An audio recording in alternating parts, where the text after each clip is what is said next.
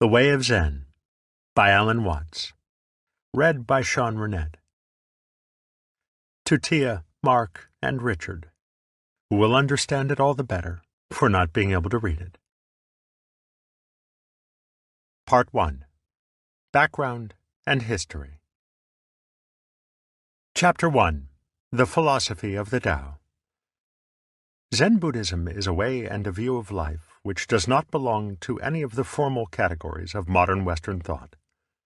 It is not religion or philosophy. It is not a psychology or a type of science. It is an example of what is known in India and China as a way of liberation, and is similar in this respect to Taoism, Vedanta, and Yoga. As will soon be obvious, a way of liberation can have no positive definition. It has to be suggested by saying what it is not, somewhat as a sculptor reveals an image by the act of removing pieces of stone from a block. Historically, Zen may be regarded as the fulfillment of long traditions of Indian and Chinese culture, though it is actually much more Chinese than Indian. And since the 12th century, it has rooted itself deeply and most creatively in the culture of Japan. As the fruition of these great cultures, and as a unique and particularly instructive example of a way of liberation, Zen is one of the most precious gifts of Asia to the world.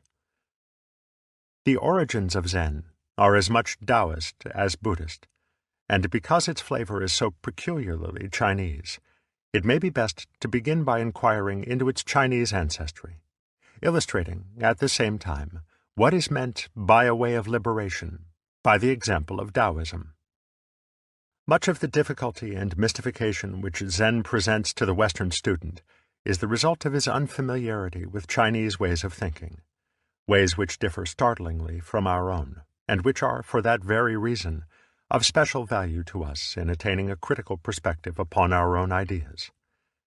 The problem here is not simply one of mastering different ideas, differing from our own as, say, the theories of Kant differ from those of Descartes, or those of Calvinists from those of Catholics. The problem is to appreciate differences in the basic premises of thought and in the very methods of thinking, and these are so often overlooked that our interpretations of Chinese philosophy are apt to be a projection of characteristically Western ideas into Chinese terminology. This is the inevitable disadvantage of studying Asian philosophy by the purely literary methods of Western scholarship, for words can be communicative only between those who share similar experiences. This is not to go so far as to say that so rich and subtle a language as English is simply incapable of expressing Chinese ideas. On the contrary, it can say much more than has been believed possible by some Chinese and Japanese students of Zen and Taoism, whose familiarity with English leaves something to be desired.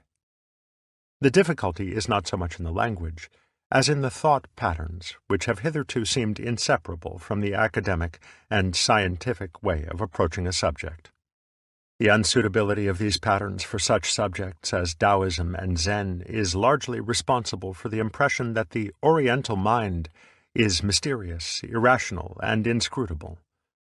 Furthermore, it need not be supposed that these matters are so peculiarly Chinese or Japanese that they have no point of contact with anything in our own culture. While it is true that none of the formal divisions of Western science and thought corresponds to a way of liberation, R.H. Blyth's marvelous study of Zen in the English literature has shown most clearly that the essential insights of Zen are universal. The reason why Taoism and Zen present, at first sight, such a puzzle to the Western mind is that we have taken a restricted view of human knowledge. For us, almost all knowledge is what a Taoist would call conventional knowledge, because we do not feel that we really know anything unless we can represent it to ourselves in words, or in some other system of conventional signs, such as the notations of mathematics or music. Such knowledge is called conventional because it is a matter of social agreement as to the codes of communication. Just as people speaking the same language have tacit agreements as to what words shall stand for what things, So the members of every society and every culture are united by bonds of communication resting upon all kinds of agreement as to the classification and valuation of actions and things. Thus the task of education is to make children fit to live in a society by persuading them to learn and accept its codes, the rules and conventions of communication whereby the society holds itself together. There is, first, the spoken language. The child is taught to accept tree and not bujum as the agreed sign for that, pointing to the object. We have no difficulty in understanding that the word tree is a matter of convention. What is much less obvious is that convention also governs the delineation of the thing to which the word is assigned. For the child has to be taught not only what words are to stand for what things, but also the way in which his culture has tacitly agreed to divide things from each other, to mark out the boundaries within our daily experience. Thus, scientific convention decides whether an eel shall be a fish or a snake, and grammatical convention determines what experiences shall be called objects and what shall be called events or actions. How arbitrary such conventions may be can be seen from the question, what happens to my fist, noun, object, when I open my hand? The object mysteriously vanishes because an action was disguised by a part of speech usually assigned to a thing. In English, the differences between things and actions are clearly, if not always logically, distinguished. But a great number of Chinese words do duty for both nouns and verbs, so that one who thinks in Chinese has little difficulty in seeing that objects are also events, that our world is a collection of processes rather than entities. Besides language, the child has to accept many other forms of code. For the necessities of living together require agreement as to codes of law and ethics, of etiquette and art, of weights, measures, and numbers, and above all, of role. We have difficulty in communicating with each other unless we can identify ourselves in terms of roles: father, teacher, worker, artist, regular guy, gentleman, sportsman, and so forth. To the extent that we identify ourselves with these stereotypes and the rules of behavior associated with them, we ourselves feel that we are someone, because our fellows have less difficulty in accepting us, that is, in identifying us and feeling that we are under control. A meeting of two strangers at a party is always somewhat embarrassing when the host has not identified their roles in introducing them, for neither knows what rules of convention and action should be observed. Once again, it is easy to see the conventional character of roles. For a man who is a father may also be a doctor and an artist, as well as an employee and a brother. And it is obvious that even the sum total of these role labels will be far from supplying an adequate description of the man himself, even though it may place him in certain general classifications. But the conventions which govern human identity are more subtle and much less obvious than these. We learn very thoroughly, though far less explicitly, to identify ourselves with an equally conventional view of myself. For the conventional self, or person, is composed mainly of a history consisting of selected memories, and beginning from the moment of parturition. According to convention, I am not simply what I am doing now. I am also what I have done, and my conventionally edited version of my past is made to seem almost more the real me than what I am at this moment. For what I am seems so fleeting and intangible, but what I was is fixed and final. It is the firm basis for predictions of what I will be in the future, and so it comes about that I am more closely identified with what no longer exists than with what actually is. It is important to recognize that the memories and past events which make up a man's historical identity are no more than a selection. From the actual infinitude of events and experiences, some have been picked out, abstracted, as significant, and this significance has of course been determined by conventional standards. For the very nature of conventional knowledge is that it is a system of abstractions. It consists of signs and symbols in which things and events are reduced to their general outlines. As the Chinese character Ren stands for man, by being the utmost simplification and generalization of the human form. The same is true of words other than ideographs. The English words man, fish, star, flower, run, grow, all denote classes of objects or events which may be recognized as members of their class by very simple attributes, abstracted from the total complexity of the things themselves. Abstraction is thus almost a necessity for communication, since it enables us to represent our experiences with simple and rapidly made grasps of the mind. When we say that we can think only of one thing at a time, this is like saying that the Pacific Ocean cannot be swallowed at a gulp. It has to be taken in a cup and downed bit by bit. Abstractions and conventional signs are like the cup. They reduce experience to units simple enough to be comprehended one at a time. In a similar way, curves are measured by reducing them to a sequence of tiny straight lines, or by thinking of them in terms of the squares which they cross when plotted on graph paper. Other examples of the same process are the newspaper photograph and the transmission of television. In the former, a natural scene is reproduced in terms of light and heavy dots arranged in a screen or grid-like pattern, so as to give the general impression of a black-and-white photograph when seen without a magnifying glass. Much as it may look like the original scene, it is only a reconstruction of the scene in terms of dots, somewhat as our conventional words and thoughts are reconstructions of experience in terms of abstract signs. Even more like the thought process, the television camera transmits a natural scene in terms of a linear series of impulses which may be passed along a wire.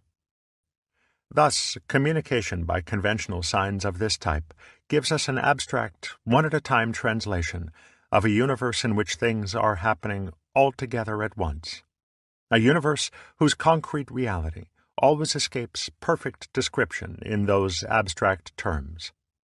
The perfect description of a small particle of dust by these means would take everlasting time, since one would have to account for every point in its volume. The linear, one-at-a-time character of speech and thought is particularly noticeable in all languages using alphabets, representing experience in long strings of letters. It is not easy to say why we must communicate with others, speak, and with ourselves, think, by this one-at-a-time method. Life itself does not proceed in this cumbersome linear fashion, and our own organisms could hardly live for a moment if they had to control themselves by taking thought of every breath, every beat of the heart, and every neural impulse. But if we are to find some explanation for this characteristic of thought, the sense of sight offers a suggestive analogy. For we have two types of vision, central and peripheral, not unlike the spotlight and the floodlight. Central vision is used for accurate work, like reading, in which our eyes are focused on one small area after another, like spotlights. Peripheral vision is less conscious, less bright than the intense ray of the spotlight. We use it for seeing at night, and for taking subconscious notice of objects and movements not in the direct line of central vision. Unlike the spotlight, it can take in very many things at a time. There is, then, an analogy, and perhaps more than a mere analogy, between central vision and conscious one-at-a-time thinking, and between peripheral vision and the rather mysterious process which enables us to regulate the incredible complexity of our bodies without thinking at all. It should be noted, further, that we call our bodies complex as a result of trying to understand them in terms of linear thought, of words and concepts. But the complexity is not so much in our bodies as in the task of trying to understand them by this means of thinking. It is like trying to make out the features of a large room with no other light than a single bright ray.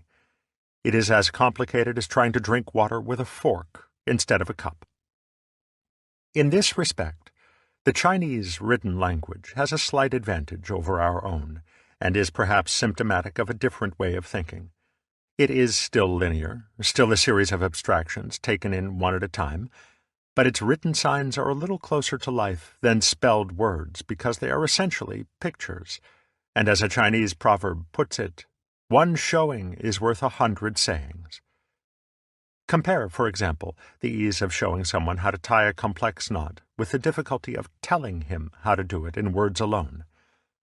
Now, the general tendency of the Western mind is to feel that we do not really understand what we cannot represent, what we cannot communicate, by linear signs, by thinking.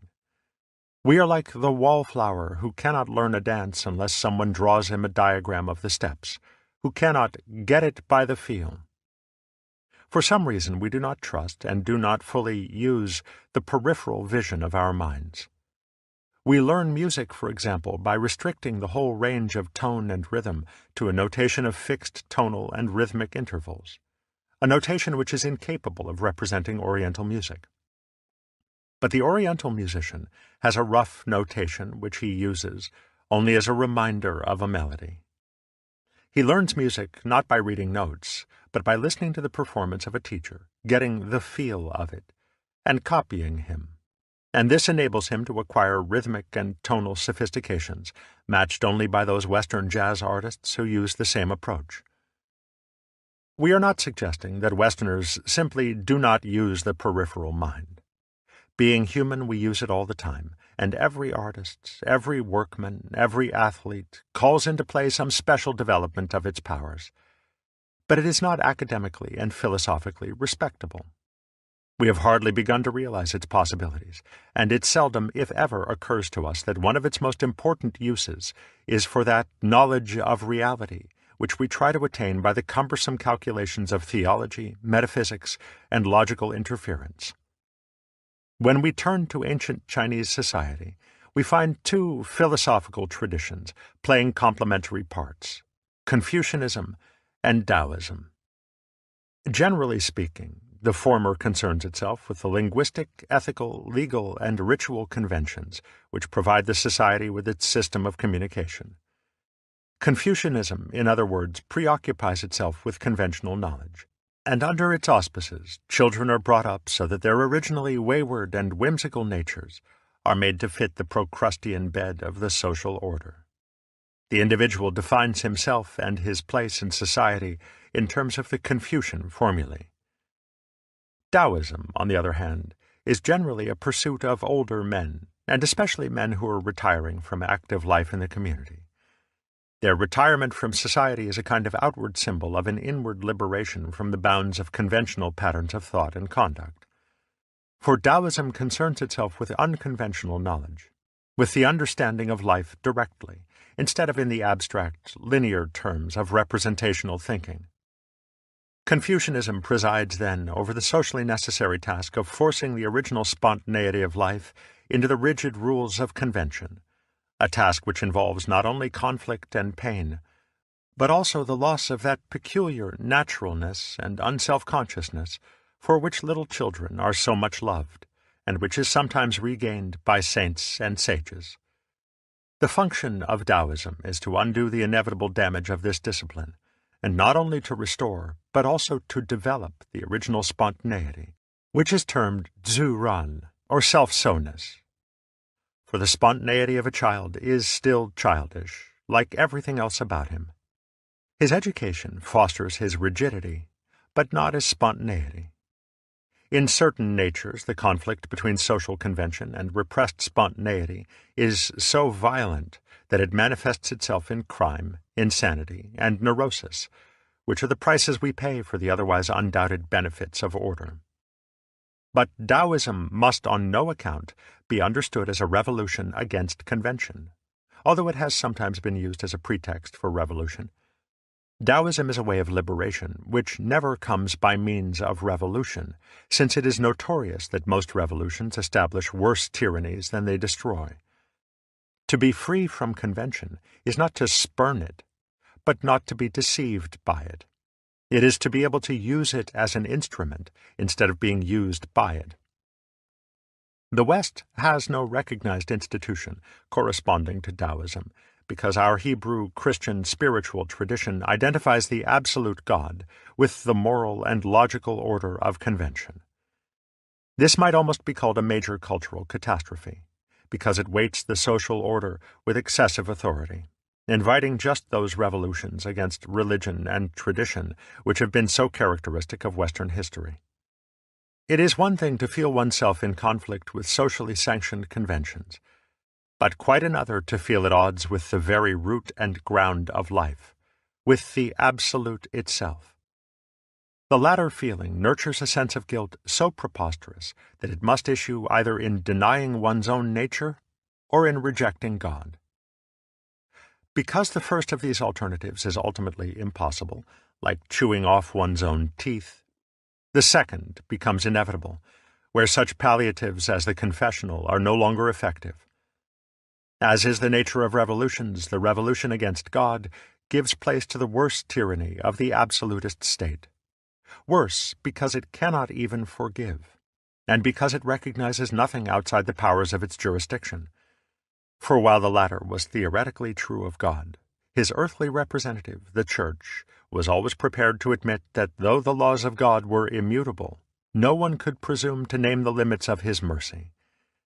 When the throne of the Absolute is left vacant, the relative usurps it and commits the real idolatry, the real indignity against God, the absolutizing of a concept, a conventional abstraction.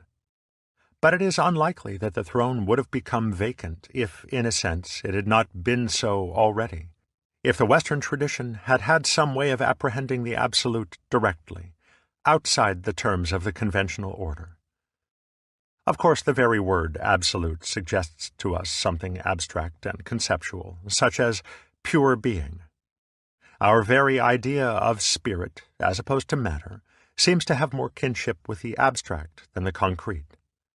But with Taoism, as with other ways of liberation, the absolute must never be confused with the abstract. On the other hand, if we say that the Tao, as the ultimate reality is called, is the concrete rather than the abstract, this may lead to still other confusions. For we are accustomed to associate the concrete with the material, the physiological, the biological, and the natural, as distinct from the supernatural. But from the Taoist and Buddhist standpoints, these are still terms for conventional and abstract spheres of knowledge. Biology and physiology, for example, are types of knowledge which represent the real world in terms of their own special abstract categories.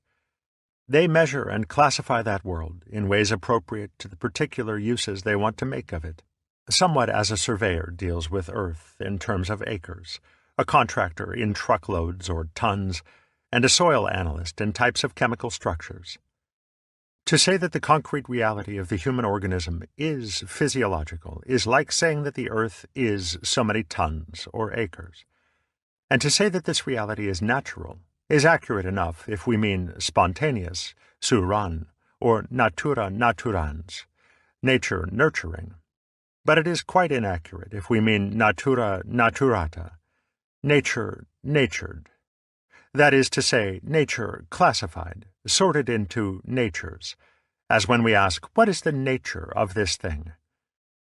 It is in this sense of the word that we must think of scientific naturalism, a doctrine which has nothing in common with the naturalism of Taoism.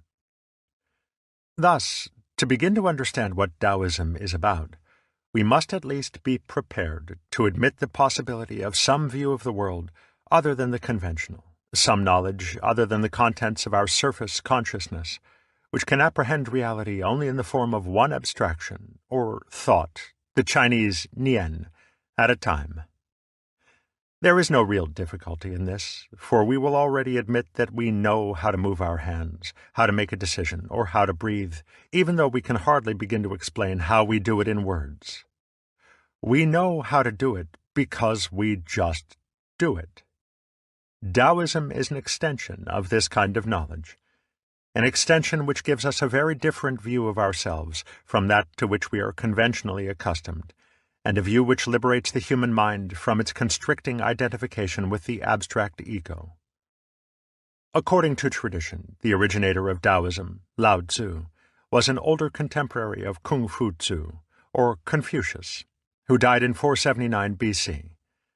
Lao Tzu is said to have been the author of the Tao Te Ching, a short book of aphorisms setting forth the principles of the Tao and its power or virtue, Te. But traditional Chinese philosophy ascribes both Taoism and Confucianism to a still earlier source, to a work which lies at the very foundation of Chinese thought and culture, dating anywhere from 3000 to 1200 BC. This is the I Ching, or Book of Changes. The I Ching is ostensibly a book of divination. It consists of oracles based on 64 abstract figures, each of which is composed of 6 lines. The lines are of 2 kinds: divided, negative, and undivided, positive. And the 6-line figures, or hexagrams, are believed to have been based on the various ways in which a tortoise shell will crack when heated. This refers to an ancient method of divination in which the soothsayer bored a hole in the back of a tortoise shell, heated it, and then foretold the future from the cracks in the shell so formed, much as palmists use the lines on the hand. Naturally, these cracks were most complicated, and the 64 hexagrams are supposed to be a simplified classification of the various patterns of cracks. For many centuries now, the tortoise shell has fallen into disuse, and instead, the hexagram appropriate to the moment in which a question is asked of the oracle is determined by the random division of a set of 50 yarrow stalks. But an expert in the I Ching need not necessarily use tortoise shells or yarrow stalks. He can see a hexagram in anything, in the chance arrangement of a bowl of flowers, in objects scattered upon a table, in the natural markings on a pebble. A modern psychologist will recognize in this something not unlike a Rorschach test, in which the psychological condition of a patient is diagnosed from the spontaneous images which he sees in a complex ink blot. Could the patient interpret his own projections upon the ink blot, he would have some useful information about himself for the guidance of his future conduct. In view of this, we cannot dismiss the divinatory art of the I Ching as mere superstition. Indeed, an exponent of the I Ching might give us quite a tough argument about the relative merits of our ways for making important decisions. We feel that we decide rationally because we base our decisions on collecting relevant data about the matter in hand. We do not depend upon such irrelevant trifles as the chance tossing of a coin, or the patterns of tea leaves, or cracks in a shell. Yet he might ask whether we really know what information is relevant, since our plans are constantly upset by utterly unforeseen incidents. He might ask how we know when we have collected enough information upon which to decide. If we were rigorously scientific in collecting information for our decisions, it would take us so long to collect the data that the time for action would have passed long before the work had been completed. So how do we know when we have enough? Does the information itself tell us that it is enough? On the contrary, we go through the motions of gathering the necessary information in a rational way, and then, just because of a hunch, or because we are tired of thinking, or because the time has come to decide, we act. He would ask whether this is not depending just as much upon irrelevant trifles as if we had been casting the yarrow stalks. In other words, the rigorously scientific method of predicting the future can be applied only in special cases, where prompt action is not urgent, where the factors involved are largely mechanical, or in circumstances so restricted as to be trivial. By far the larger part of our important decisions depend upon hunch, in other words, upon the peripheral vision of the mind. Thus, the reliability of our decisions rests ultimately upon our ability to feel the situation, upon the degree to which this peripheral vision has been developed. Every exponent of the I Ching knows this. He knows that the book itself does not contain an exact science, but rather a useful tool which will work for him if he has a good intuition, or if, as he would say, he is in the Tao. Thus, one does not consult the oracle without proper preparation, without going quietly and meticulously through the prescribed rituals in order to bring the mind into that calm state where the intuition is felt to act more effectively. It would seem, then, that if the origins of Taoism are to be found in the I Ching, they are not so much in the text of the book itself, as in the way in which it was used, and in the assumptions underlying it. For experience in making decisions by intuition might well show that this peripheral aspect of the mind works best when we do not try to interfere with it, when we trust it to work by itself, zuran, spontaneously, self-so. Thus the basic principles of Taoism begin to unfold themselves. There is, first of all, the Tao, the indefinable, concrete process of the world, the way of life. The Chinese word means originally a way or road, and sometimes to speak, so that the first line of the Tao Te Ching contains a pun on the two meanings. The Tao which can be spoken is not eternal Tao. But in trying at least to suggest what he means, Lao Tzu says, "There was something vague before heaven and earth arose. How calm, how void! It stands alone, unchanging. It acts everywhere, untiring. It may be considered the mother of everything under heaven. I do not know its name, but call it by the word Tao." And again, the Tao is something blurred and indistinct. How indistinct, how blurred! Yet within it are images. How blurred, how indistinct! Yet within it are things. How dim, how confused! Yet within it is mental power. Because this power is most true, within it there is confidence. Mental power is Jing, a word which combines the ideas of essential, subtle, psychic, or spiritual, and skillful. For the point seems to be that as one's own head looks like nothing to the eyes, yet is the source of intelligence, so the vague, void-seeming, and indefinable Tao is the intelligence which shapes the world with a skill beyond our understanding. The important difference between the Tao and the usual idea of God is that whereas God produces the world by making, Wei, the Tao produces it by not making, Wu Wei, which is approximately what we mean by growing.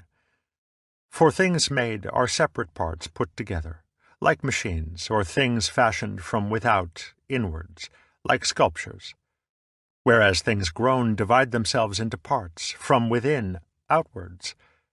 Because the natural universe works mainly according to the principles of growth, it would seem quite odd to the Chinese mind to ask it how it was made. If the universe were made, there would of course be someone who knows how it is made, who could explain how it was put together bit by bit, as a technician can explain in one-at-a-time words how to assemble a machine. But a universe which grows utterly excludes the possibility of knowing how it grows in the clumsy terms of thought and language, so that no Taoist would dream of asking whether the Tao knows how it produces the universe. For it operates according to spontaneity, not according to plan. Lao Tzu says, "The Tao's principle is spontaneity." But spontaneity is not by any means a blind, disorderly urge, a mere power of caprice. A philosophy restricted to the alternatives of conventional language has no way of conceiving an intelligence which does not work according to plan, according to a one-at-a-time order of thought. Yet the concrete evidence of such an intelligence is right to hand in our own thoughtlessly organized bodies. For the Tao does not know how it produces the universe, just as we do not know how we construct our brains. In the words of Lao Tzu's great successor, Zhuangzi, things are produced around us, but no one knows the whence. They issue forth, but no one sees the portal. Men, one and all, value that part of knowledge which is known. They do not know how to avail themselves of the unknown in order to reach knowledge. Is not this misguided? The conventional relationship of the knower to the known is often that of the controller to the controlled, and thus of lord to servant. Thus, whereas God is the master of the universe, since he knows about it all, he knows, the relationship of the Tao to what it produces is quite otherwise. The great Tao flows everywhere, to the left and to the right. All things depend upon it to exist, and it does not abandon them. To its accomplishments it lays no claim. It loves and nourishes all things, but does not lord it over them.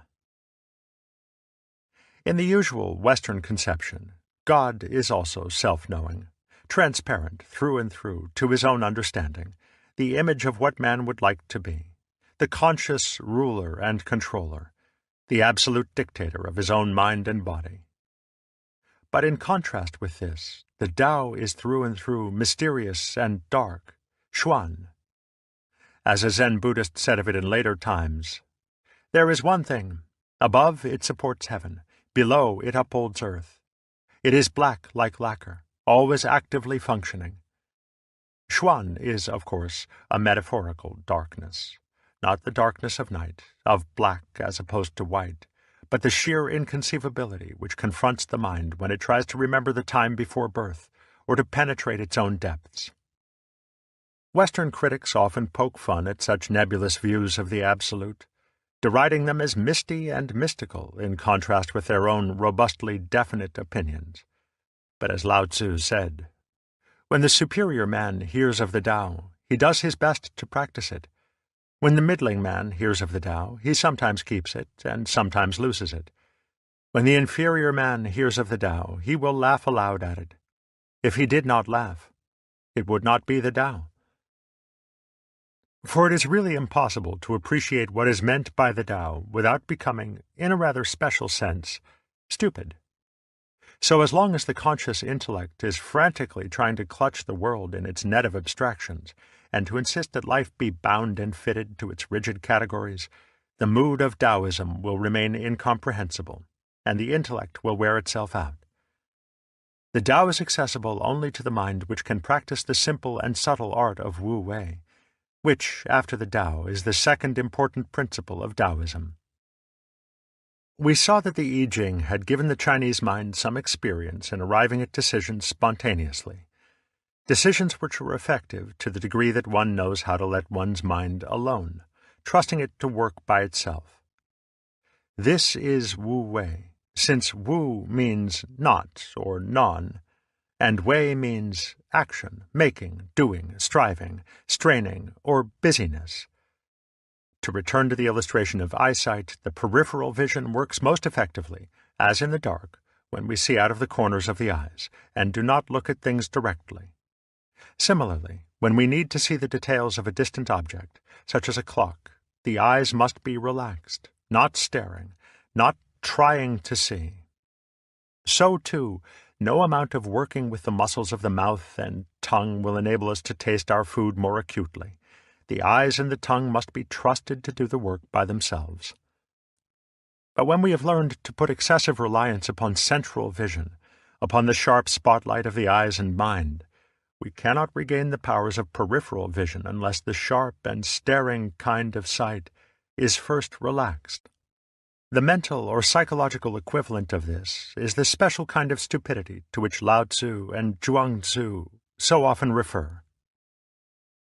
It is not simply calmness of mind, but non-graspingness of mind. In Zhuang Tzu's words, "The perfect man employs his mind as a mirror. It grasps nothing. It refuses nothing. It receives, but does not keep." One might almost say that it fuzzes itself a little, to compensate for too harsh a clarity. Thus Lao Tzu says of himself, "Cut out cleverness, and there are no anxieties." People in general are so happy, as if enjoying a feast, or as if going up a tower in spring. I alone am tranquil, and have made no signs, like a baby who is yet unable to smile, forlorn as if I had no home to go to. Others all have more than enough, and I alone seem to be in want. Possibly mine is the mind of a fool, which is so ignorant. The vulgar are bright, and I alone seem to be dull. The vulgar are discriminative, and I alone seem to be blunt. I am negligent, as if being obscure, drifting, as if being attached to nothing. The people in general all have something to do, and I alone seem to be impractical and awkward. I alone am different from others. But I value seeking sustenance from the mother, Tao. In most Taoist writings, there is a slight degree of exaggeration or overstatement of the point which is actually a kind of humor, a self-caricature. Thus, Zhuang Tzu writes on the same theme, "The man of character, Day, lives at home without exercising his mind, and performs actions without worry. The notions of right and wrong, and the praise and blame of others do not disturb him. When within the four seas all people can enjoy themselves, that is happiness for him. Sorrowful in countenance, he looks like a baby who has lost his mother. Appearing stupid, he goes about like one who has lost his way. He has plenty of money to spend, but does not know where it comes from. He drinks and eats just enough, and does not know where the food comes from.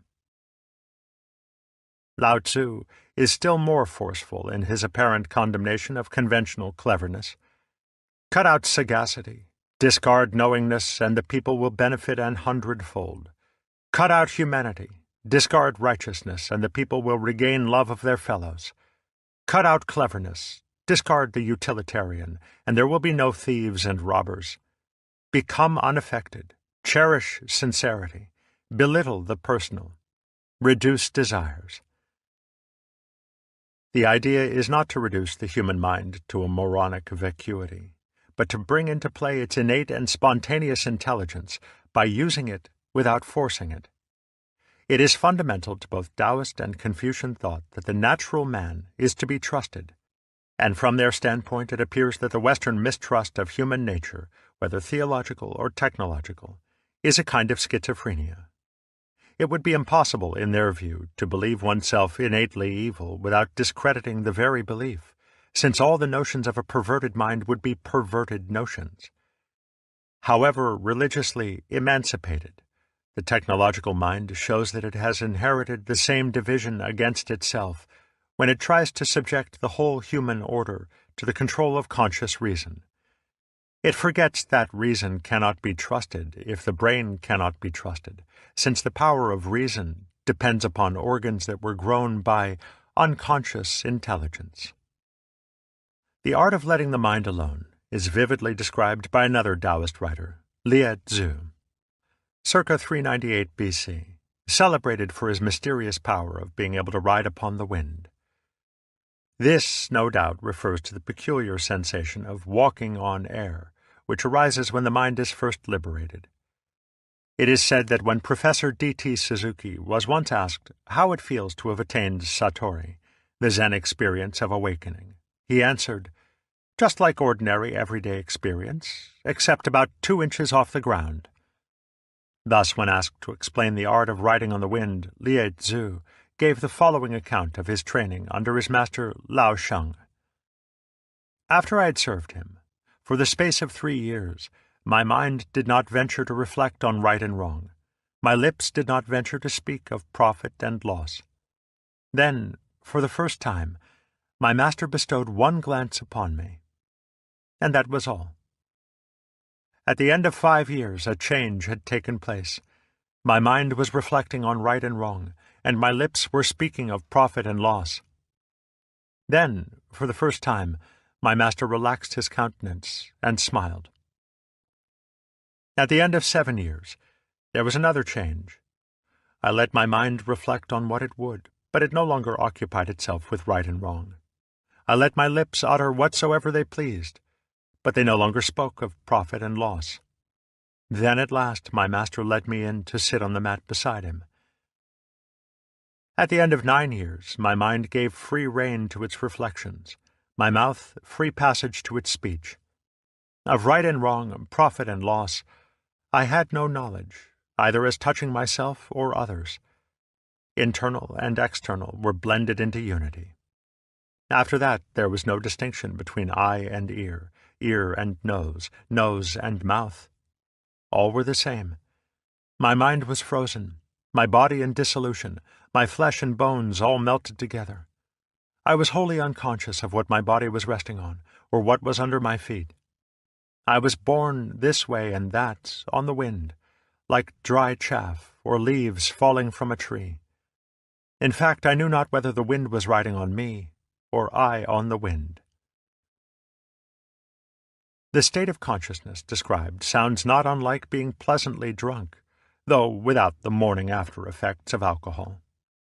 Chuang-Tzu noticed the similarity, for he wrote, "A drunken man who falls out of a cart, though he may suffer, does not die. His bones are the same as other people's, but he meets the accident in a different way. His spirit is in a condition of security. He is not conscious of riding in the cart, neither is he conscious of falling out of it. Ideas of life, death, fear, etc. cannot penetrate his breast, so he does not suffer from contact with objective existences. And if such security is to be got from wine, how much more is it to be got from spontaneity? Since Lao Tzu, Zhuang Tzu, and Lie Tzu were all conscious enough to write very intelligible books, it may be assumed that some of this language is, again, exaggerated or metaphorical. Their unconsciousness is not coma, but what the exponents of Zen later signified by Wu Xin, literally no mind, which is to say unself-consciousness. It is a state of wholeness in which the mind functions freely and easily, without the sensation of a second mind or ego standing over it with a club. If the ordinary man is one who has to walk by lifting his legs with his hands, the Taoist is one who has learned to let the legs walk by themselves. Various passages in the Taoist writings suggest that no-mindedness is employing the whole mind as we use the eyes when we rest them upon various objects, but make no special effort to take anything in. According to Zhuang Tzu, the baby looks at things all day without winking. That is because his eyes are not focused on any particular object. He goes without knowing where he is going, and stops without knowing what he is doing. He merges himself with the surroundings, and moves along with it. These are the principles of mental hygiene. And again, if you regulate your body and unify your attention, the harmony of heaven will come upon you. If you integrate your awareness and unify your thoughts, spirit will make its abode with you. Day, virtue, will clothe you, and the Tao will shelter you. Your eyes will be like those of a newborn calf, which seeks not the wherefore.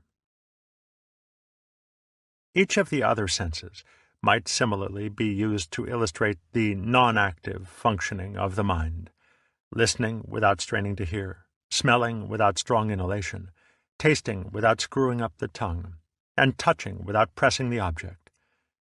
Each is a special instance of the mental function which works through all, and which Chinese designates with the peculiar word Xin.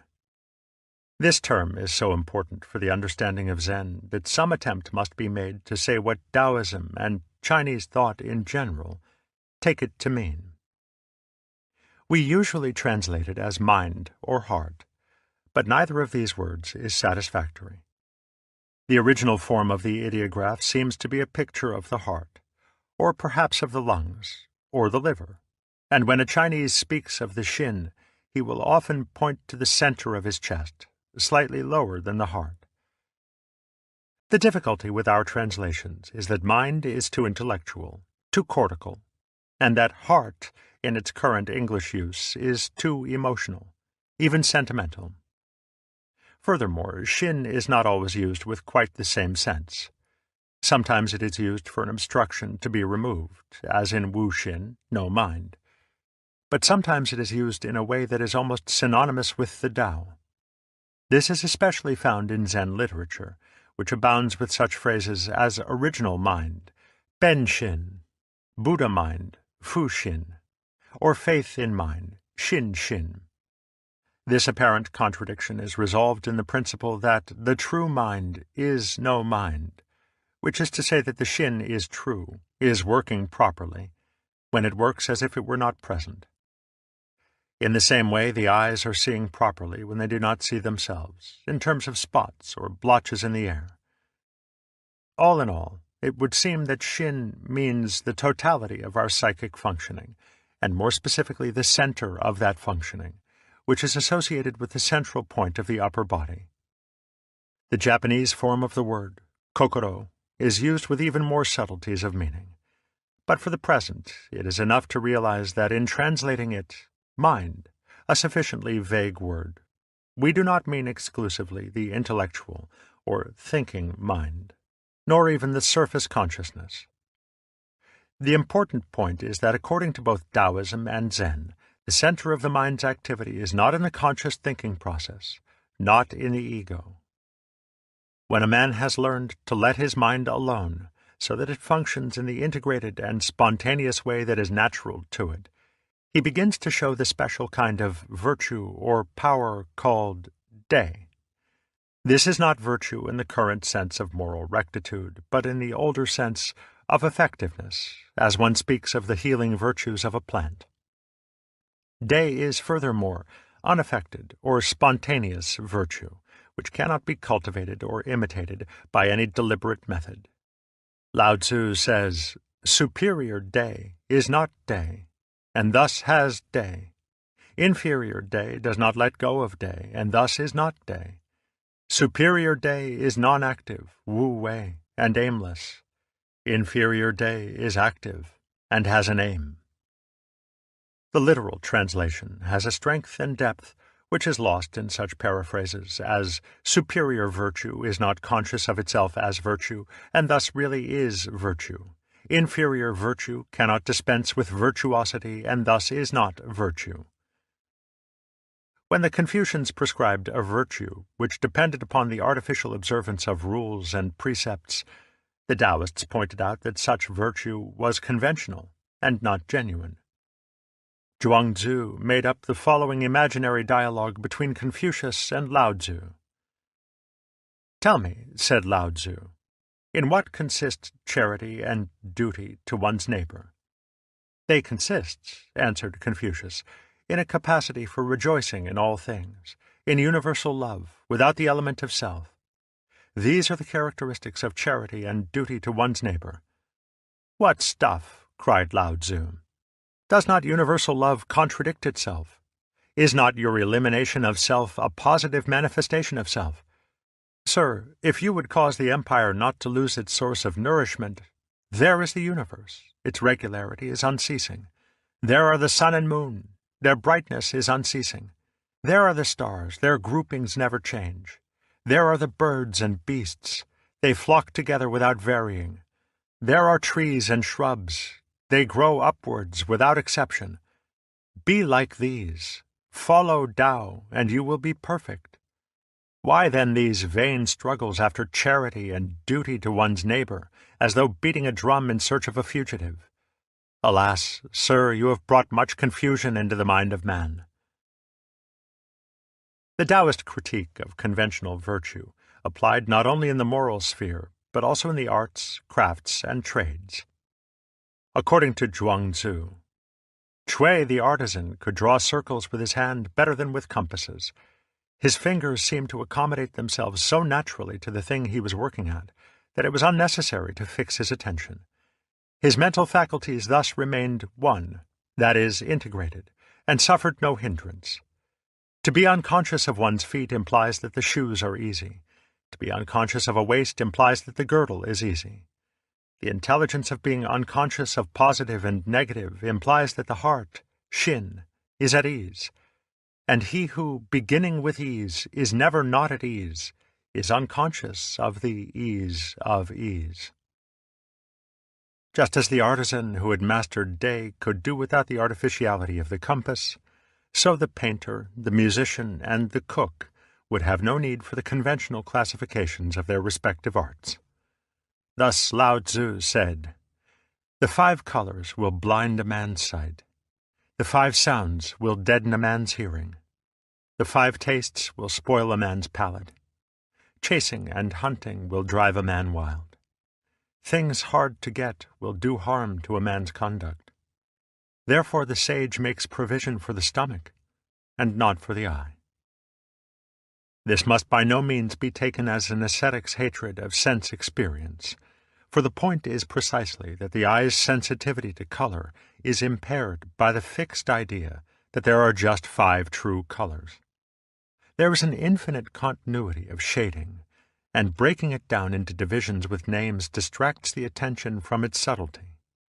This is why the sage makes provision for the stomach and not for the eye, which is to say that he judges by the concrete content of the experience, and not by its conformity with purely theoretical standards.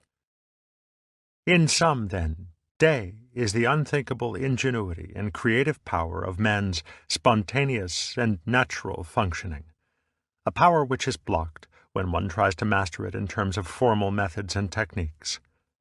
It is like the centipede's skill in using 100 legs at once. The centipede was happy, quite, until a toad in fun said, "Pray, which leg goes after which?"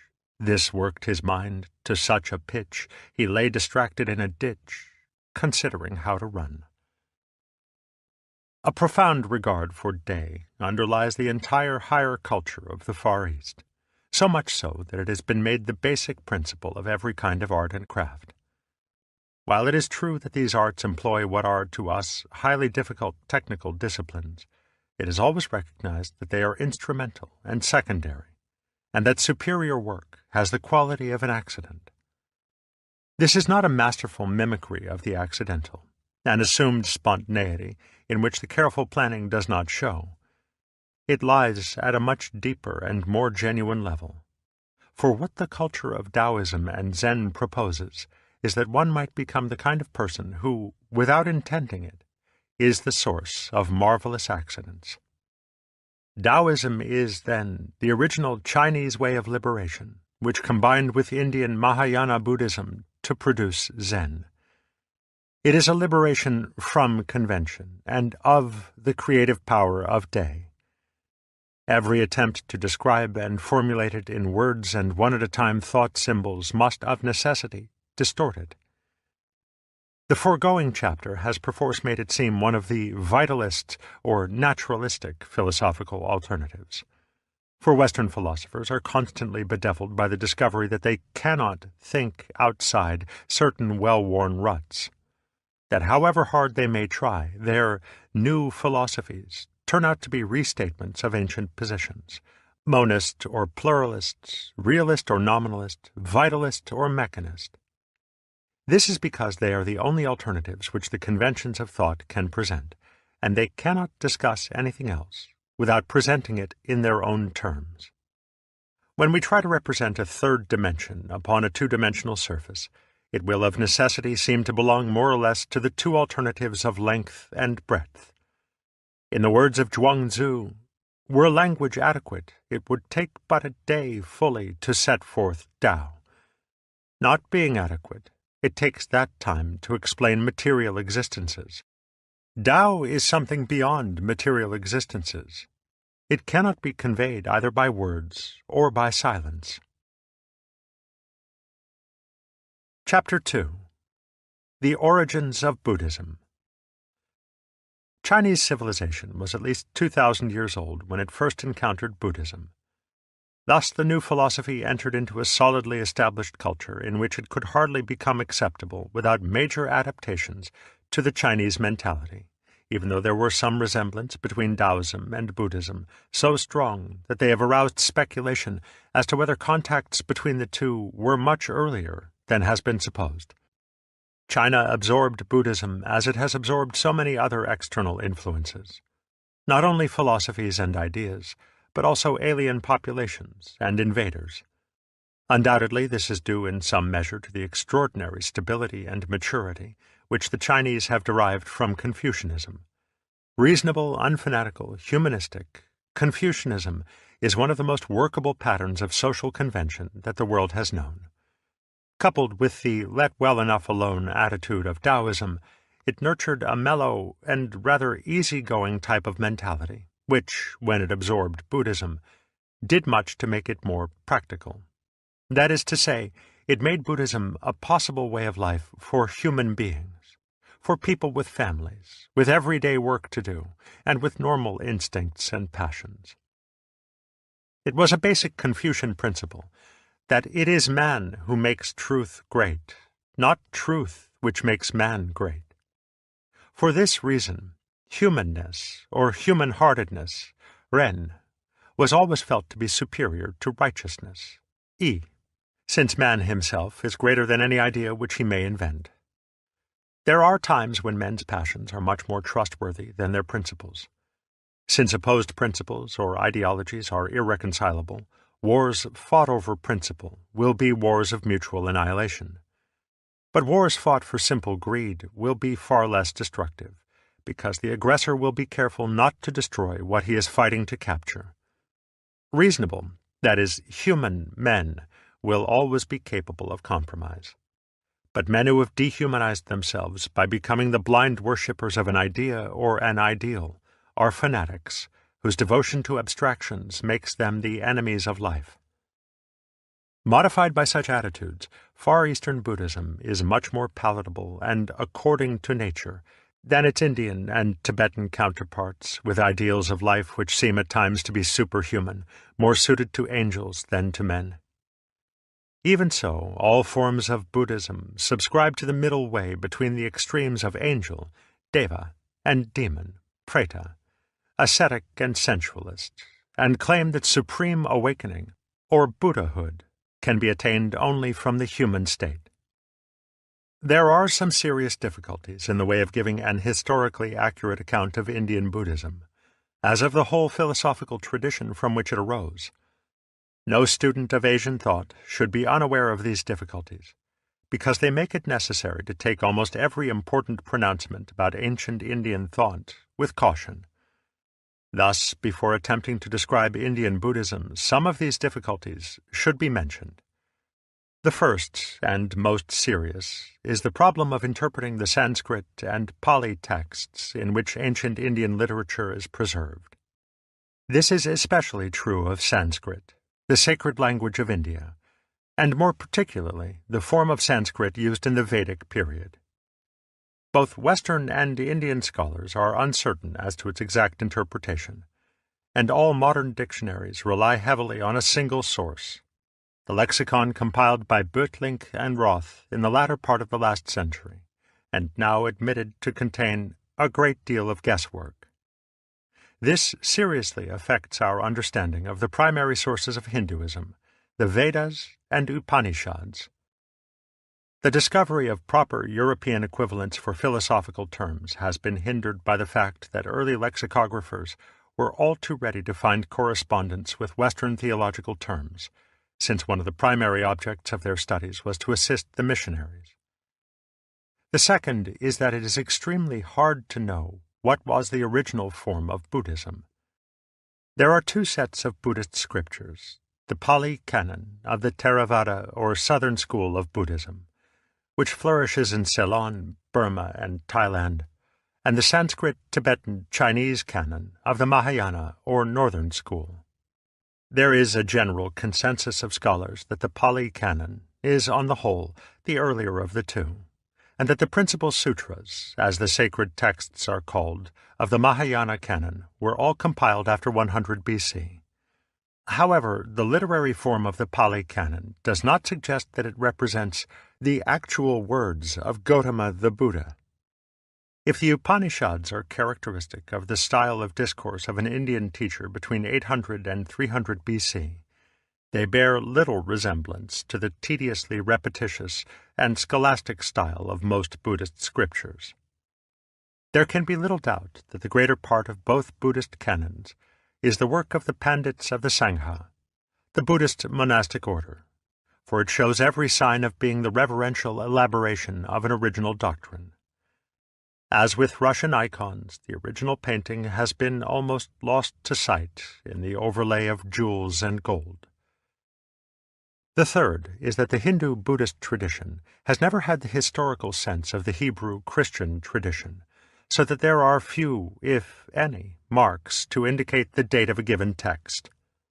Scriptures were handed down by oral tradition for an interminable period of time before being committed to writing, and it is quite possible that historical references could have been changed to suit the times as the oral form was handed down. Furthermore, a Buddhist monk writing in AD 200 would have no compunction in attributing his own words to the Buddha if he felt sincerely that they were an expression not of personal opinion, but of the supra-personal state of awakening to which he had attained. He would attribute the words to the Buddha as speaking in a spiritual rather than material body. The danger of scholarship is always that, in extreme specialization, it may be unable to see the forest for the trees. But the problem of gaining some idea of the thought of India at the time of the Buddha, 6 centuries before Christ, is not to be solved by careful piecework alone, necessary as this may be. There is, however, enough reliable information to suggest the grand and beautifully ordered form of Upanishadic Hinduism if we do not read it with our noses against the page.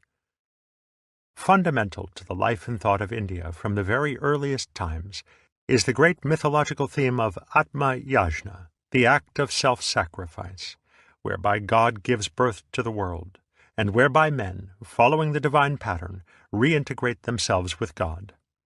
The act by which the world is created is the same act by which it is consummated, the giving up of one's life, as if the whole process of the universe were the type of game in which it is necessary to pass on the ball as soon as it is received. Thus, the basic myth of Hinduism is that the world is God playing hide-and-seek with himself.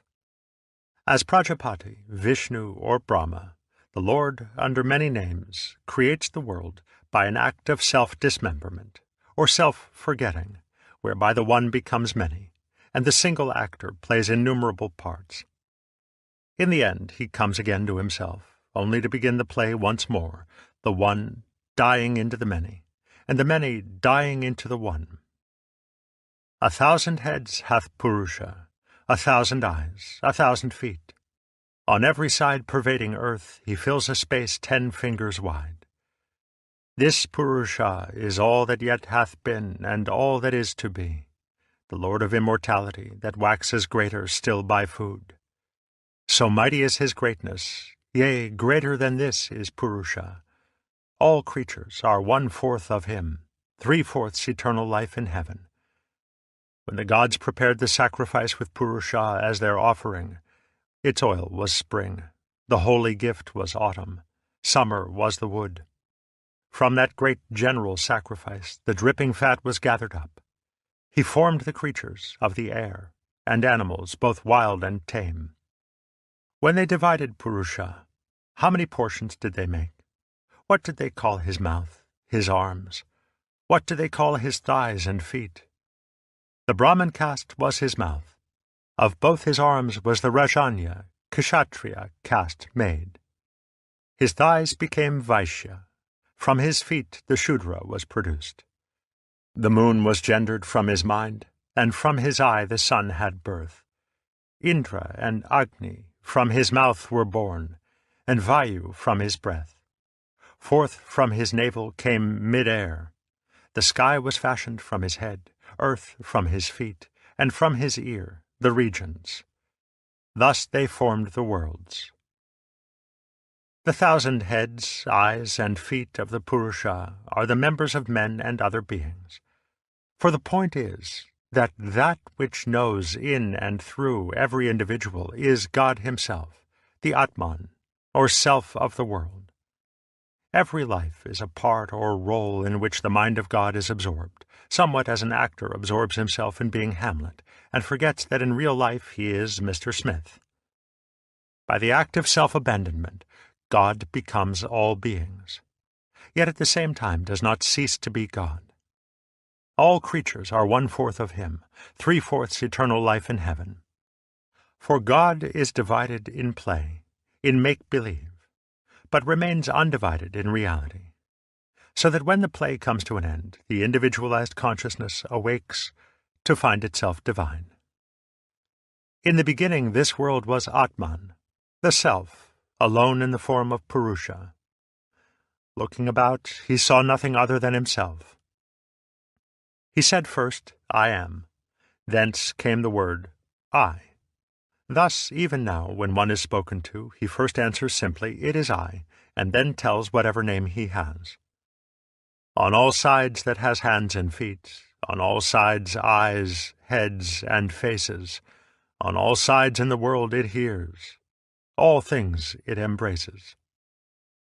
It is important to remember that this picture of the world as the play, Leela, of God, is mythological in form. If, at this stage, we were to translate it directly into philosophical statement, it would be a crude type of pantheism, with which Hindu philosophy is generally and erroneously confused. Thus the idea of each man, each thing, as a part which the Purusha plays in the state of self-forgetting, must not be confused with a logical or scientific statement of fact. The form of statement is poetic, not logical. In the words of the Mundaka Upanishad, truly this Atman, self, the poets say, travels on this earth from body to body. Hindu philosophy has not made the mistake of imagining that one can make an informative, factual, and positive statement about the ultimate reality. As the same Upanishad says, where knowledge is without duality, without action, cause or effect, unspeakable, incomparable, beyond description, what is that? It is impossible to say. Every positive statement about ultimate things must be made in the suggestive form of myth, of poetry. For in this realm, the direct and indicative form of speech can say only neti neti, no, no, since what can be described and categorized must always belong to the conventional realm. Hindu mythology elaborates the theme of the divine play on a fabulous scale, embracing not only colossal concepts of time and space, but also the widest extremes of pleasure and pain, virtue and depravity. The inmost self of saint and sage is no less the veiled Godhead than the inmost self of the debauchee, the coward, the lunatic, and the very demons. The opposites, dvandva, of light and darkness, good and evil, pleasure and pain, are the essential elements of the game. For although the Godhead is identified with truth, sat, consciousness, chit, and bliss, ananda, the dark side of life has its integral part in the game, just as every drama must have its villain, to disrupt the status quo, and as the cards must be shuffled, thrown into chaos, in order that there may be a significant development of the play. For Hindu thought, there is no problem of evil. The conventional, relative world is necessarily a world of opposites. Light is inconceivable apart from darkness. Order is meaningless without disorder. And likewise, up without down, sound without silence, pleasure without pain. In the words of Ananda Kumaraswamy, for anyone who holds that God made the world, the question, why did he permit the existence in it of any evil, or of that evil one in whom all evil is personified, is altogether meaningless. One might as well inquire why he did not make a world without dimensions, or one without temporal succession. According to the myth, the divine play goes on through endless cycles of time, through periods of manifestation and withdrawal of the worlds measured in units of kalpas, the kalpa being a span of 4,320,000,000 years. From the human standpoint, such a conception presents a terrifying monotony, since it goes on aimlessly, forever and ever. But from the divine standpoint, it has all the fascination of the repetitious games of children, which go on, because time has been forgotten, and has reduced itself to a single, wondrous instant. The foregoing myth is not the expression of a formal philosophy, but of an experience or state of consciousness which is called moksha, or liberation. On the whole, it is safer to say that Indian philosophy is primarily this experience. It is only quite secondarily a system of ideas which attempt to translate the experience into conventional language. At root, then, the philosophy becomes intelligible only by sharing the experience, which consists of the same type of non-conventional knowledge found in Taoism. It is also termed Atma-jnana, self-knowledge, or Atma-bodha, self-awakening, since it may be considered as the discovery of who or what I am when I am no longer identified with any role or conventional definition of the person. Indian philosophy does not describe the content of this discovery, except in mythological terms, using the phrase I am Brahman, Aham Brahman, or that art thou, Tat Tvam Asi, to suggest that self-knowledge is a realization of one's original identity with God. But this does not imply what claiming to be God means in a Hebrew-Christian context, where mythical language is ordinarily confused with factual language, so that there is no clear distinction between God as described in the terms of conventional thought and God as he is in reality. A Hindu does not say, "I am Brahman," with the implication that he is, personally, in charge of the whole universe, and informed as to every detail of its operation. On the one hand, he is not speaking of identity with God at the level of his superficial personality. On the other, his God, Brahman, is not in charge of the universe in a personal way. He does not know and act in the manner of a person, since he does not know the universe in terms of conventional facts, nor act upon it by means of deliberation, effort, and will. It may be of significance that the word Brahman is from the root bri, to grow, since his creative activity, like that of the Tao, is with the spontaneity proper to growth, as distinct from the deliberation proper to making. Furthermore, though Brahman is said to know himself, this knowing is not a matter of information, a knowledge such as one has of objects distinct from a subject. In the words of Shankara, "For he is the knower, and the knower can know other things, but cannot make himself the object of his own knowledge, in the same way that fire can burn other things, but cannot burn itself." To the Western mind, the puzzle of Indian philosophy is that it has so much to say about what the moksha experience is not, and little or nothing to say about what it is.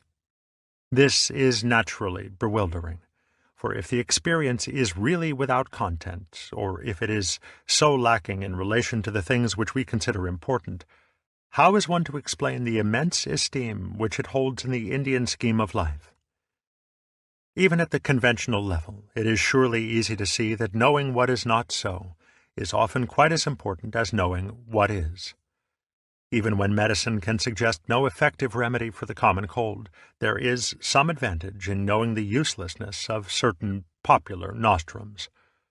Furthermore, the function of negative knowledge is not unlike the uses of space, the empty page upon which words can be written, the empty jar into which liquid can be poured, the empty window through which light can be admitted, and the empty pipe through which water can flow. Obviously, the value of emptiness lies in the movements it permits, or in the substance which it mediates and contains. But the emptiness must come first. This is why Indian philosophy concentrates on negation, on liberating the mind from the concepts of truth. It proposes no idea, no description of what is to fill the mind's void, because the idea would exclude the fact, somewhat as a picture of the sun on the window pane would shut out the true sun's light. Whereas the Hebrews would not permit an image of God in wood or stone, the Hindus will not permit an image of thought, unless it be so obviously mythological as not to be mistaken for the reality. Therefore, the practical discipline, sadhana, of the way of liberation is a progressive disentanglement of one's self, Atman, from every identification. It is to realize that I am not this body, these sensations, these feelings, these thoughts, this consciousness. The basic reality of my life is not any conceivable object. Ultimately, it is not even to be identified with any idea, as of God or Atman. In the words of the Mandukya Upanishad, it is that which is conscious neither of the subjective nor of the objective, nor of both, which is neither simple consciousness, nor undifferentiated sentience, nor mere darkness. It is unseen, without relations, incomprehensible, uninferable, and indescribable, the essence of self-consciousness, the ending of Maya. The Atman is to our total consciousness what the head is to the sense of sight, neither light nor darkness, neither full nor empty, only an inconceivable beyond. In the moment when every last identification of the self with some object or concept has ceased, in the state called nirvikalpa, or without conception, there flashes forth from its unknown depths the state of consciousness which is called divine, the knowledge of Brahman. Translated into conventional and, let it be repeated, mythopoetic language, the knowledge of Brahman is represented as the discovery that this world, which seemed to be many, is in truth one, that all is Brahman, and that all duality is falsely imagined. Taken as statements of fact, such utterances are logically meaningless and convey no information. Yet they seem to be the best possible expression in words of the experience itself, though it is as if in the moment of saying the last word the tongue were paralyzed by its own revelation and compelled to babble nonsense or be silent. Moksha is also understood as liberation from Maya, one of the most important words in Indian philosophy, both Hindu and Buddhist. For the manifold world of facts and events is said to be Maya, ordinarily understood as an illusion, which veils the one underlying reality of Brahman. This gives the impression that moksha is a state of consciousness in which the whole varied world of nature vanishes from sight, merged in a boundless ocean of vaguely luminous space. Such an impression should be dismissed at once, for it implies a duality, an incompatibility between Brahman and Maya, which is against the whole principle of Upanishadic philosophy. For Brahman is not one as opposed to many, not simple as opposed to complex. Brahman is without duality, Advaita, which is to say without any opposite, since Brahman is not in any class or, for that matter, outside any class. Now, classification is precisely Maya. The word is derived from the Sanskrit root matar, to measure, form, build, or lay out a plan, the root from which we obtain such Greco-Latin words as meter, matrix, material, and matter. The fundamental process of measurement is division, whether by drawing a line with the finger, by marking off or enclosing circles with the span of the hand or dividers, or by sorting grain or liquids into measures, cups. Thus the Sanskrit root dva, from which we get the word divide, is also the root of the Latin duo, two, and the English dual. To say, then, that the world of facts and events is Maya, is to say that facts and events are terms of measurement rather than realities of nature. We must, however, expand the concept of measurement to include setting bounds of all kinds, whether by descriptive classification or selective screening. It will thus be easy to see that facts and events are as abstract as lines of latitude or as feet and inches. Consider for a moment that it is impossible to isolate a single fact, all by itself. Facts come in pairs at the very least, for a single body is inconceivable apart from a space in which it hangs. Definition, setting bounds, delineation, these are always acts of division, and thus of duality, for as soon as a boundary is defined, it has two sides. This point of view is somewhat startling, and even quite hard to understand, for those long accustomed to think that things, facts, and events are the very building blocks of the world, the most solid of solid realities. Yet a proper understanding of the Maya doctrine is one of the most essential prerequisites for the study of Hinduism and Buddhism, and in trying to grasp its meaning, one must try to put aside the various idealist philosophies of the West, with which it is so often confused, even by modern Indian Vedantists. For the world is not an illusion of the mind, in the sense that, to the eyes of the liberated man, Jivan Mukta, there is nothing to be seen but a trackless void. He sees the world that we see, but he does not mark it off, measure it, divide it in the same way. He does not look upon it as really or concretely broken down into separate things and events. He sees that the skin may just as well be regarded as what joins us to our environment as what separates us from it. He sees, furthermore, that the skin will be considered as joining only if it has first been considered as separating, or vice versa. Thus, his point of view is not monistic. He does not think that all things are in reality one, because concretely speaking, there never were any things to be considered one. To join is as much Maya as to separate. For this reason, both Hindus and Buddhists prefer to speak of reality as non-dual rather than one, since the concept of one must always be in relation to that of many. The doctrine of Maya is therefore a doctrine of relativity. It is saying that things, facts, and events are delineated not by nature, but by human description, and that the way in which we describe or divide them is relative to our varying points of view. It is easy to see, for example, that an event called the First World War can only rather arbitrarily be said to have begun on August 4th, 1914, and to have ended on November 11th, 1918. Historians can discover actual beginnings of the war long before, and resumptions of the same strife long after these formal boundaries of the event. For events can divide and merge like blobs of mercury, according to the changing fashions of historical description. The boundaries of events are conventional rather than natural, in the sense that a man's life is said to have begun at the moment of parturition, rather than at conception on the one hand, or weaning on the other. Similarly, it is easy to see the conventional character of things. Ordinarily, a human organism is counted as one thing, though from the physiological standpoint it is as many things as it has parts or organs, and from the sociological standpoint it is merely part of a larger thing called a group. Certainly, the world of nature abounds with surfaces and lines, with areas of density and vacuity, which we employ in marking out the boundaries of events and things.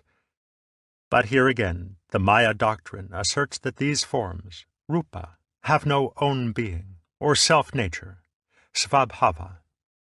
They do not exist in their own right, but only in relation to one another, as a solid cannot be distinguished save in relation to a space. In this sense, the solid and the space, the sound and the silence, the existent and the non-existent, the figure and the ground, are inseparable, interdependent, or mutually arising, and it is only by Maya, or conventional division, that they may be considered apart from one another. Indian philosophy also thinks of rupa, or form, as Maya, because it is impermanent. Indeed, when Hindu and Buddhist texts speak of the empty or illusory character of the visible world of nature, as distinct from the conventional world of things, they refer precisely to the impermanence of its forms. Form is flux, and thus Maya, in the slightly extended sense that it cannot be firmly marked down or grasped. Form is Maya when the mind attempts to comprehend and control it in the fixed categories of thought, that is, by means of names, nama, and words. For these are precisely the nouns and verbs by means of which the abstract and conceptual categories of things and events are designated. To serve their purpose, names and terms must of necessity be fixed and definite like all other units of measurement. But their use is, up to a point, so satisfactory that man is always in danger of confusing his measures with the world so measured, of identifying money with wealth, fixed convention with fluid reality. But to the degree that he identifies himself and his life with these rigid and hollow frames of definition, he condemns himself to the perpetual frustration of one trying to catch water in a sieve. Thus, Indian philosophy speaks constantly of the unwisdom of pursuing things, of striving for the permanence of particular entities and events, because it sees in all this nothing more than an infatuation with ghosts, with the abstract measures of the mind, manas. Maya is, then, usually equated with namarupa, or name and form, with the mind's attempt to grasp the fluid forms of nature in its mesh of fixed classes. But when it is understood that form is ultimately void, in the special sense of ungraspable and immeasurable, the world of form is immediately seen as Brahman rather than Maya. The formal world becomes the real world in the moment when it is no longer clutched, in the moment when its changeful fluidity is no longer resisted.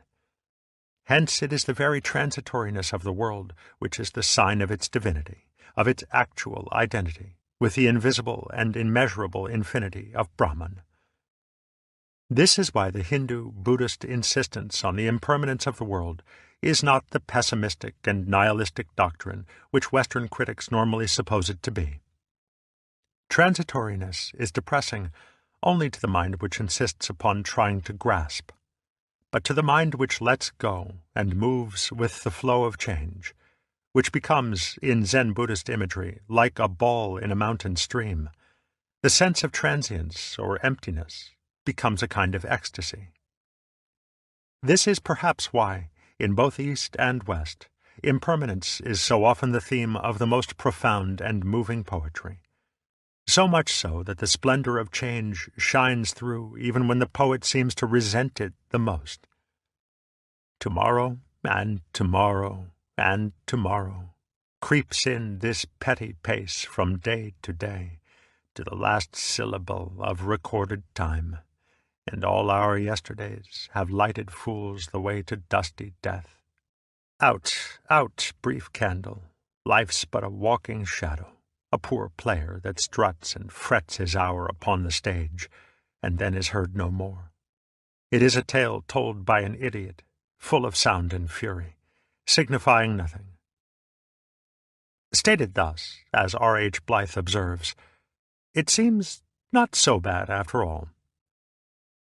In sum, then, the Maya doctrine points out, firstly, the impossibility of grasping the actual world in the mind's net of words and concepts, and secondly, the fluid character of those very forms which thought attempts to define. The world of facts and events is altogether nama, abstract names, and rupa, fluid form. It escapes both the comprehension of the philosopher and the grasp of the pleasure-seeker, like water from a clutching fist. There is even something deceptive in the idea of Brahman as the eternal reality underlying the flux, and of the Atman as the divine ground of human consciousness. For insofar as these are concepts, they are as incapable of grasping the real as any other. It is precisely this realization of the total elusiveness of the world which lies at the root of Buddhism. This is the special shift of emphasis, which more than anything else distinguishes the doctrine of the Buddha from the teaching of the Upanishads, which is the raison d'etre for the growth of Buddhism as a distinct movement in Indian life and thought. For Gautama, the Awakened One, or Buddha, died circa 545 BC, lived at a time when the major Upanishads were already in existence, and their philosophy must be seen as the point of departure for his own teaching. It would be a serious mistake, however, to look upon the Buddha as the founder or reformer of a religion which came into being as some kind of organized revolt against Hinduism. For we are speaking of a time when there was no consciousness of religions, when such terms as Hinduism or Brahmanism would have meant nothing. There was simply a tradition, embodied in the orally transmitted doctrine of the Vedas and Upanishads, a tradition that was not specifically religious in that it involved a whole way of life, and concerned everything from the methods of agriculture to the knowledge of the ultimate reality. The Buddha was acting in full accord with this tradition when he became a rishi, or forest sage, who had abandoned the life of the householder and divested himself of caste in order to follow a way of liberation. As with every other rishi, the method of his way of liberation had certain characteristic features, and his doctrine contained criticisms of men's failure to practice the tradition which they professed. Furthermore, he was being entirely traditional in his abandonment of caste, and in accepting a following of casteless and homeless students. For the Indian tradition, even more than the Chinese, specifically encourages the abandonment of the conventional life at a certain age, after the duties of family and citizenship have been fulfilled. Relinquishment of caste is the outward and visible sign of the realization that one's true state is unclassified, that one's role or person is simply conventional, and that one's true nature is no thing and no body. This realization was the crux of the Buddha's experience of awakening, Bodhi, which dawned upon him one night as he sat under the celebrated Bo tree at Gaya after 7 years of meditation in the forests. From the standpoint of Zen, this experience is the essential content of Buddhism, and the verbal doctrine is quite secondary to the wordless transmission of the experience itself from generation to generation. For 7 years, Gautama had struggled by the traditional means of yoga and tapas, contemplation and ascesis, to penetrate the cause of man's enslavement to Maya, to find release from the vicious circle of clinging to life, Trishna, which is like trying to make the hand grasp itself. All his efforts had been in vain. The eternal Atman, the real self, was not to be found. However much he concentrated upon his own mind to find its root and ground, he found only his own effort to concentrate. The evening before his awakening, he simply gave up, relaxed his ascetic diet, and ate some nourishing food. Thereupon he felt at once that a profound change was coming over him. He sat beneath the tree, vowing never to rise until he had attained the supreme awakening, and according to a tradition, sat all through the night until the first glimpse of the morning star suddenly provoked a state of perfect clarity and understanding. This was Anuttara Samyak Sambodhi, unexcelled, complete awakening, liberation from Maya, and from the everlasting round of birth and death, samsara, which goes on and on for as long as a man tries in any way whatsoever to grasp at his own life. Yet the actual content of this experience was never and could never be put into words, for words are the frames of Maya, the meshes of its net, and the experience is of the water which slips through. Thus, so far as words are concerned, the most that may be said of this experience are the words attributed to the Buddha in the Vajrachedika. Just so, Subhuti, I obtained not the least thing from unexcelled complete awakening, and for this very reason it is called unexcelled complete awakening. Thus, from the standpoint of Zen, the Buddha never said a word, despite the volumes of scriptures attributed to him, for his real message remained always unspoken, and was such that when words attempted to express it, they made it seem as if it were nothing at all. Yet it is the essential tradition of Zen that what cannot be conveyed by speech can nevertheless be passed on by direct pointing, by some nonverbal means of communication without which the Buddhist experience could never have been handed down to future generations. In its own, probably rather late tradition, Zen maintains that the Buddha transmitted awakening to his chief disciple, Mahakasyapa, by holding up a flower and remaining silent. The Pali Canon, however, relates that immediately after his awakening, the Buddha went to the deer park at Benares and set forth his doctrine to those who had formerly been his companions in the ascetic life, expressing it in the form of those Four Noble Truths which provide so convenient a summary of Buddhism. These four truths are patterned on the traditional Vedic form of a physician's diagnosis and prescription, the identification of the disease and of its cause, the pronouncement as to whether it may be cured, and the prescription for the remedy. The first truth is concerned with the problematic word dukkha, loosely translatable as suffering, and which designates the great disease of the world for which the Buddha's method, dharma, is the cure. Birth is dukkha, decay is dukkha, sickness is dukkha, death is dukkha. So also are sorrow and grief. To be bound with things which we dislike, and to be parted from things which we like, these also are dukkha. Not to get what one desires, this also is dukkha. In a word, this body, this five-fold aggregation based on clutching, trishna, this is dukkha. This, however, cannot be compressed into the sweeping assertion that life is suffering. The point is rather that life, as we usually live it, is suffering, or, more exactly, is bedeviled by the peculiar frustration which comes from attempting the impossible. Perhaps, then, frustration is the best equivalent for dukkha, even though the word is the simple antonym of sukha, which means pleasant or sweet.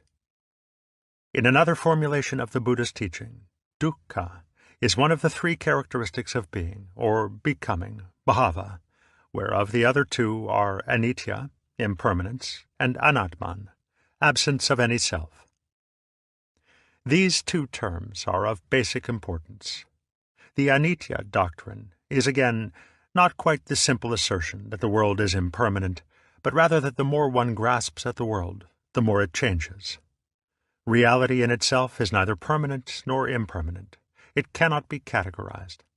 But when one tries to hold on to it, change is everywhere apparent, since, like one's own shadow, the more one pursues it, the faster it flees.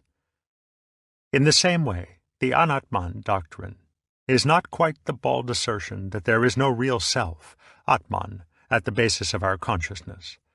The point is rather that there is no self, or basic reality, which may be grasped, either by direct experience or by concepts.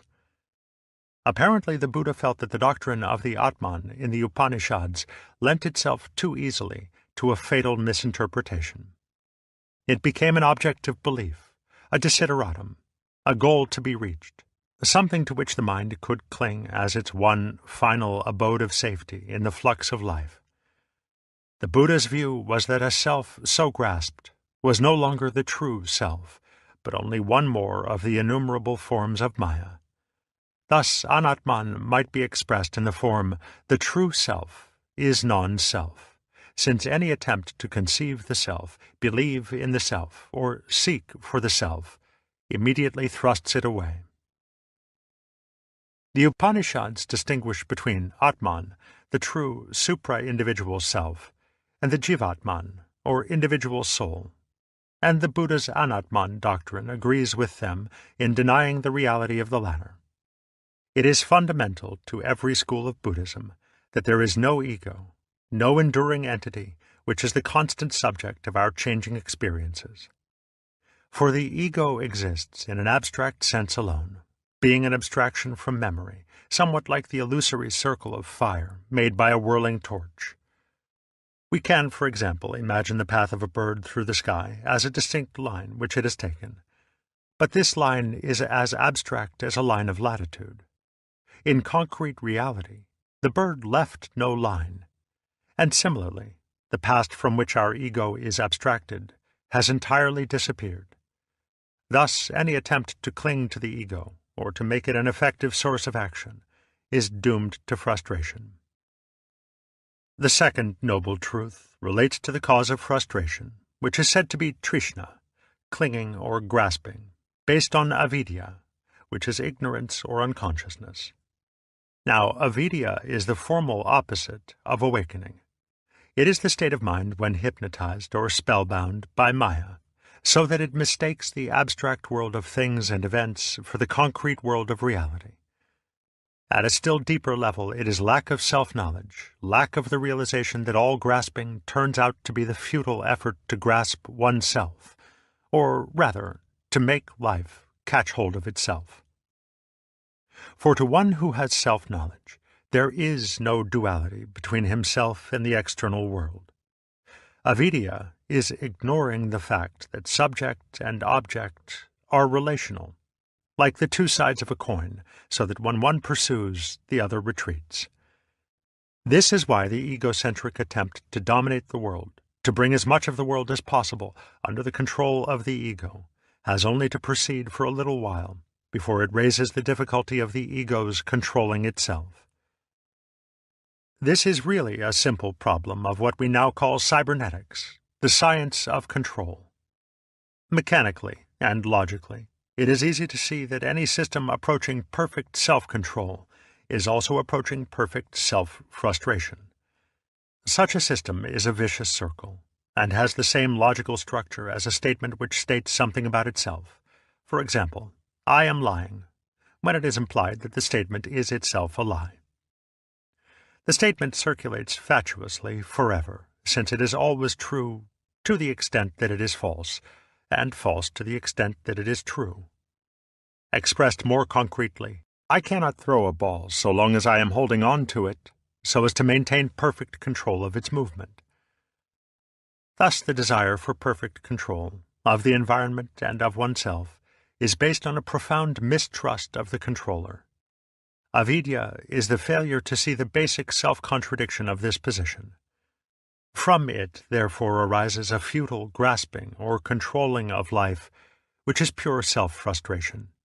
And the pattern of life which follows is the vicious circle, which in Hinduism and Buddhism is called samsara, the round of birth and death. The active principle of the round is known as karma, or conditioned action. Action, that is, arising from a motive and seeking a result. The type of action which always requires the necessity for further action. Man is involved in karma when he interferes with the world in such a way that he is compelled to go on interfering, when the solution of a problem creates still more problems to be solved, when the control of one thing creates the need to control several others. Karma is thus the fate of everyone who tries to be God. He lays a trap for the world in which he himself gets caught. Many Buddhists understand the round of birth and death quite literally as a process of reincarnation, wherein the karma, which shapes the individual, does so again and again in life after life, until, through insight and awakening, it is laid to rest. But in Zen, and in other schools of the Mahayana, it is often taken in a more figurative way, as that the process of rebirth is from moment to moment, so that one is being reborn so long as one identifies himself with a continuing ego, which reincarnates itself afresh at each moment of time. Thus, the validity and interest of the doctrine does not require acceptance of a special theory of survival. Its importance is rather that it exemplifies the whole problem of action in vicious circles and its resolution. And in this respect, Buddhist philosophy should have a special interest for students of communication theory, cybernetics, logical philosophy, and similar matters. The third noble truth is concerned with the ending of self-frustration, of grasping, and of the whole viciously circular pattern of karma, which generates the round. The ending is called nirvana, a word of such dubious etymology that a simple translation is exceedingly difficult. It has been variously connected with Sanskrit roots, which would make it mean the blowing out of a flame, or simply blowing out, ex or despiration, or with the cessation of waves, turnings, or circlings, vritti, of the mind. The two latter interpretations seem, on the whole, to make the most sense. If nirvana is despiration, it is the act of one who has seen the futility of trying to hold his breath, or life, prana, indefinitely, since to hold the breath is to lose it. Thus, nirvana is the equivalent of moksha, release or liberation. Seen from one side, it appears to be despair, the recognition that life utterly defeats our efforts to control it, that all human striving is no more than a vanishing hand clutching at clouds. Seen from the other side, this despair bursts into joy and creative power, on the principle that to lose one's life is to find it, to find freedom of action, unimpeded by self-frustration and the anxiety inherent in trying to save and control the self.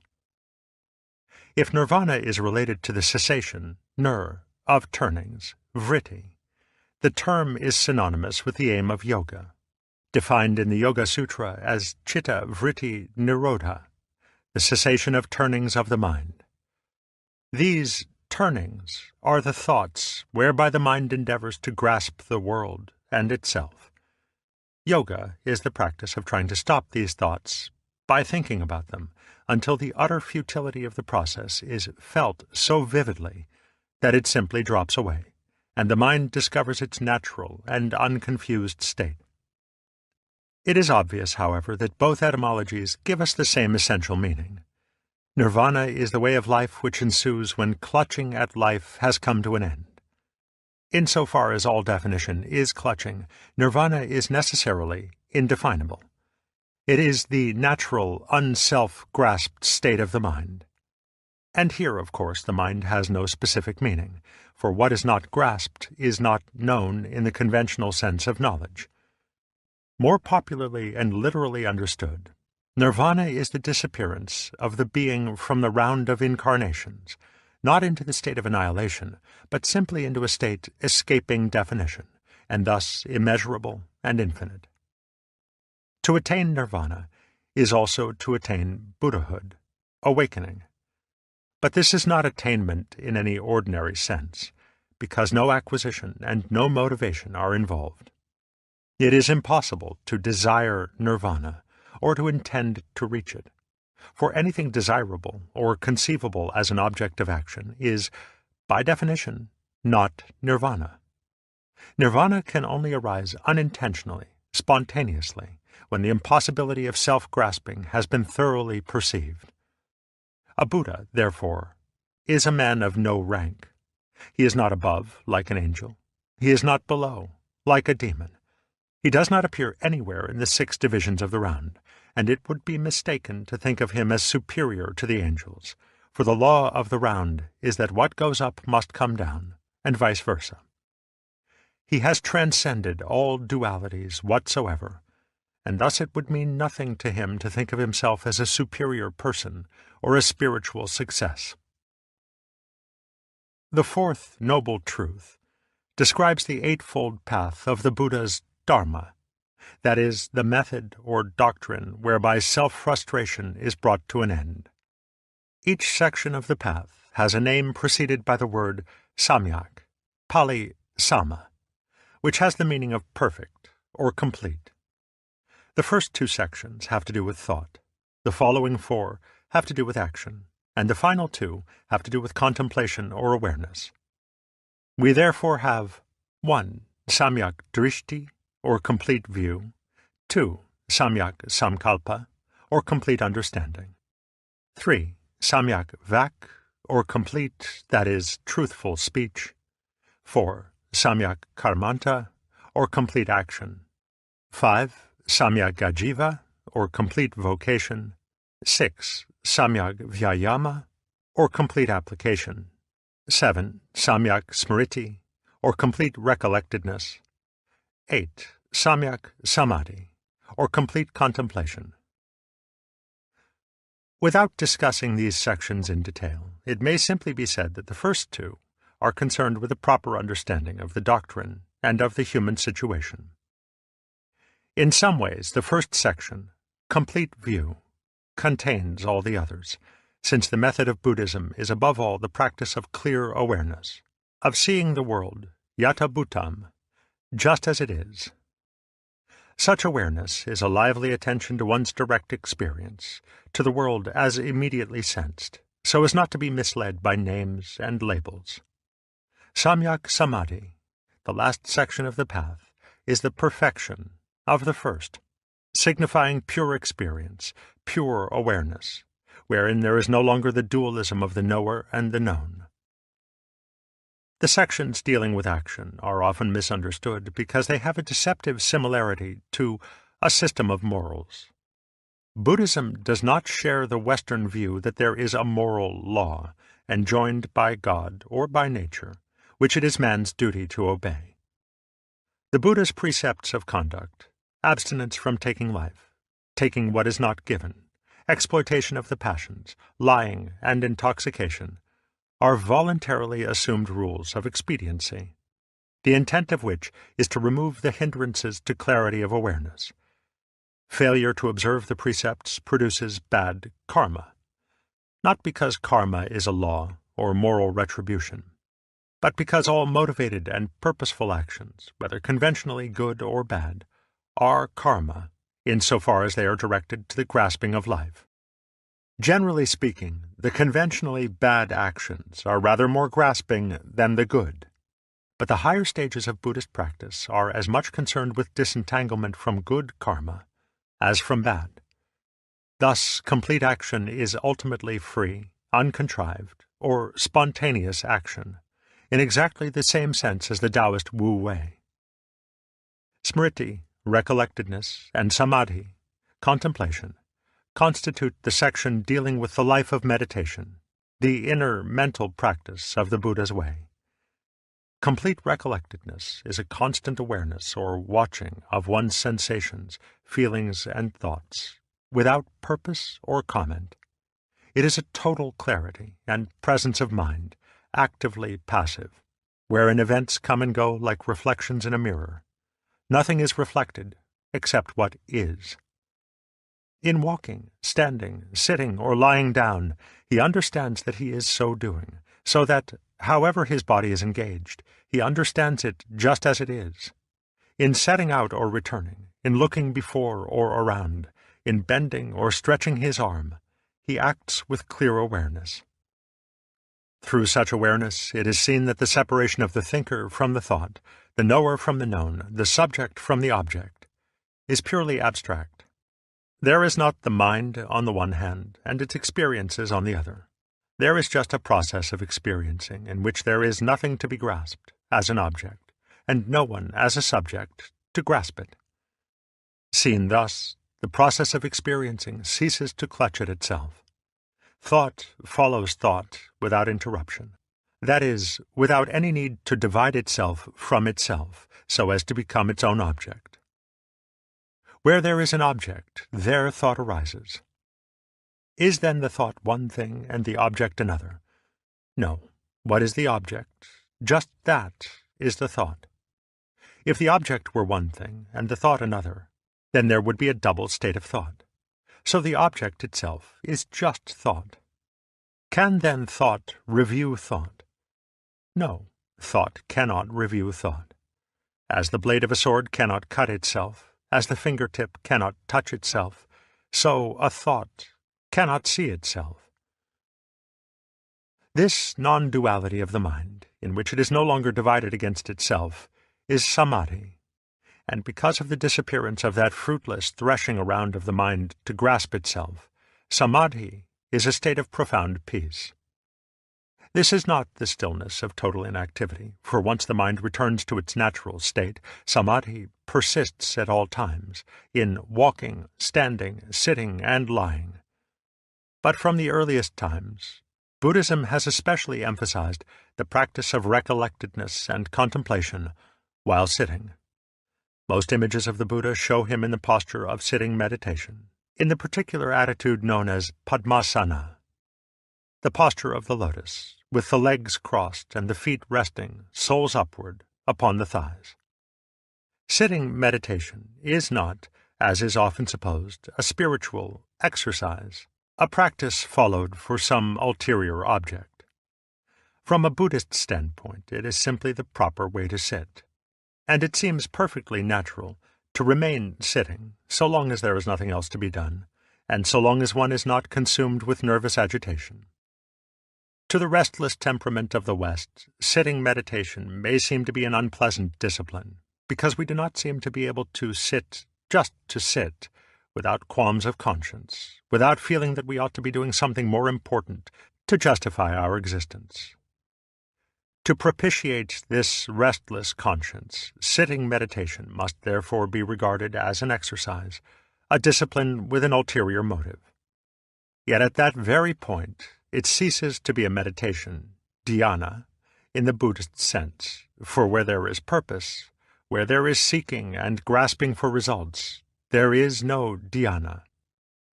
This word, dhyana, Pali jhana, is the original Sanskrit form of the Chinese chan and the Japanese zen, and thus its meaning is of central importance for an understanding of Zen Buddhism.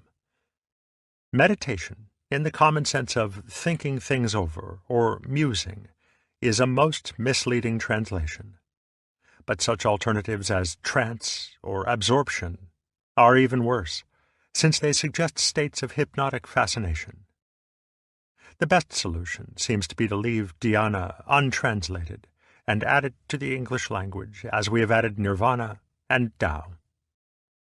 As used in Buddhism, the term dhyana comprises both recollectedness, smriti, and samadhi, and can best be described as the state of unified or one-pointed awareness. On the one hand, it is one-pointed in the sense of being focused on the present, since to clear awareness there is neither past nor future, but just this one moment, ekaksana, which Western mystics have called the eternal now. On the other hand, it is one-pointed in the sense of being a state of consciousness without differentiation of the knower, the knowing, and the known. A Tathagata, that is, a Buddha, is a seer of what is to be seen, but he is not mindful, na manati, or does not conceive of the seen, the unseen, the seeable, or the seer. So too with the heard, the sensed, and the known. He does not think of them in these categories. The difficulty of appreciating what dhyana means is that the structure of our language does not permit us to use a transitive verb without a subject and a predicate. When there is knowing, grammatical convention requires that there must be someone who knows and something which is known. We are so accustomed to this convention in speaking and thinking that we fail to recognize that it is simply a convention, and that it does not necessarily correspond to the actual experience of knowing. Thus, when we say a light flashed, it is somewhat easier to see through the grammatical convention and to realize that the flashing is the light. But dhyana, as the mental state of the liberated or awakened man, is naturally free from the confusion of conventional entities with reality. Our intellectual discomfort in trying to conceive knowing without a distinct someone who knows and a distinct something which is known is like the discomfort of arriving at a formal dinner in pajamas. The error is conventional, not existential. Once again, therefore, we see how convention, how the maya of measurement and description populates the world with those ghosts which we call entities and things. So hypnotic, so persuasive is the power of convention that we begin to feel these ghosts as realities, and make of them our loves, our ideals, our prized possessions. But the anxiety-laden problem of what will happen to me when I die is, after all, like asking what happens to my fist when I open my hand, or where my lap goes when I stand up. Perhaps, then, we are now able to understand the celebrated summary of the Buddha's doctrine given in the Visuddhimagga. Suffering alone exists, none who suffer. The deed there is, but no doer thereof. Nirvana is, but no one seeking it. The path there is, but none who travel it. Chapter 3. Mahayana Buddhism. Because the teaching of the Buddha was a way of liberation, it had no other object than the experience of nirvana. The Buddha did not attempt to set forth a consistent philosophical system, trying to satisfy that intellectual curiosity about ultimate things which expects answers in words. When pressed for such answers, when questioned about the nature of nirvana, the origin of the world, and the reality of the self, the Buddha maintained a noble silence, and went on to say that such questions were irrelevant and did not lead to the actual experience of liberation. It has often been said that the later development of Buddhism was due to the inability of the Indian mind to rest content with that silence, so that at last it had to indulge its overwhelming urge for abstract metaphysical speculations about the nature of reality. Such a view of the genesis of Mahayana Buddhism is, however, rather misleading. The vast body of Mahayana doctrine arose not so much to satisfy intellectual curiosity as to deal with the practical psychological problems encountered in following the Buddha's way. Certainly the treatment of these problems is highly scholastic, and the intellectual level of the Mahayana texts is very lofty. But the consistent aim is to bring about the experience of liberation, not to construct a philosophical system. In the words of Sir Arthur Berriedale Keith, "The metaphysics of the Mahayana in the incoherence of its systems shows clearly enough the secondary interest attaching to it in the eyes of the monks, whose main interest was concentrated on the attainment of release. The Mahayana, no less than the Hinayana, is concerned vitally with this practical end, and its philosophy is of value merely in so far as it helps men to attain their aim." There are no doubt respects in which Mahayana Buddhism is a concession, both to intellectual curiosity and to a popular desire for shortcuts to the goal. But at root, it is the work of highly sensitive and perceptive minds, studying their own inner workings. To anyone who is highly self-aware, the Buddhism of the Pali Canon leaves many practical problems unanswered. Its psychological insight goes little further than the construction of analytical catalogues of mental functions, and though its precepts are clear, it is not always helpful in explaining their practical difficulties. Perhaps it is too sweeping a generalization, but one receives the impression that whereas the Pali Canon would unlock the door to nirvana by sheer effort, the Mahayana would jiggle the key until it turns smoothly. Thus, the great concern of the Mahayana is the provision of skillful means, upaya, for making nirvana accessible to every type of mentality. How and when the Mahayana doctrines arose is a matter of historical guesswork. The great Mahayana sutras are ostensibly the teaching of the Buddha and his immediate disciples, but their style is so different and their doctrine so much more subtle than that of the Pali Canon that scholars almost unanimously assign them to later dates. There is no evidence of their existence in the time of the great Buddhist emperor Asoka, grandson of Chandragupta Maurya, who was converted to Buddhism in 262 BC. Asoka's rock inscriptions reflect no more than the social teachings of the Pali Canon, its insistence on ahimsa, or nonviolence to both men and animals, and its general precepts for the life of the laity. The principal Mahayana texts were being translated into Chinese by Kumarajiva shortly after AD 400. But our knowledge of Indian history during the intervening 600 years from Asoka's death is so fragmentary, and the internal evidences of the sutras themselves so vague, that we can do little more than assign them to the 400 years between 100 BC and AD 300. Even specific individuals associated with their development, Asvaghosha, Nagarjuna, Asanga, and Vasubandhu, can be dated only very approximately. The traditional Mahayanist account of its own origin is that its teachings were delivered by the Buddha to his intimate disciples, but their public revelation withheld until the world was ready for them. The principle of delayed revelation is a well-known expedient for permitting the growth of a tradition, for exploring the implications contained in the original seed. Apparent contradictions between earlier and later doctrines are explained by assigning them to different levels of truth, ranging from the most relative to the most absolute, and of which the probably quite late Avatamsaka school distinguishes no less than 5. However, the problem of the historical origins of the Mahayana is of no very direct importance for an understanding of Zen, which, as a Chinese rather than Indian form of Buddhism, came into being when Indian Mahayana was fully grown. We can pass on, therefore, to the central Mahayana doctrines from which Zen arose.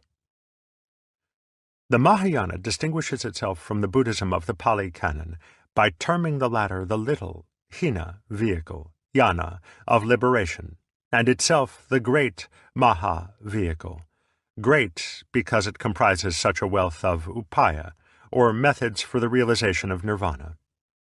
These methods range from the sophisticated dialect of Nagarjuna, whose object is to free the mind of all fixed conceptions, to the Sukhavati, or Pure Land doctrine of liberation through faith in the power of Amitabha, the Buddha of boundless light, who is said to have attained his awakening many eons before the time of Gautama.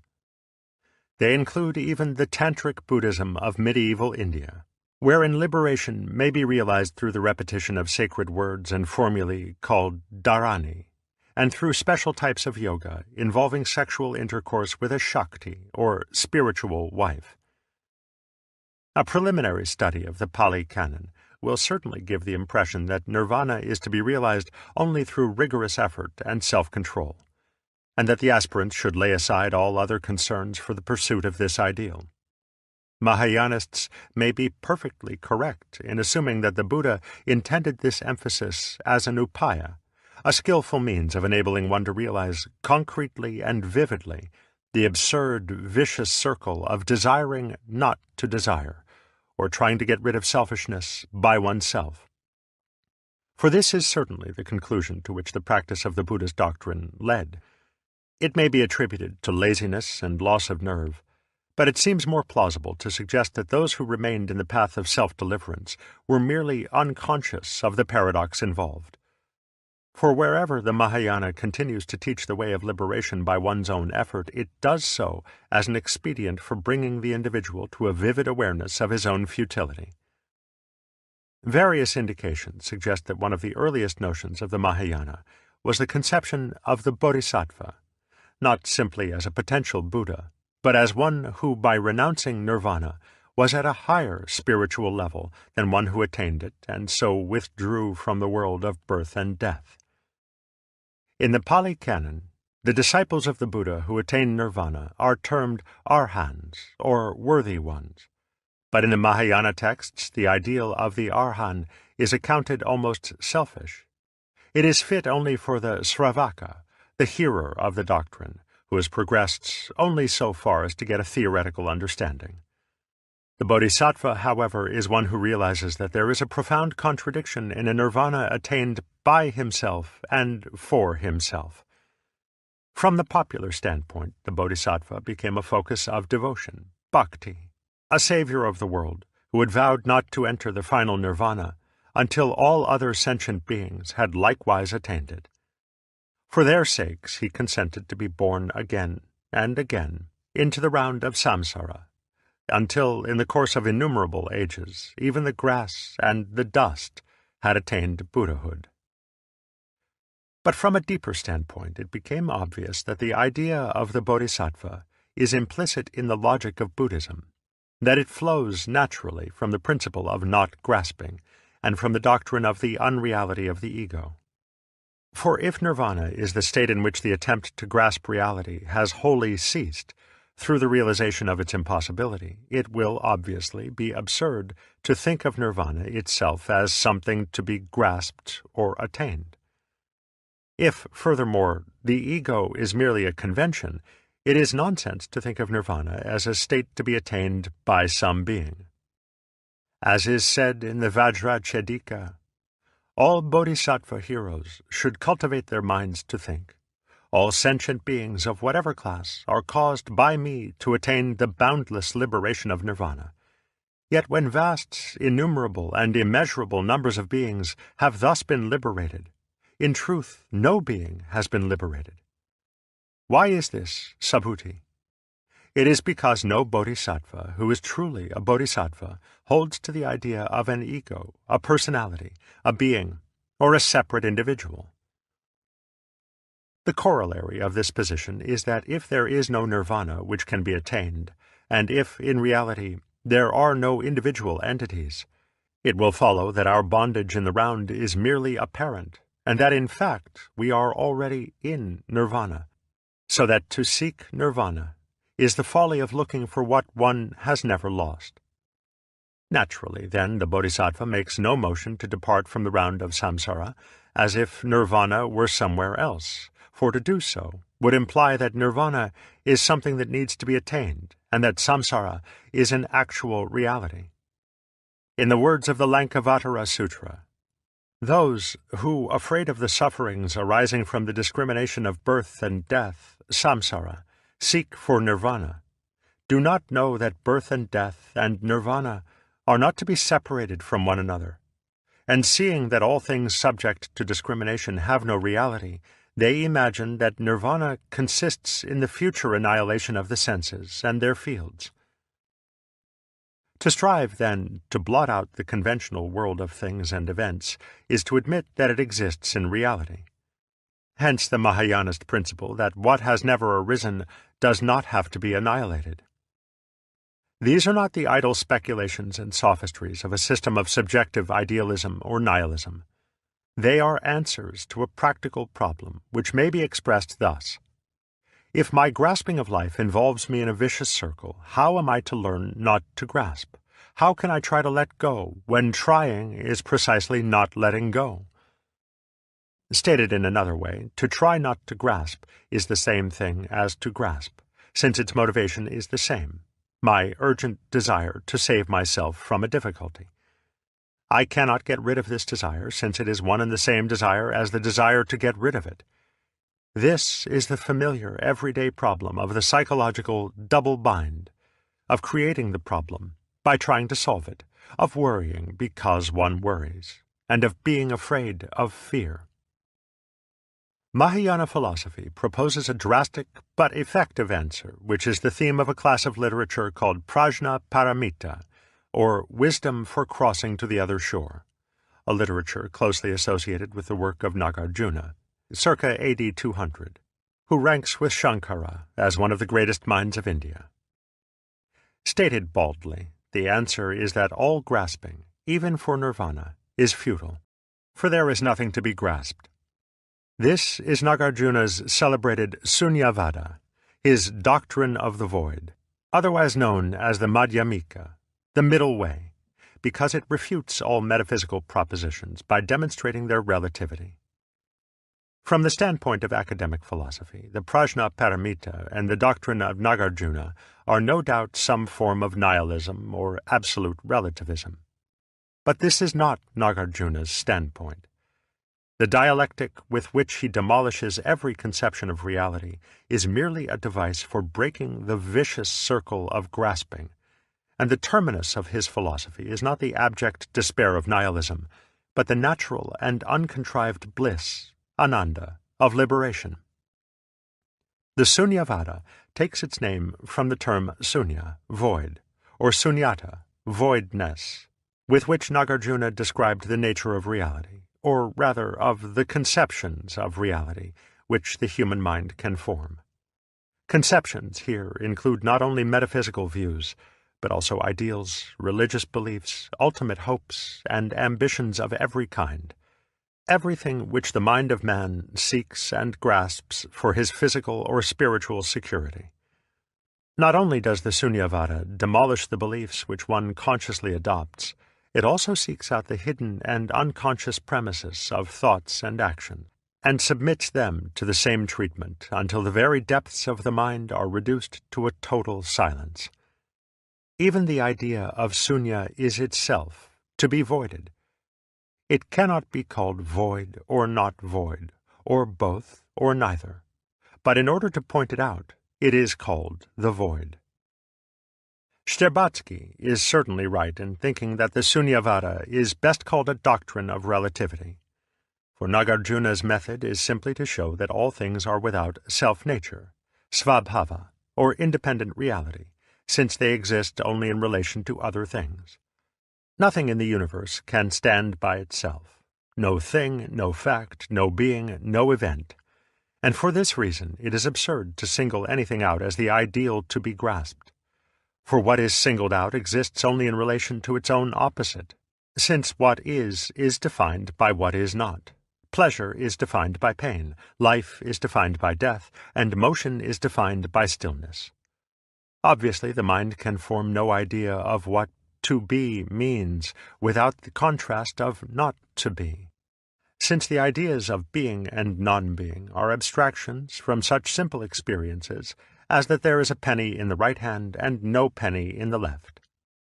From one point of view, the same relativity exists between nirvana and samsara, bodhi, awakening, and klesa, defilement. That is to say, the search for nirvana implies the existence and the problem of samsara, and the quest for awakening implies that one is in the state of defilement with delusion. To put it in another way, as soon as nirvana is made an object of desire, it becomes an element of samsara. The real nirvana cannot be desired because it cannot be conceived. Thus the Lankavatara Sutra says, again, Mahatma, what is meant by non-duality? It means that light and shade, long and short, black and white, are relative terms, Mahatma, and not independent of each other.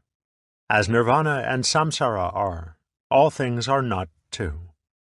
There is no nirvana except where is samsara. There is no samsara except where is nirvana. For the condition of existence is not of a mutually exclusive character. Therefore it is said that all things are non-dual, as are nirvana and samsara.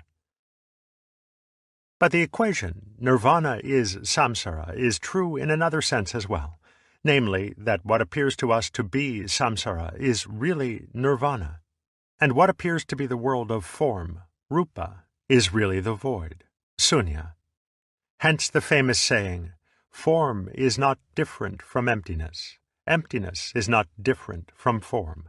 Form is precisely emptiness. Emptiness is precisely form. Once again, this is not to say that awakening will cause the world of form to vanish without a trace, for nirvana is not to be sought as the future annihilation of the senses and their fields. The sutra is saying that form is void, just as it is, in all its prickly uniqueness.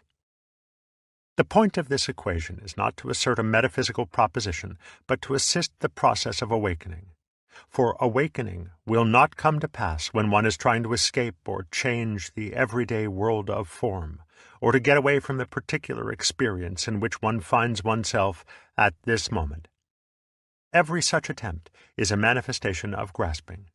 Even the grasping itself is not to be changed by force, for bodhi, awakening, is the 5 offenses, and the 5 offenses are bodhi.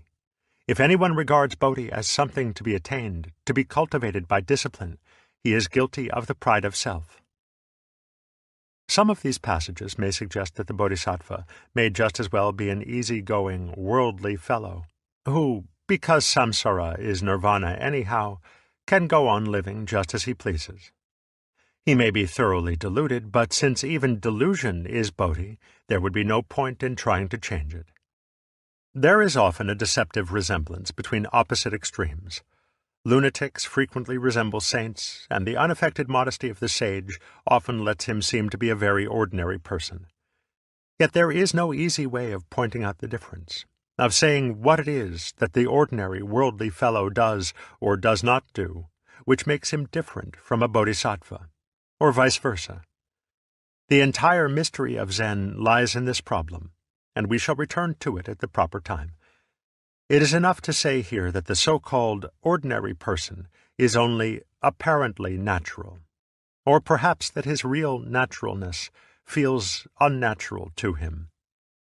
In practice, it is simply impossible to decide intentionally to stop seeking for nirvana and to live an ordinary life, for as soon as one's ordinary life is intentional, it is not natural. It is for this reason that the insistence of the Mahayana texts on the unattainability of nirvana and bodhi is not something to be accepted theoretically, as a mere philosophical opinion. One has to know, in one's bones, that there is nothing to be grasped. Thereupon the thought came to some of the gods in that assembly, what the fairies talk and murmur, that we understand, though mumbled. What Subhuti has just told us, that we do not understand. Subhuti read their thoughts and said, there is nothing to understand. There is nothing to understand. For nothing in particular has been indicated, nothing in particular has been explained.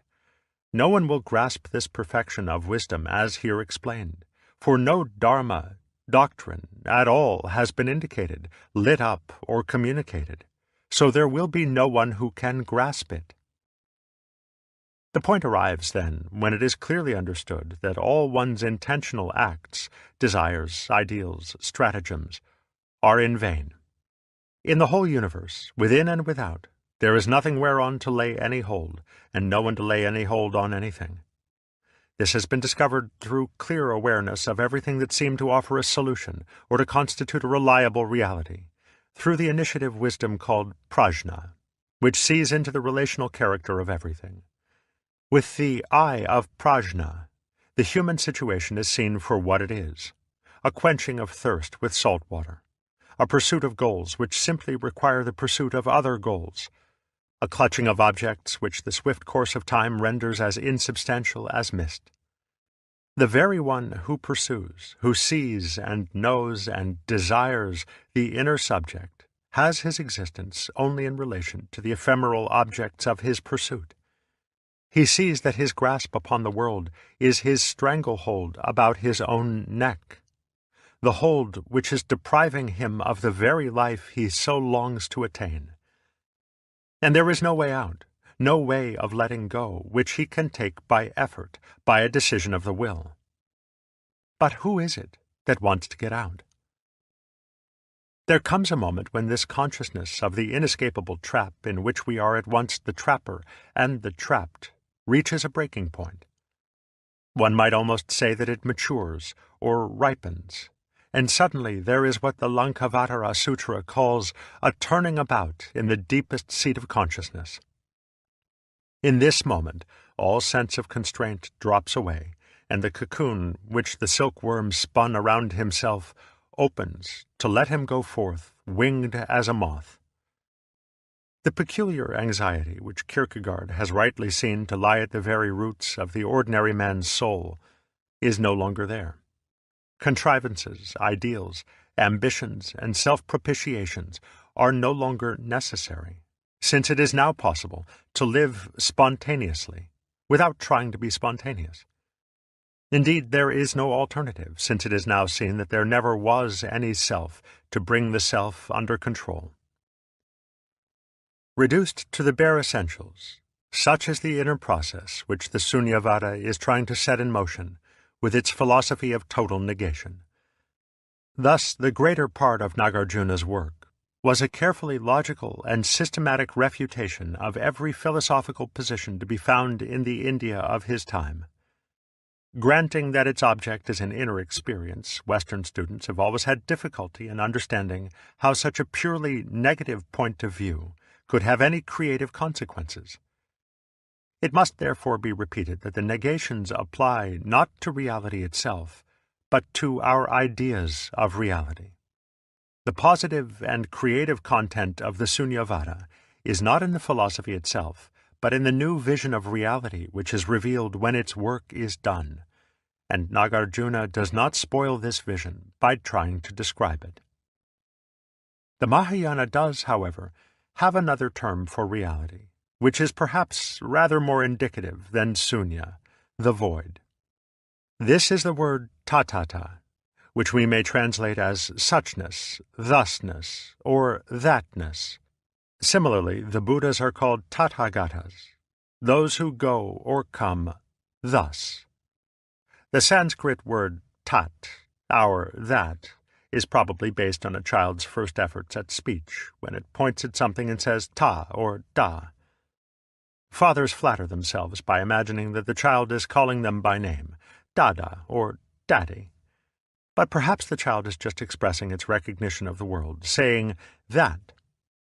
When we say just that or thus, we are pointing to the realm of nonverbal experience, to reality as we perceive it directly. For we are trying to indicate what we see or feel, rather than what we think or say.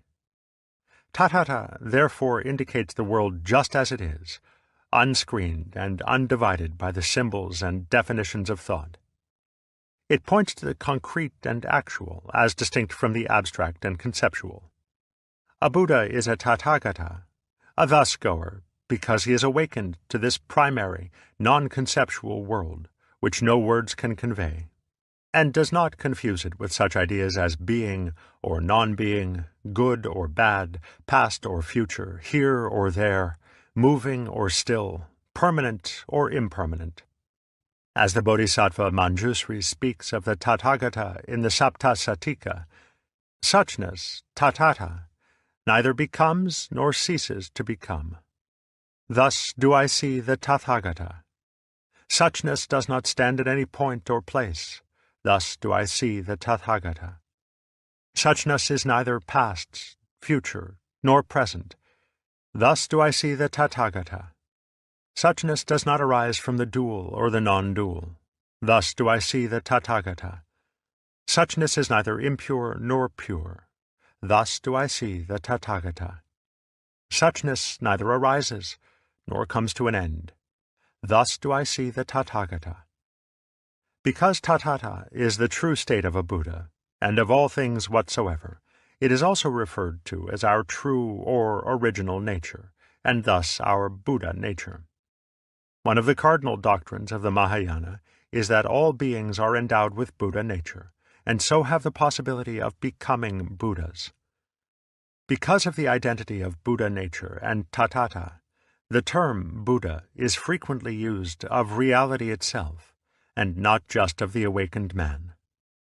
It so comes about that in the Mahayana a Buddha is often seen as a personification of reality, forming the basis of those popular cults in which the Buddhas seem to be worshipped as gods.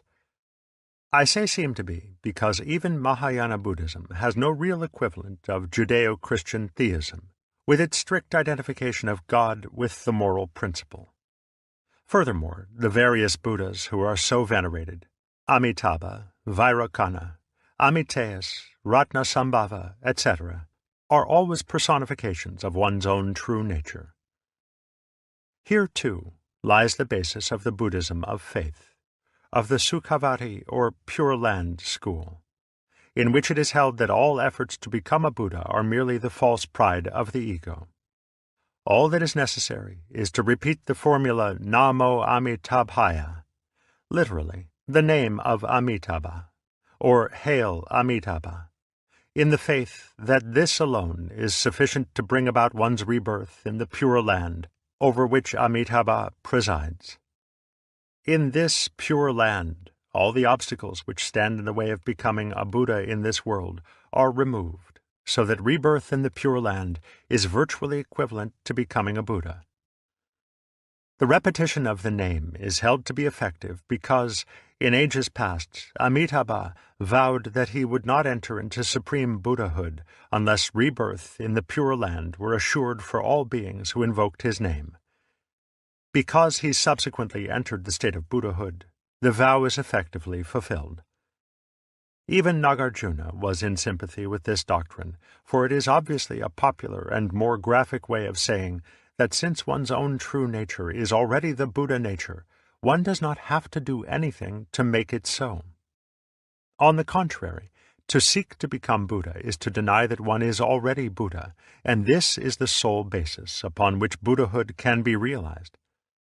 In short, to become a Buddha, it is only necessary to have the faith that one is a Buddha already. Shinran, the great Japanese exponent of the Pure Land, went even so far as to say that it was only necessary to repeat the name, for he saw that the attempt to make an act of faith was too artificial, and led one to doubt one's own faith. Pure Land Buddhism is clearly an outgrowth of the Bodhisattva doctrine that the proper work of the liberated man is the liberation of all other beings by upaya, or skillful means. By prajna, or intuitive wisdom, he sees into the nature of reality, and this, in turn, awakens karuna, or compassion for all who are still in the bonds of ignorance. At its deepest level, karuna means something rather more than compassion for the ignorance of others.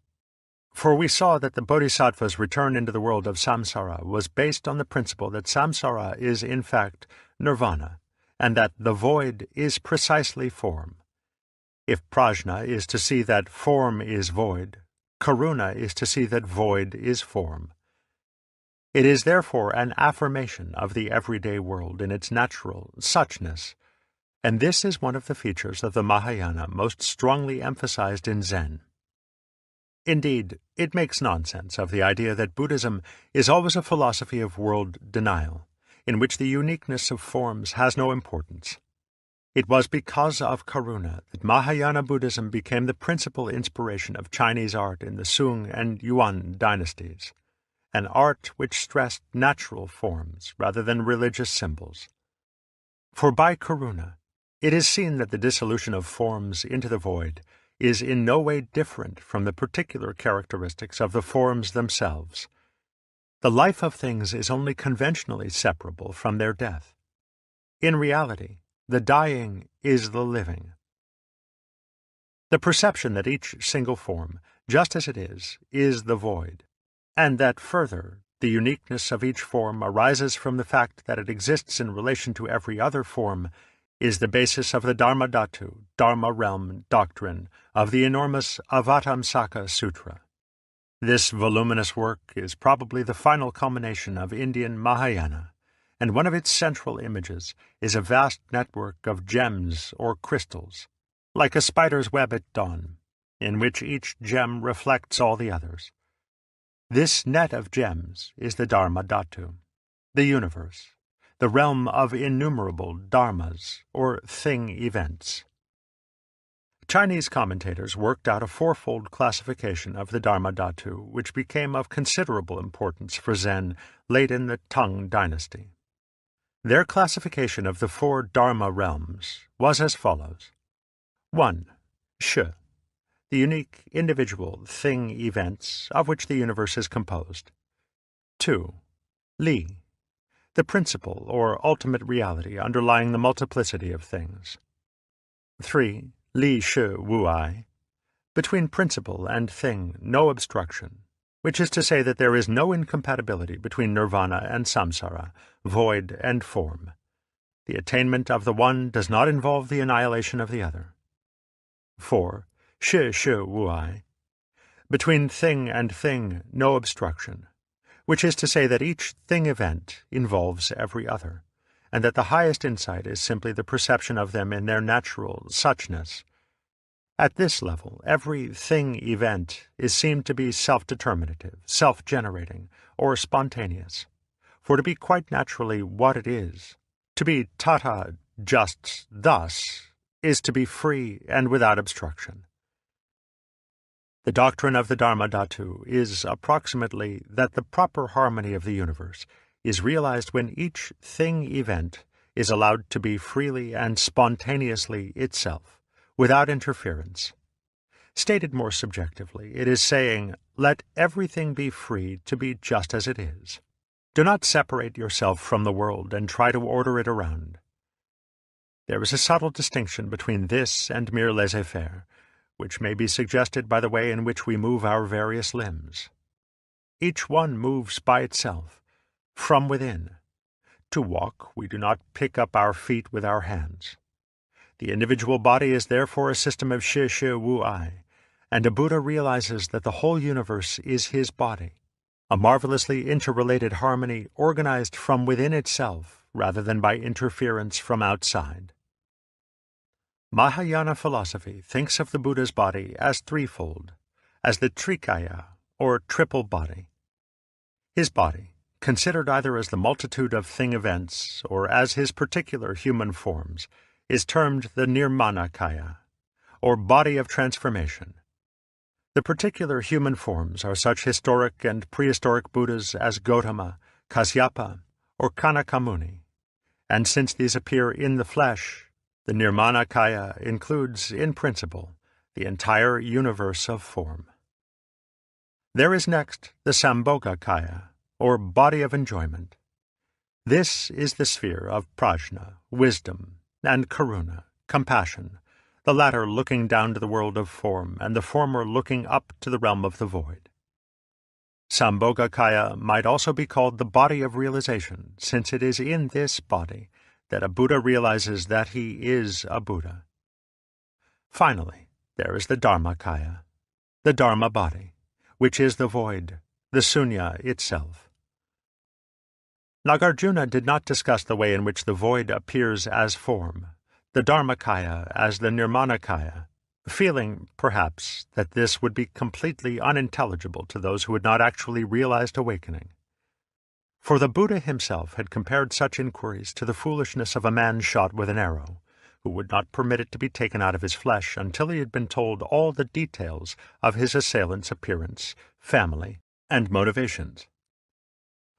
Nevertheless, Nagarjuna's successors, the brothers Asanga and Vasubandhu, circa 280 to 360, who worked out the type of Mahayana philosophy generally known as Yogacara, made some attempt to discuss this particular problem. According to the Yogacara, the world of this form is Chitta Matra, mind only, or Vijnapti Matra, representation only. This view seems to have a very close resemblance to Western philosophies of subjective idealism, in which the external and material world is regarded as a projection of the mind. However, there seem to be some differences between the 2 points of view. Here, as always, the Mahayana is not so much a theoretical and speculative construction as an account of an inner experience and a means of awakening the experience in others. Furthermore, the word chitta is not precisely equivalent to our mind. Western thought tends to define mind by opposition to matter, and to consider matter not so much as measure as the solid stuff which is measured. Measure itself, abstraction, is for the West more of the nature of mind, since we tend to think of mind and spirit as more abstract than concrete. But in Buddhist philosophy, chitta does not stand over against a conception of solid stuff. The world has never been considered in terms of a primary substance shaped into various forms by the action of mind or spirit. Such an image is not in the history of Buddhist thought, and thus the problem of how impalpable mind can influence solid matter has never arisen. Wherever we should speak of the material or physical or substantial world, Buddhism employs the term rupa, which is not so much our matter as form. There is no material substance underlying rupa unless it be citta itself. The difficulty of making equations and comparisons between Eastern and Western ideas is that the two worlds do not start with the same assumptions and premises. They do not have the same basic categorizations of experience. When, therefore, the world has never been divided into mind and matter, but rather into mind and form, the word mind cannot mean quite the same thing in both instances. The word man, for example, does not have quite the same meaning when contrasted with woman as when contrasted with animal. A simplified and somewhat rough way of stating the difference is that Western idealists have begun to philosophize from a world consisting of mind, or spirit, form, and matter, whereas the Buddhists have begun to philosophize from a world of mind and form. The Yogacara does not, therefore, discuss the relation of forms to matter to mind. It discusses the relation of forms to mind, and concluded that they are forms of mind. As a result, the term mind, citta, becomes logically meaningless. But because the main concern of Buddhism is with a realm of experience which is non-logical and meaningless, in the sense that it does not symbolize or signify anything other than itself, there is no objection to meaningless terms. From the logical standpoint, the proposition "everything is mind" says no more than that everything is everything. For if there is nothing which is not mind, the word belongs to no class, and has no limits, no definition. One might as well use blah, which is almost exactly what Buddhism does with the nonsense word tathata. For the function of these nonsense terms is to draw our attention to the fact that logic and meaning, with its inherent duality, is a property of thought and language, but not of the actual world.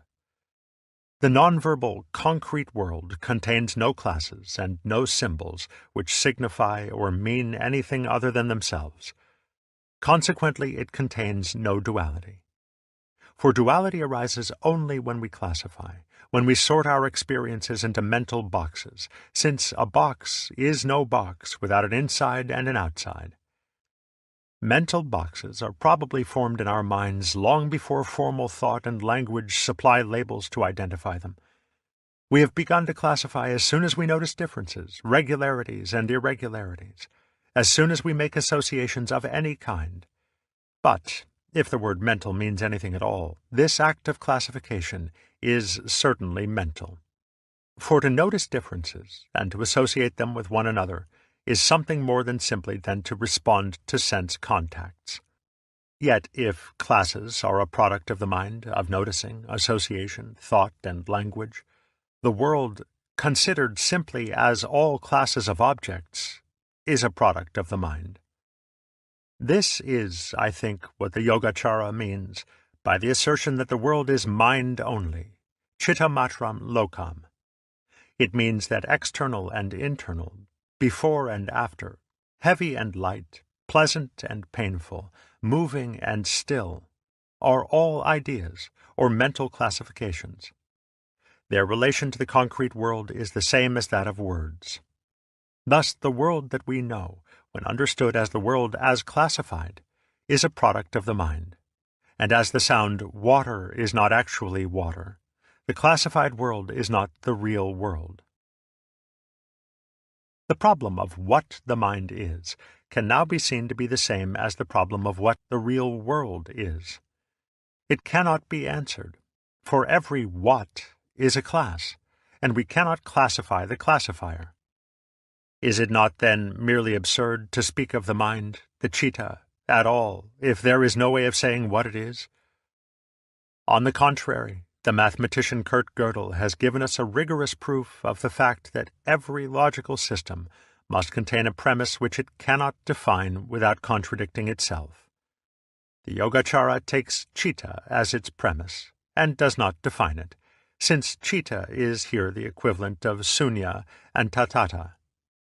For the mind is beyond all philosophical views, is apart from discrimination. It is not attainable, nor is it ever born. I say there is nothing but mind. It is not an existence, nor is it a non-existence.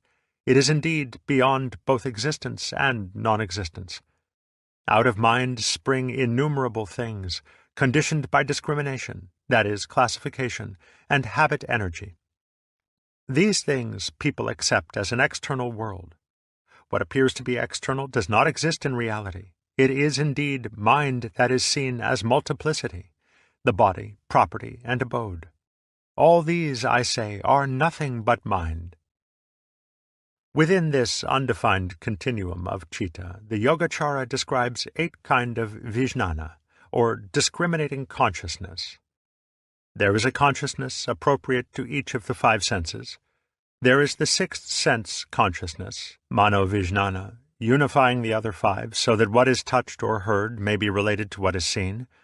There is Manas, center of the mind's discriminative and classifying activity. And finally, there is the store consciousness, Alaya Vijnana, the supra-individual mind which contains the seeds of all possible forms. The store consciousness is almost equivalent to the Chitta itself, and is supra-individual because it stands prior to every differentiation. It is not to be conceived as a sort of ghostly gas permeating all beings, since space and extension are likewise here only in potentiality. In other words, the store consciousness is that from which the formal world arises spontaneously or playfully, vikridita. For the Mahayana does not make the mistake of trying to account for the production of the world from the mind by a series of necessary causes. Whatever is linked by causal necessity is of the world of Maya, not beyond it. Speaking somewhat poetically, the world illusion comes out of the great void for no reason, purposelessly, and just because there is no necessity for it to do so. For the activity of the void is playful or vikridita because it is not motivated action, karma. Thus, as the Yogacara describes it, the production of the formal world arises spontaneously from the store consciousness, flows up into the manas, where the primordial differentiations are made, passes thence into the 6 sense consciousnesses, which in turn produce the sense organs or gates, ayatana, through which it finally projects the classified external world. The Buddhist yoga, therefore, consists in reversing the process, instilling the discriminative activity of the mind, and letting the categories of Maya fall back into potentiality, so that the world may be seen in its unclassified suchness. Here, Karuna awakens, and the Bodhisattva lets the projection arise again, having become consciously identified with the playful and purposeless character of the void. Chapter 4. The Rise and Development of Zen. The qualities which distinguish Zen, or Chan, from other types of Buddhism are rather elusive when it comes to putting them in words. Yet Zen has a definite and unmistakable flavor. Although the name Zen is dhyana, or meditation, other schools of Buddhism emphasize meditation as much as, if not more than, Zen. And at times it seems as if the practice of formal meditation were not necessary to Zen at all. Nor is Zen peculiar in having nothing to say, in insisting that the truth cannot be put into words, for this is already the Madhyamika, as well as the teaching of Lao Tzu. Those who know do not speak. Those who speak do not know. Perhaps the special flavor of Zen is best described as a certain directness. In other schools of Buddhism, awakening, or bodhi, seems remote and almost superhuman, something to be reached only after many lives of patient effort. But in Zen, there is always the feeling that awakening is something quite natural, something startlingly obvious, which may occur at any moment. If it involves a difficulty, it is just that it is much too simple. Zen is also direct in its way of teaching, for it points directly and openly to the truth, and does not trifle with symbolism. Direct pointing, zhe, is the open demonstration of Zen by non-symbolic actions or words, which usually appear to the uninitiated as having to do with the most ordinary secular affairs, or to be completely crazy. In answer to a question about Buddhism, the master makes a casual remark about the weather, or performs some simple action, which seems to have nothing to do with philosophical or spiritual matters. However, it is difficult to find many instances of this method before the middle of the Tang dynasty, by which time Zen was already well established. But it is certainly consistent with the emphasis of the earlier masters on immediate awakening in the midst of everyday affairs. No one has been able to find any trace of a specific dhyana school in Indian Buddhism, though because of our lack of historical materials there is no evidence that it did not exist. If the characteristic note of Zen is immediate or instantaneous awakening, Dunwu, without passing through preparatory stages, there are certainly evidences of this principle in India. The Lankavatara Sutra states that there are both gradual and sudden yugapat ways of awakening, the former by purification of the tainted outflows or projections, ashrawa, of the mind, and the latter by paravritti, an instantaneous turning about within the depths of consciousness, whereby dualistic views are cast off. It is likened to a mirror immediately reflecting whatever forms and images appear before it. There is, too, a clear connection between the idea of immediate awakening and the teaching of the Vajrachedika, or Diamond Cutter Sutra, on the fact that to attain awakening is not to attain anything. In other words, if nirvana is actually here and now, so that to seek it is to lose it, a realization through progressive stages is hardly appropriate. One would have to see into it in the present moment, directly. Although its origins are probably later than those of Zen in China, there is also a tradition of this kind in Tantric Buddhism, and there is nothing to indicate that there was a reverse influence from Chinese Zen. Parallels to Zen sayings may be seen in a 10th century Tantric work by Saraha. If it, the truth, is already manifest, what's the use of meditation? And if it is hidden, one is just measuring darkness.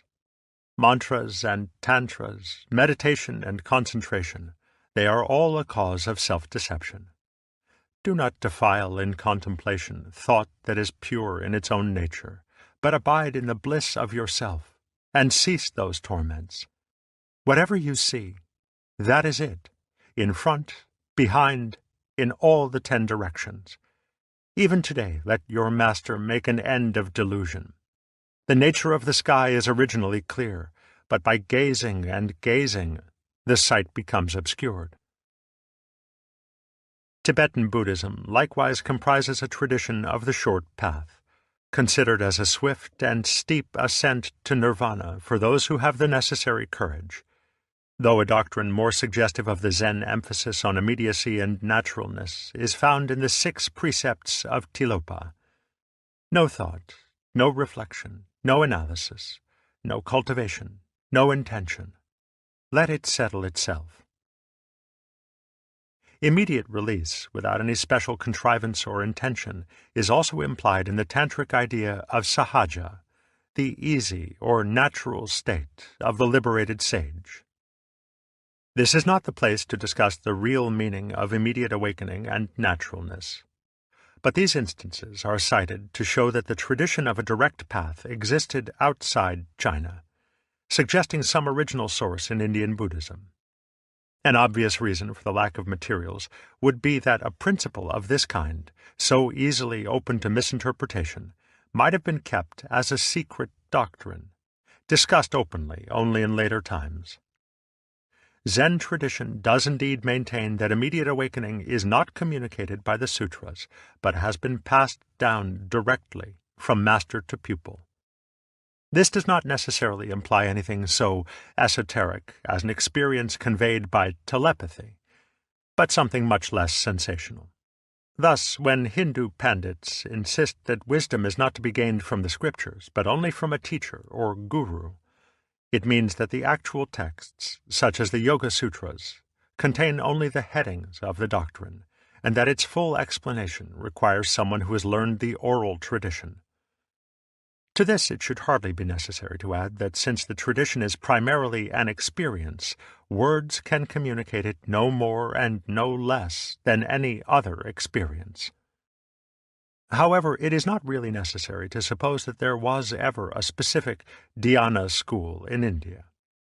The creation of Zen would seem to be sufficiently explained by the exposure of Taoists and Confucians to the main principles of Mahayana Buddhism.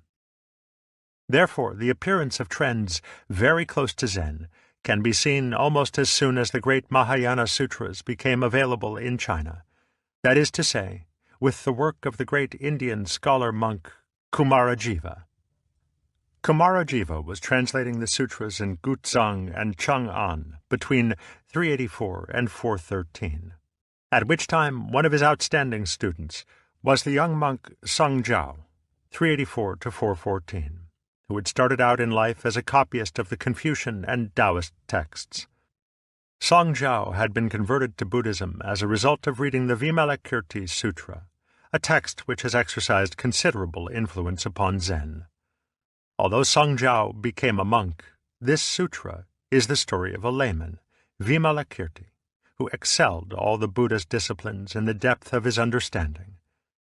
He had surpassed all the other disciples and bodhisattvas by answering a question as to the nature of the non-dual reality with a thunderous silence, an example frequently followed by Zen masters. Vimalakirti, thunderingly silent, is, too, a favorite theme of Zen artists. But the main importance of this sutra for China and for Zen was the point that perfect awakening was consistent with the affairs of everyday life, and that, indeed, the highest attainment was to enter into awakening without exterminating the defilements, klesa. There was an appeal here to both the Confucian and the Taoist mentality. The Confucian stress on the importance of family life would not easily sympathize with a rigorously monastic type of Buddhism. Though the Chinese Buddhist masters were normally monks, they had large numbers of advanced lay students, and Zen, in particular, has always attached great importance to the expression of Buddhism in formally secular terms, in arts of every type, in manual labor, and in appreciation of the natural universe.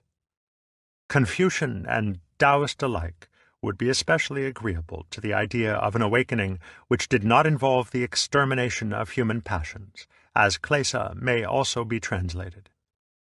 We have already noted the peculiar trust in human nature which both these philosophies professed. However, not exterminating the passions does not mean letting them flourish untamed. It means letting go of them rather than fighting them, neither repressing passion nor indulging it. For the Taoist is never violent, since he achieves his ends by non-interference, wu-wei, which is a kind of psychological judo. Song Jiao's writings, as well as his commentary on the Vimalakirti Sutra, are full of Taoist quotations and phrases, for he seemed to be following the example of less important, though earlier, monks such as Wei Yuan, 334 to 416, and Dao An, 312 to 385. in using extension of the idea, Go Yi, for explaining Buddhism through Taoist parallels. So much did this suggest an equivalence between the two traditions that by the end of the 5th century, Lu Qiu could say, "From the Kunlun Mountains, eastward, the Taoist term Great Oneness is used. From Kashmir westward, the Buddhist term Sambodhi is used. Whether one looks longingly toward non-being, Wu, or cultivates emptiness, Sunyata, the principle involved is the same." Two of Song Jiao's doctrines would seem to have had some importance for the later development of Zen: his view of time and change, and his idea that prajna is not knowledge. The chapter on the immutability of things in his Book of Jiao is so original and so startlingly similar to the section on time in the first volume of Dogen's Shobogenzo, that the celebrated Japanese Zen philosopher can hardly have been unfamiliar with it. Past things are in the past, and do not go there from the present, and present things are in the present, and do not go there from the past. Rivers which compete with one another to inundate the land do not flow. The wandering air that blows about is not moving. The sun and moon, revolving in their orbits, do not turn around. In the same way, Dogen pointed out that firewood does not become ashes, and life does not become death, just as winter does not become the spring. Every moment of time is self-contained and quiescent. Songjiao also discussed the seeming paradox that prajna is a kind of ignorance. Because the ultimate reality has no qualities and is not a thing, it cannot become an object of knowledge. Therefore, prajna, direct insight, knows the truth by not knowing. Wisdom knows not, yet it illumines the deepest profundity. Spirit calculates not, yet it responds to the necessities of the given moment. Because it calculates not, spirit shines in lonely glory in what is beyond the world. Because it knows not, wisdom illumines the mystery, xuan, beyond mundane affairs. Yet though wisdom lies outside affairs, it never lacks them. Though spirit lies beyond the world, it stays ever within it. Here is one of the main links between Taoism and Zen, for the style and terminology of the Book of Jiao is Taoist throughout, though the subject matter is Buddhist. The sayings of the early Zen masters, such as Wei Neng, Sheng Hui, and Huang Po, are full of these very ideas, that truly to know is not to know, that the awakened mind responds immediately, without calculation, and that there is no incompatibility between Buddhahood and the everyday life of the world.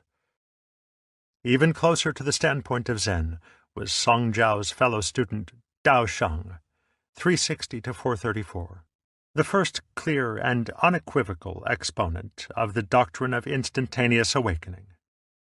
If nirvana is not to be found by grasping, there can be no question of approaching it by stages, by the slow process of the accumulation of knowledge. It must be realized in a single flash of insight, which is Tunwu, or in Japanese, Satori, the familiar Zen term for sudden awakening. Xie Ling Yun, in his discussion of Dao Sheng's doctrine, even suggests that instantaneous awakening is more appropriate to the Chinese mentality than to the Indian, and lends weight to Suzuki's description of Zen as the Chinese revolution against Indian Buddhism. Dao Sheng's doctrine, however unusual and startling, must have found considerable acceptance. It is mentioned again, more than a century later, in a work by Wei Yuan, 523 to 592, who also associates it with the master Wei Dan, who lived until about 627. The importance of these early precursors of Zen is that they provide a clue to the historical beginnings of the movement, if we cannot accept the traditional story that it arrived in China in 520, with the Indian monk Bodhidharma. Modern scholars such as Feng Yulan and Pelliot have cast serious doubts upon the truth of this tradition. They suggest that the Bodhidharma story was a pious invention of later times, when the Zen school needed historical authority for its claim to be a direct transmission of experience from the Buddha himself, outside the sutras. For Bodhidharma is represented as the 28th of a somewhat fanciful list of Indian patriarchs, standing in a direct line of apostolic succession from Gautama. At this stage of the inquiry, it is hard to say whether the views of these scholars are to be taken seriously, or whether they are but another instance of an academic fashion for casting doubt upon the historicity of religious founders. The traditional story which the Zen school gives of its own origin is that Bodhidharma arrived in Canton from India around the year 520, and proceeded to the court of the Emperor Wu of Liang, an enthusiastic patron of Buddhism. However, Bodhidharma's doctrine and his abrupt attitude did not appeal to the emperor, so that he withdrew for some years to a monastery in the state of Wei, and spent his time gazing at the wall until at last he found a suitable disciple in Wei Ko, who subsequently became the second patriarch of Zen in China. There is, of course, nothing improbable in the arrival of a great Buddhist master from India at this period. Kumarajiva had arrived shortly before 400, Bodhiruchi just after 500, and Paramartha was at the court of Liang about the same time as Bodhidharma. Is it really surprising that there should be no surviving record of his existence until little more than 100 years after his time? These were not the days of newspapers and who's who's, and even in our own excessively documented times, people with important contributions to our knowledge and culture can remain unrecognized and unrecorded until years after their death. Here again, it seems that we may as well accept the story of Bodhidharma until there is some really overwhelming evidence against it, recognizing that the ideas of Songjiao, Daosheng, and others could also have been tributaries to the stream of Zen. One of the reasons for suspecting the Bodhidharma story is that Zen is so Chinese in style that an Indian origin seems improbable. Yet the very Taoistic Songjiao was a pupil of Kumarajiva, as was Daosheng, and the writings attributed to the Bodhidharma and his successors until Wei Neng, 638 to 713, show a clear transition from an Indian to a Chinese view of dhyana. The absence of any record of a dhyana school in Indian Buddhist literature, or of Bodhidharma in any connection with it, is perhaps due to the fact that there was never any dhyana or Zen school, even in China, until some 200 years after Bodhidharma's time. On the other hand, there would have been an almost universal practice of dhyana, that is, or tso-chan, Japanese zazen, or sitting meditation, among Buddhist monks, and the special instructors who supervised this practice were called dhyana masters, no matter what their school or sect. There were likewise Vinaya masters, or instructors in monastic discipline, and Dharma masters, or instructors in doctrine. Zen became a distinct school only as it promulgated a view of dhyana which differed sharply from the generally accepted practice. Zen tradition represents Bodhidharma as a fierce-looking fellow with a bushy beard and wide-open, penetrating eyes, in which, however, there is just the hint of a twinkle. A legend says that he once fell asleep in meditation and was so furious that he cut off his eyelids, and falling to the ground they arose as the first tea plant. Tea has thereafter supplied Zen monks with a protection against sleep, and so clarifies and invigorates the mind that it has been said the taste of Zen, chun, and the taste of tea, cha, are the same. Another legend holds that Bodhidharma sat so long in meditation that his legs fell off. Hence the delightful symbolism of those Japanese Daruma dolls which represent Bodhidharma as a legless roly-poly so weighted inside that he always stands up again when pushed over. A popular Japanese poem says of the Daruma doll, Jinsei nana korobi, ya oki. Such is life, 7 times down, 8 times up. Bodhidharma's alleged interview with the Emperor Wu of Liang is typical of his abrupt and direct manner. For the emperor described all that he had done to promote the practice of Buddhism, and asked what merit he had gained thereby, taking the popular view that Buddhism is a gradual accumulation of merit through good deeds, leading to better and better circumstances in future lives, and finally to nirvana. But Bodhidharma replied, "No merit whatever." This so undermined the emperor's idea of Buddhism that he asked, "What, then, is the sacred doctrine's first principle?" Bodhidharma replied, "It's just empty. There's nothing sacred." "Who, then, are you," said the emperor, "to stand before us?" "I don't know." After this interview, so unsatisfactory from the emperor's point of view, Bodhidharma retired to a monastery in Wei, where he is said to have spent 9 years in a cave, gazing at the wall. Bi Guan. Suzuki holds that this is not to be taken literally, and that the expression refers to Bodhidharma's inner state, his exclusion of all grasping thoughts from his mind. Thus Bodhidharma remained, until he was approached by the monk Shengguang, afterwards Wei Ko, 486 to 493, maybe, who was to become Bodhidharma's successor as the second patriarch. Wei Ko again and again asked Bodhidharma for instruction, but was always refused. Yet he continued to sit in meditation outside the cave, waiting patiently in the snow, in the hope that Bodhidharma would at last relent. In desperation, he finally cut off his left arm and presented it to Bodhidharma as a token of his agonized sincerity. At this, Bodhidharma at last asked Wei Ko what he wanted. "I have no peace of mind, Shin," said Wei Ko. "Please pacify my mind." "Bring out your mind here before me," replied Bodhidharma, "and I will pacify it." "But when I seek my own mind," said Wei Ko, "I cannot find it." "There," snapped Bodhidharma, "I have pacified your mind."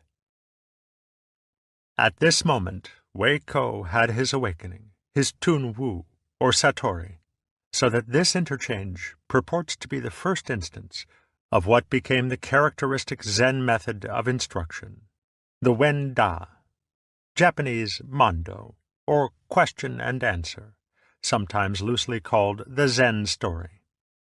The greater part of Zen literature consists of these anecdotes, many of them much more puzzling than this, and their aim is always to precipitate some type of sudden realization in the questioner's mind, or to test the depth of his insight. For this reason, such anecdotes cannot be explained without spoiling their effect. In some respects, they are like jokes which do not produce their intended effect of laughter when the punchline requires further explanation. One must see the point immediately, or not at all. It should furthermore be understood that the main character of these anecdotes is only rarely symbolic, and then usually in a rather secondary way, as when the dialogue contains allusions which are obvious to both parties. But such commentators as Gernet are, I feel, mistaken in supposing that the main point is the communication of some Buddhist principle by means of a symbol. A satori, which so frequently follows these interchanges, is by no means a mere comprehension of the answer to a riddle. For whatever the Zen master says or does is a direct and spontaneous utterance of suchness, of his Buddha nature, and what he gives is no symbol, but the very thing. Zen communication is always direct pointing, in line with the traditional four-phrase summary of Zen. Outside teaching, apart from tradition, not founded on words and letters, pointing directly to the human mind, seeing into one's nature and attaining Buddhahood. The successor to Wei Ko is said to have been Song Tsan, died 606, and the story of their initial interview is of the same form as between Wei Ko and Bodhidharma, except that where Wei Ko asked for peace of mind, Song Tsan asked to be cleansed of faults. To him there is attributed a celebrated poem called the Xin Xin Ming, the treatise on faith in the mind. If Song Tsan was indeed its author, this poem is the first clear and comprehensive statement of Zen. Its Taoist flavor is apparent in the opening lines. The perfect Tao is without difficulty, save that it avoids picking and choosing. And again, follow your nature and accord with the Tao. Saunter along, and stop worrying. If your thoughts are tied, you spoil what is genuine. Don't be antagonistic to the world of the senses, for when you are not antagonistic to it, it turns out to be the same as complete awakening. A wise person does not strive wu-wei. The ignorant man ties himself up. If you work on your mind with your mind, how can you avoid an immense confusion? Not only is the poem full of such Taoist terms as wu-wei and zhu-ran, spontaneity, but its whole attitude is that of letting one's mind alone and trusting it to follow its own nature, in contrast to the more typically Indian attitude of bringing it under rigid control and shutting out the experience of the senses. The fourth patriarch, following Song Can, is believed to have been Dao Xin, 579 to 651. When he came to Song Can, he asked, "What is the method of liberation?" "Who binds you?" replied Song Can. "No one binds me." "Why then," asked Song Can, "should you seek liberation?" And this was Dao Xin's Satori. The Chuan Tonglu records a fascinating encounter between Dao Xin and the sage Fa Yung, who lived in a lonely temple on Mount Nü Tu, and was so holy that the birds used to bring him offerings of flowers. As the two men were talking, a wild animal roared close by, and Dao Xin jumped. Fa Yung commented, "I see it is still with you," referring, of course, to the instinctive passion, klesa, of fright. Shortly afterwards, while he was for a moment unobserved, Dao Xin wrote the Chinese character for Buddha on the rock where Fa Yung was accustomed to sit. When Fa Yung returned to sit down, he saw the sacred name and hesitated to sit. "I see," said Dao Xin, "it is still with you." At this remark, Fa Yung was fully awakened, and the birds never brought any more flowers. The fifth patriarch, and here we begin to enter a more reliable chapter of history, was Hung Ran, 601 to 675. At his first meeting with Hung Ran, the patriarch asked, "What is your name?" "Xing." "I have a nature, Xing," replied Hung Ran, punning, "but it's no usual nature." "What is this name?" inquired the patriarch, missing the pun. "It's Buddha nature." "You have no name, then?" "That's because it's an empty nature." Hung Ran was apparently the first of the patriarchs to have any large following, for it is said that he presided over a group of some 500 monks in a monastery on the Yellow Plum Mountain, Wangmei Shan, at the eastern end of modern Hubei. He is, however, much overshadowed by his immediate successor, Wei Neng, 637 to 713. Whose life and teaching mark the definitive beginning of a truly Chinese Zen, of Zen as it flourished during what was later called the Epoch of Zen Activity, the latter 200 years of the Tang Dynasty, from about 700 to 906. One must not overlook Wei Neng's contemporaries, for he lived at a time which was most creative for Chinese Buddhism as a whole. The great translator and traveler Chuan Tsang had returned from India in 645 and was expounding the Vijnaptimatra, representation-only doctrines of the Yogacara in Chang'an. His former student, Fa Zeng, 643 to 712, was developing the important school of the Huayan, Japanese Keigon, based on the Avatamsaka Sutra, and which later provided Zen with a formal philosophy. Nor must we forget that not so long before these two men, Ji Kai, 538 to 597, had written his remarkable treatise on the Mahayana method of cessation and contemplation, containing the fundamental teaching of the Tian Tai school, which is in many ways close to Zen. Much of Ji Kai's treatise foreshadows in both content and terminology the doctrines of Wei Neng and some of his immediate successors. Wei Neng is said to have had his first awakening when, almost as a boy, he happened to overhear someone reading the Vajrachedika. He set out almost at once for Hung Ran's monastery at Wangmei to have his understanding confirmed and to receive further instructions. We should note, for future reference, that his original Satori occurred spontaneously, without the benefit of a master, and that his biography represents him as an illiterate peasant from the neighborhood of Canton. Apparently, Hung Ran immediately recognized the depth of his insight, but fearing that his humble origins might make him unacceptable in a community of scholarly monks, the patriarch put him to work in the kitchen compound. Some time later, the patriarch announced that he was looking for a successor to whom he might transmit his office, together with the robe and begging bowl, said to have been handed down from the Buddha, which were its insignia. This honor was to be conferred upon the person who submitted the best poem, expressing his understanding of Buddhism. The chief monk of the community was then a certain Shun Shu, and all the others naturally assumed that the office would go to him, and so made no attempt to compete. Shun Shu, however, was in doubt as to his own understanding, and decided to submit his poem anonymously, claiming authorship only if the patriarch approved of it. During the night, then, he posted the following lines in the corridor near the patriarch's quarters. "The body is the Bodhi tree, the mind like a bright mirror standing. Take care to wipe it all the time, and allow no dust to cling." The following morning, the patriarch read the poem and ordered incense to be burned before it, saying that all who put it into practice would be enabled to realize their true nature. But when Shun Shu came to him in private and claimed authorship, the patriarch declared that his understanding was still far from perfect. On the following day, another poem appeared beside the first. "There never was a Bodhi tree, nor bright mirror standing. Fundamentally, not one thing exists. So where is the dust to cling?" The patriarch knew that only Wei Nung could have written this, but to avoid jealousy, he rubbed out the poem with his shoe and summoned Wei Nung to his room secretly, by night.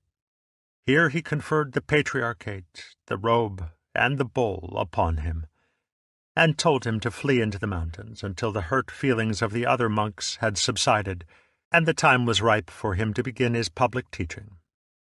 A comparison of the two poems shows at once the distinctive flavor of Wei Nung's Zen. Shun Shu's poem reflects what was apparently the general and popular view of dhyana practice in Chinese Buddhism. It was obviously understood as the discipline of sitting meditation, Tso-chan, in which the mind was purified by an intense concentration which would cause all thoughts and attachments to cease. Taken rather literally, many Buddhist and Taoist texts would substantiate this view, that the highest state of consciousness is a consciousness empty of all contents, all ideas, feelings, and even sensations. Today in India, this is a very prevalent notion of samadhi. But our own experience with Christianity should make this type of literalism, even in high circles, rather familiar. Wei Nung's position was that a man with an empty consciousness was no better than a block of wood or a lump of stone. He insisted that the whole idea of purifying the mind was irrelevant and confusing, because our own nature is fundamentally clear and pure. In other words, there is no analogy between consciousness or mind and a mirror that can be wiped. The true mind is no mind, Wu Xin, which is to say that it is not to be regarded as an object of thought or action, as if it were a thing to be grasped and controlled. The attempt to work on one's own mind is a vicious circle. To try to purify it is to be contaminated with purity. Obviously, this is the Taoist philosophy of naturalness, according to which a person is not genuinely free, detached, or pure when his state is the result of an artificial discipline.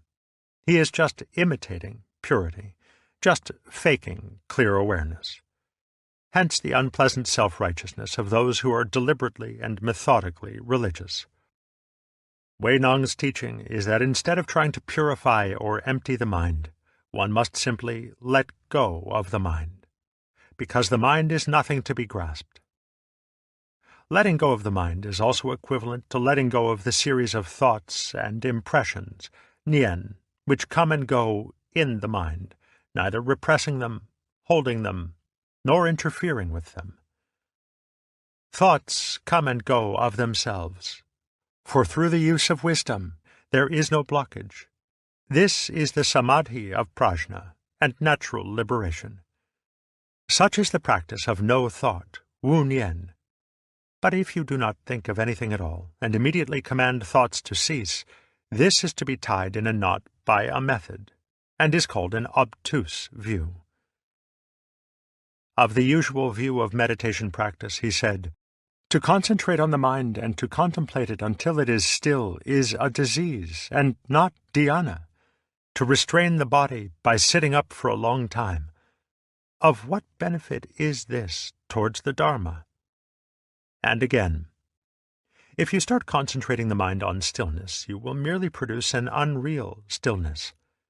What does the word meditation, so-chan, mean? In this school, it means no barriers, no obstacles.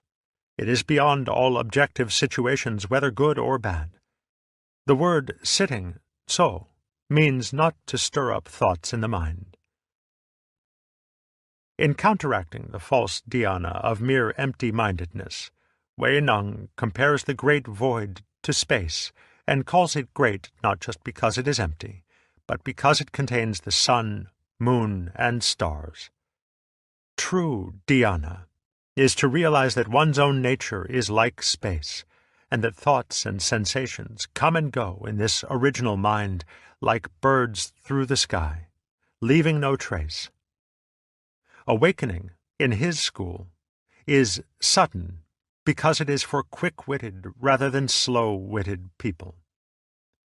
The latter must of necessity understand gradually, or more exactly, after a long time, since the sixth patriarch's doctrine does not admit of stages or growth. To be awakened at all is to be awakened completely. For having no parts or division, the Buddha nature is not realized bit by bit.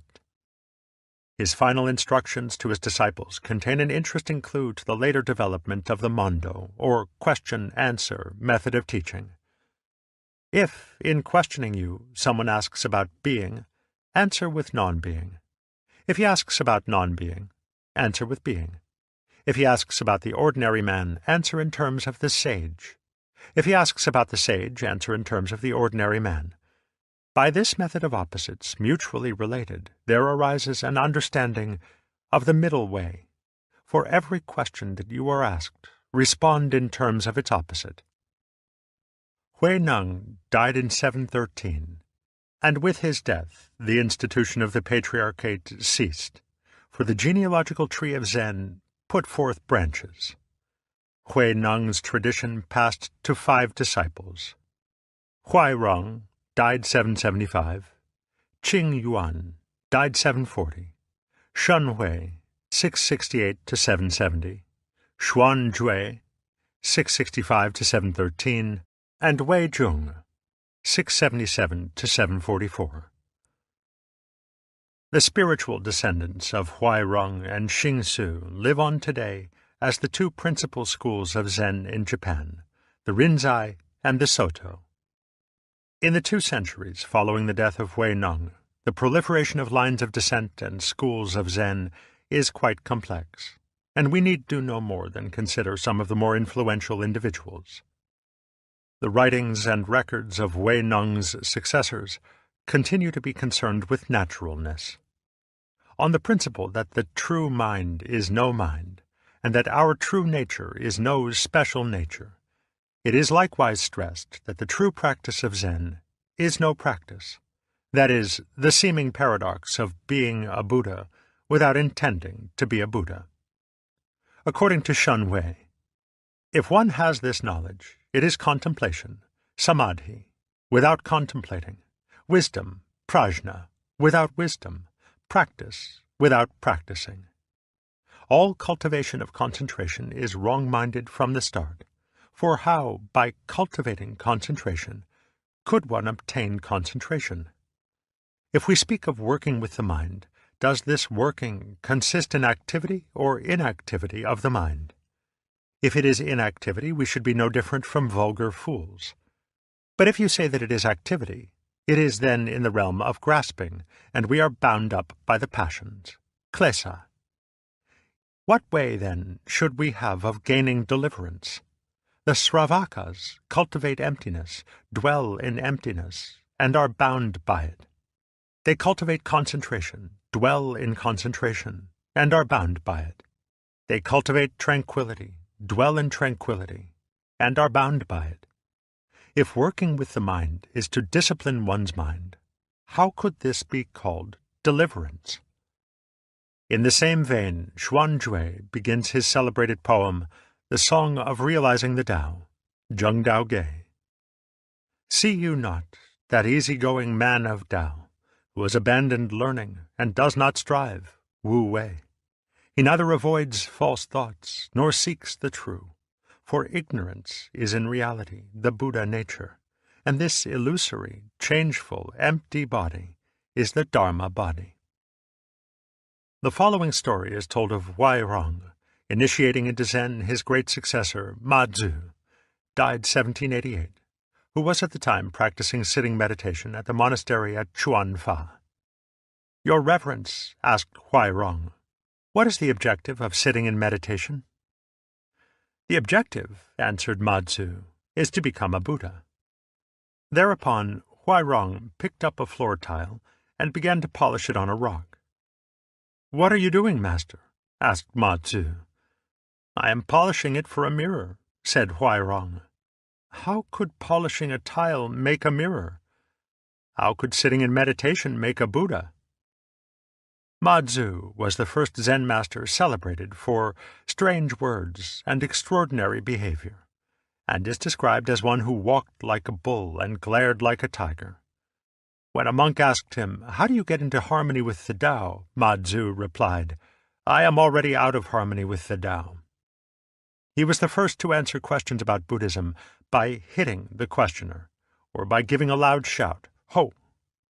Sometimes, however, he was more discursive, and one of his lectures takes up the problem of discipline thus: "The Tao has nothing to do with discipline.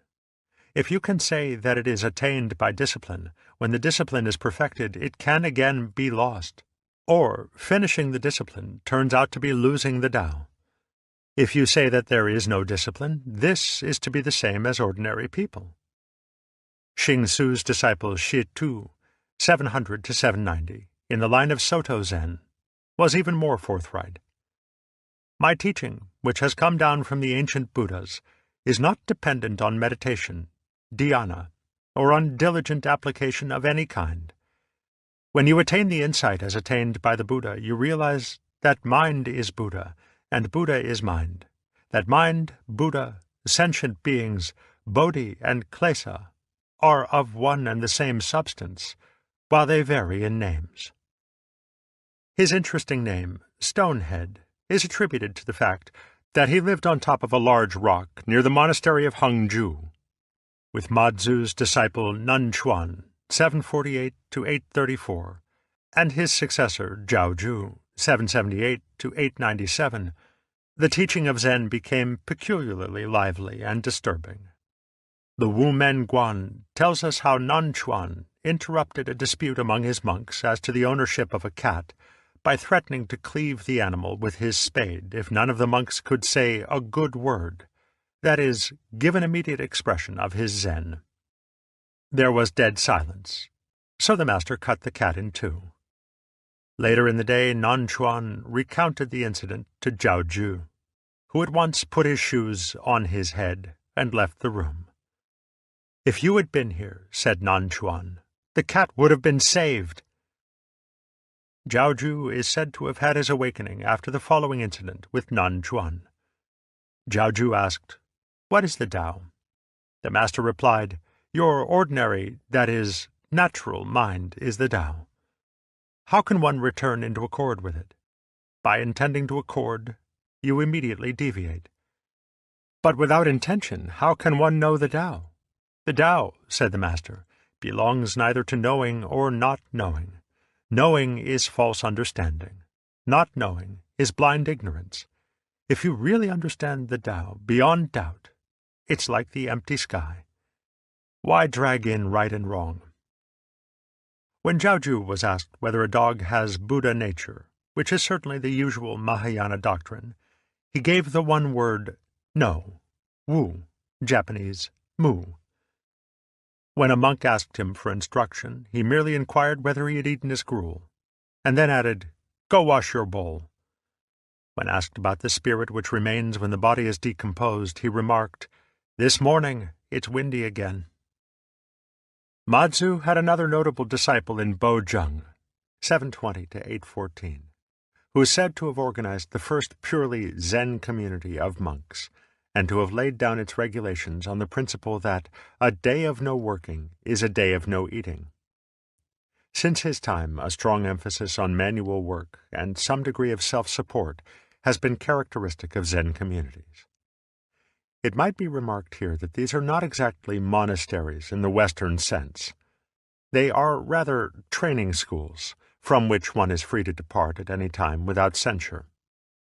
Some members remain monks for their whole lives. Others become secular priests in charge of small temples. Still others may return to lay life. To Bojung is attributed the famous definition of Zen: when hungry, eat; when tired, sleep.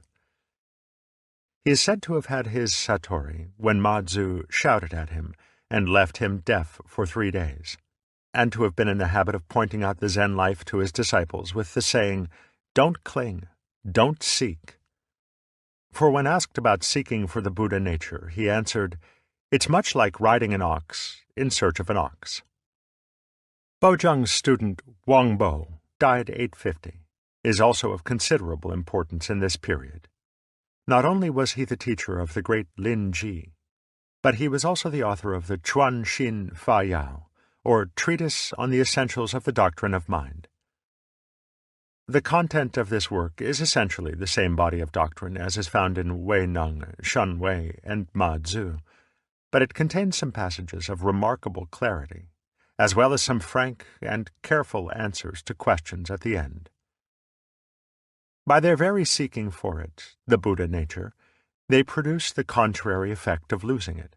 For that is using the Buddha to seek for the Buddha, and using mind to grasp mind. Even though they do their utmost for a full kalpa, they will not be able to attain it.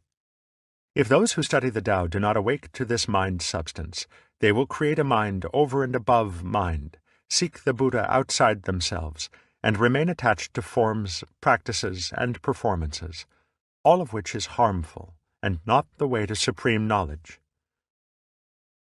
Much of it is devoted to a clarification of what is meant by the void, and by the terms no mind, wu xin, and no thought, wu nian, all of which are carefully distinguished from literal blankness or nothingness. The use of Taoist language and ideas is found throughout the text. Fearing that none of you would understand, they, the Buddhas, gave it the name Tao. But you must not base any concept upon that name. So it is said that when the fish is caught, the trap is forgotten. From Zhuangzi. When body and mind achieve spontaneity, the Tao is reached, and universal mind can be understood. In former times men's minds were sharp. Upon hearing a single sentence, they abandoned study, and so came to be called the sages who, abandoning learning, rest in spontaneity. In these days, people only seek to stuff themselves with knowledge and deductions, placing great reliance on written explanations, and calling all this the practice. It appears, however, that Wang Bo's personal instruction of his disciples was not always so explanatory. Lin Ji, Japanese Rinzai, died 867, could never get a word out of him. Every time he attempted to ask a question, Wang Bo struck him, until in desperation he left the monastery and sought the advice of another master, Da Yu, who scolded him for being so ungrateful for Wang Bo's grandmotherly kindness. This awakened Lin Ji, who again presented himself before Wang Bo. This time, however, it was Lin Ji who did the striking, saying, "There is not so much in Wang Bo's Buddhism after all." The record of Lin Ji's teaching, the Lin Ji Lu, Japanese Rinzai Roku, shows a character of immense vitality and originality. Lecturing his students in informal and often somewhat racy language. It is as if Lin Ji were using the whole strength of his personality to force the student into immediate awakening. Again and again he berates them for not having enough faith in themselves, for letting their minds gallop around in search of something which they have never lost, and which is right before you at this very moment. Awakening for Lin Ji seems primarily a matter of nerve, the courage to let go without further delay in the unwavering faith that one's natural, spontaneous functioning is the Buddha mind. His approach to conceptual Buddhism, to the student's obsession with stages to be reached and goals to be attained, is ruthlessly iconoclastic. Why do I talk here? only because you followers of the Tao go galloping around in search of the mind and are unable to stop it. On the other hand, the ancients acted in a leisurely way, appropriate to circumstances, as they arose. O you followers of the Tao, when you get my point of view, you will sit in judgment on top of the Buddha's heads. Those who have completed the 10 stages will seem like underlings, and those who have arrived at supreme awakening will seem as if they had kangs around their necks. The Arhans and Pratyeka Buddhas are like a dirty privy. Bodhi and Nirvana are like hitching posts for a donkey. On the importance of the natural or unaffected wu-shi life, he is especially emphatic. There is no place in Buddhism for using effort. Just be ordinary and nothing special. Relieve your bowels, pass water, put on your clothes, and eat your food. When you're tired, go and lie down. Ignorant people may laugh at me, but the wise will understand. As you go from place to place, if you regard each one as your own home, they will all be genuine, for when circumstances come, you must not try to change them. Thus your usual habits of feeling, which make karma for the 5 hells, will of themselves become the great ocean of liberation. And on creating karma through seeking liberation, outside the mind there is no dharma, and inside also there is nothing to be grasped. What is it that you seek? You say on all sides that the Tao is to be practiced and put to the proof. Don't be mistaken. If there is anyone who can practice it, this is entirely karma making for birth and death. You talk about being perfectly disciplined in your 6 senses and in the 10,000 ways of conduct. But as I see it, all this is creating karma. To seek the Buddha and to seek the Dharma is precisely making karma for the hells. In Mazu, Nanxuan, Jiaoju, Huangbo, and Linji, we can see the flavor of Zen at its best.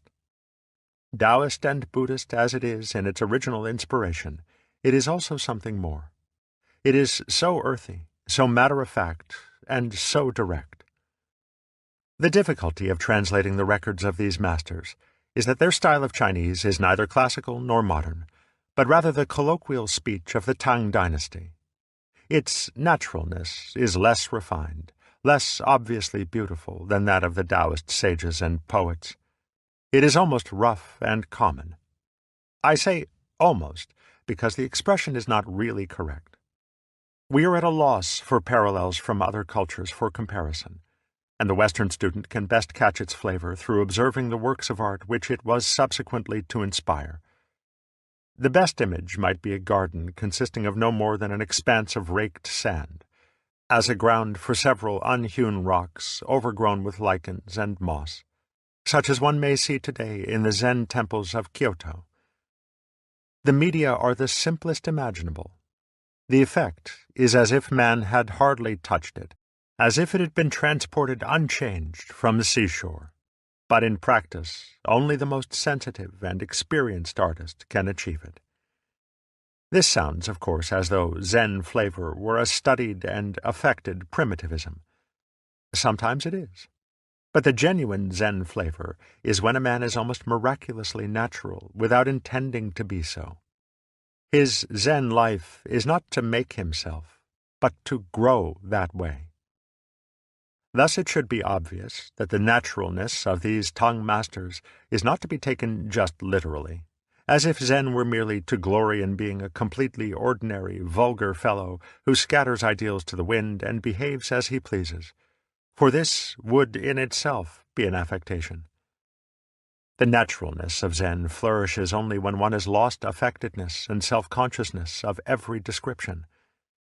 But a spirit of this kind comes and goes like the wind, and is the most impossible thing to institutionalize and preserve. Yet in the late Tang dynasty, the genius and vitality of Zen was such that it was coming to be the dominant form of Buddhism in China, though its relation to other schools was often very close. Zhongmi, 779 to 841, was simultaneously a Zen master and the 5th patriarch of the Huayan school, representing the philosophy of the Avatamsaka Sutra. This extremely subtle and mature form of Mahayana philosophy was employed by Dung Shan, 807 to 869, in developing the doctrine of the five ranks, Wu Wei, concerning the fivefold relationship of the absolute, Cheng, and the relative, Pian, and was related by his student Cao Shan, 840 to 901, to the philosophy of the I Ching, the Book of Changes. Fa Yen, 885 to 958, and Fen Yang, 947 to 1024, were also influential masters who made a deep study of the Hua Yen, and to this day it constitutes, as it were, the intellectual aspect of Zen. On the other hand, such masters as Dai Jiao, 891 to 972, and Yen Shu, 904 to 975, maintained close relations with the Tian Tai and Pure Land schools. In 845, there was a brief but vigorous persecution of Buddhism by the Taoist Emperor Wu Zeng. Temples and monasteries were destroyed, their lands confiscated, and the monks compelled to return to lay life. Fortunately, his enthusiasm for Taoist alchemy soon involved him in experiments with the elixir of immortality, and from partaking of this concoction he shortly died. Zen had survived the persecution better than any other school, and now entered into a long era of imperial and popular flavor.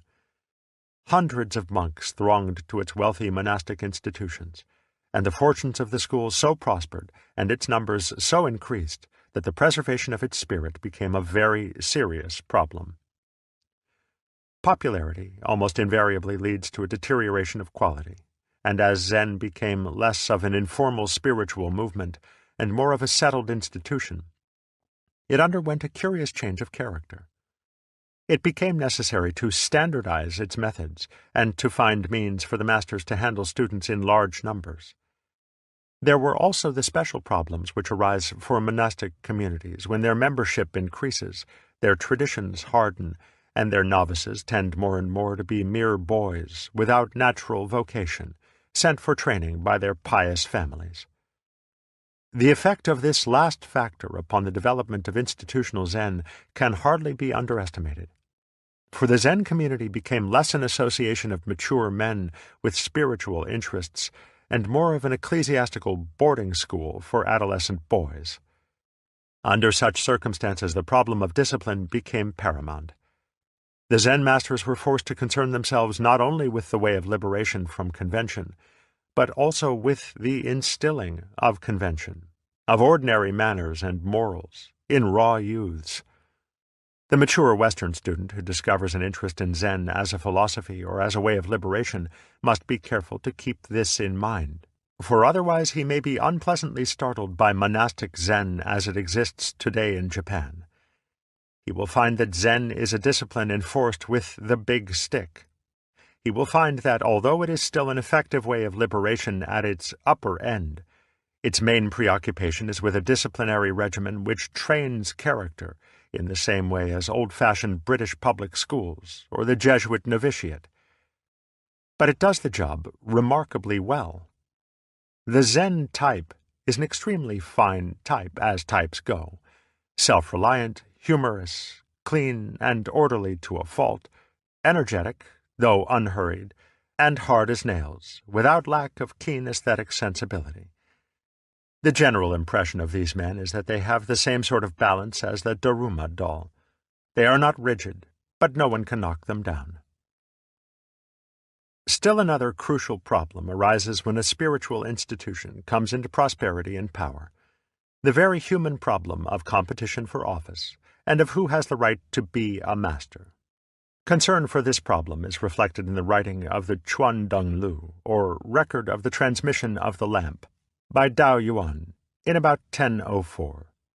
For one of the main objects of this work was to establish a proper apostolic succession for the Zen tradition, so that no one could claim authority unless his satori had been approved by someone who had been approved, right back to the time of the Buddha himself. Nothing, however, is more difficult than establishing proper qualifications in the imponderable realm of spiritual insight.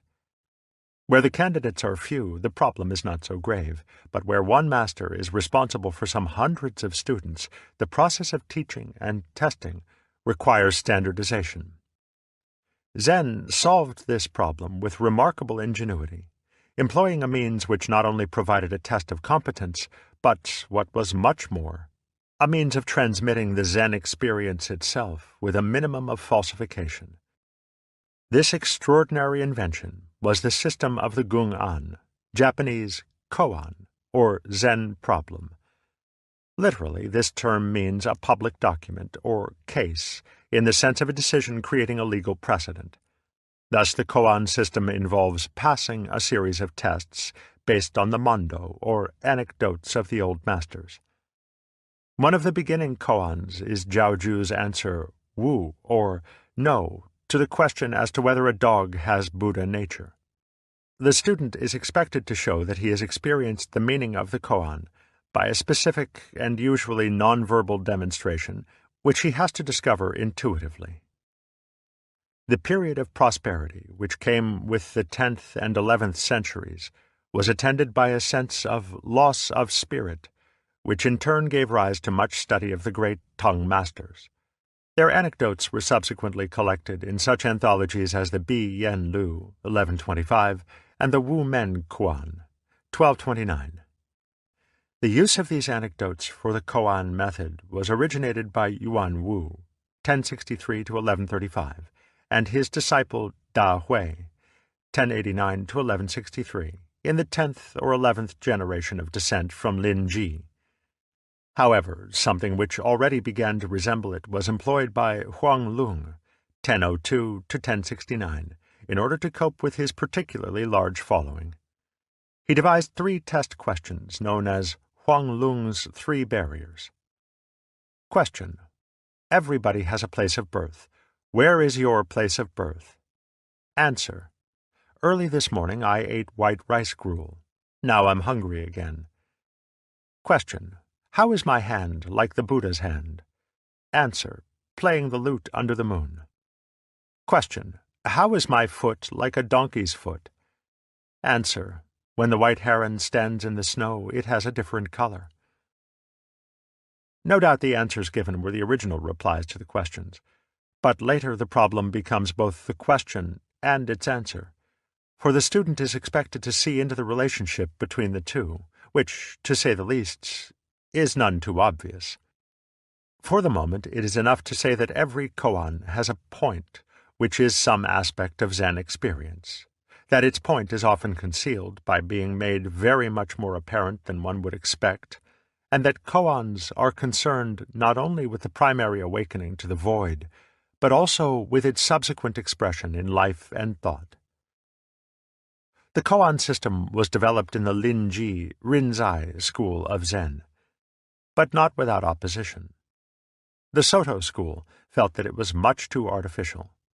Whereas the koan advocates used this technique as a means for encouraging that overwhelming feeling of doubt, I Ching, which they felt to be essential as a prerequisite for Satori, the Soto school argued that it lent itself too easily to that very seeking for Satori which thrusts it away, or, what is worse, induces an artificial Satori.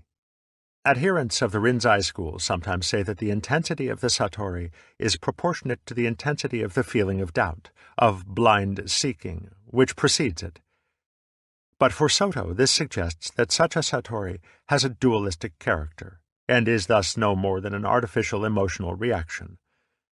Thus, the Soto view was that the proper dhyana lay in motiveless action, wu wei, in sitting just to sit, or walking just to walk. The two schools therefore came to be known respectively as Kanhua Zen, observing the anecdote Zen, and Mojiao Zen, silently illumined Zen. The Rinzai school of Zen was introduced into Japan in 1191 by the Japanese Tiantai monk Eisai, 1141 to 1215, who established monasteries at Kyoto and Kamakura under imperial patronage. The Soto school was introduced in 1227 by the extraordinary genius Dogen, 1200 to 1253, who established the great monastery of Eiheiji, refusing, however, to accept imperial favors. It should be noted that Zen arrived in Japan shortly after the beginning of the Kamakura era. When the military dictator Yoritomo and his samurai followers had seized power from the hands of the then somewhat decadent nobility. This historical coincidence provided the military class, the samurai, with a type of Buddhism which appealed to them strongly because of its practical and earthy qualities, and because of the directness and simplicity of its approach. Thus there arose that peculiar way of life called Bushido, the Tao of the warrior, which is essentially the application of Zen to the arts of war. The association of the peace-loving doctrine of the Buddha with the military arts has always been a puzzle to Buddhists of other schools. It seems to involve the complete divorce of awakening from morality. But one must face the fact that, in its essence, the Buddhist experience is a liberation from conventions of every kind, including the moral conventions. On the other hand, Buddhism is not a revolt against convention, and in societies where the military caste is an integral part of the conventional structure, and the warrior's role an accepted necessity, Buddhism will make it possible for him to fulfill that role as a Buddhist. The medieval cult of chivalry should be no less of a puzzle to the peace-loving Christian. The contribution of Zen to Japanese culture has by no means been confined to Bushido. It has entered into almost every aspect of the people's life: their architecture, poetry, painting, gardening, their athletics, crafts, and trades. It has penetrated the everyday language and thought of the most ordinary folk. For by the genius of such Zen monks as Dogen, Hakuin, and Bankei, and by such poets as Ryokan and Basho, and by such a painter as Sesshu, Zen has been made extraordinarily accessible to the common mind. Dogen, in particular, made an incalculable contribution to his native land. His immense work, the Shobogenzo, Treasury of the Eye of the True Doctrine, was written in the vernacular and covered every aspect of Buddhism, from its formal discipline to its profoundest insights. His doctrine of time, change, and relativity is explained with the aid of the most provoking poetic images, and it is only regrettable that no one has yet had the time and talent to translate this work into English.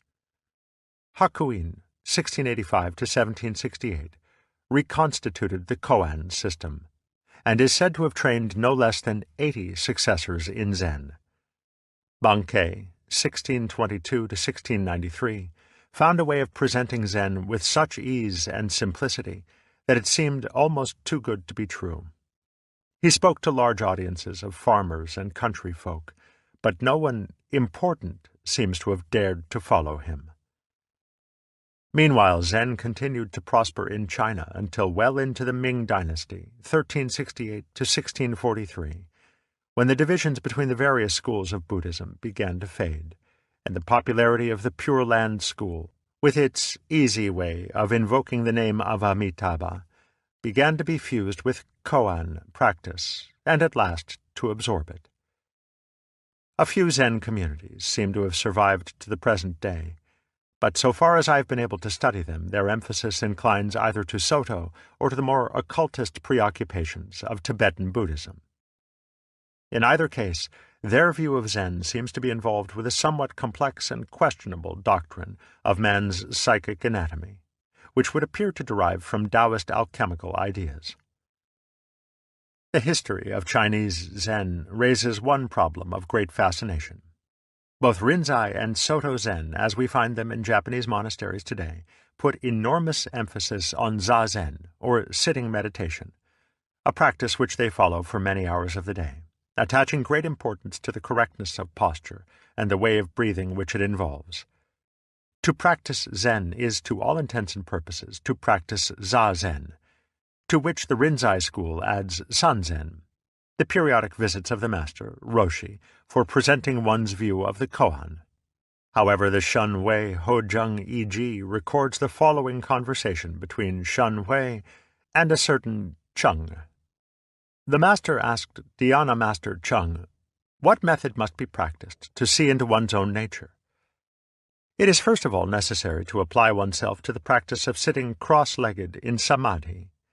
Once samadhi is obtained, one must, by means of samadhi, awaken prajna in oneself. By prajna, one is able to see into one's own nature. Shanwei. When one practices samadhi, isn't this a deliberate activity of the mind? Chung. Yes. Shanwei. Then this deliberate activity of the mind is an activity of restricted consciousness, and how can it bring seeing into one's own nature? Chung. To see into one's own nature, it is necessary to practice samadhi. How could one see it otherwise? Shanwei. All practice of samadhi is fundamentally a wrong view. How, by practicing samadhi, could one attain samadhi? We have already mentioned the incident between Ma Zu and Wai Rong, in which the latter compared sitting in meditation to polishing a tile for a mirror. On another occasion, Wai Rong said, "To train yourself in sitting meditation, zazen, is to train yourself to be a sitting Buddha. If you train yourself in zazen, you should know that Zen is neither sitting nor lying. If you train yourself to be a sitting Buddha, you should know that the Buddha is not a fixed form. Since the Dharma has no fixed abode, it is not a matter of making choices. If you make yourself a sitting Buddha, this is precisely killing the Buddha. If you adhere to the sitting position, you will not attain the principle of Zen." This seems to be the consistent doctrine of all the Tang masters, from Huineng to Linji. Nowhere in their teachings have I been able to find any instruction in or recommendation of the type of zazen which is today the principal occupation of Zen monks. On the contrary, the practice is discussed time after time in the apparently negative fashion of the two quotations just cited. It could be assumed that zazen was so much the normal rule of the Zen monk's life that our sources do not bother to discuss it, and that their teachings are designed solely for advanced students who have so mastered zazen that the time has come to go beyond it. This, however, does not agree too well with the references to the enormous clerical and lay audiences attending some of the discourses, since it would be somewhat fantastic to suppose that China was swarming with accomplished yogis. The discourses frequently begin by saying, in a rather brief and offhand fashion, that these teachings are for those who are well trained in the Buddhist virtues. But this could mean no more than that they are for mature people who have mastered the ordinary social and moral conventions, and are therefore not in danger of using Buddhism as a pretext for rebellion against the common decencies.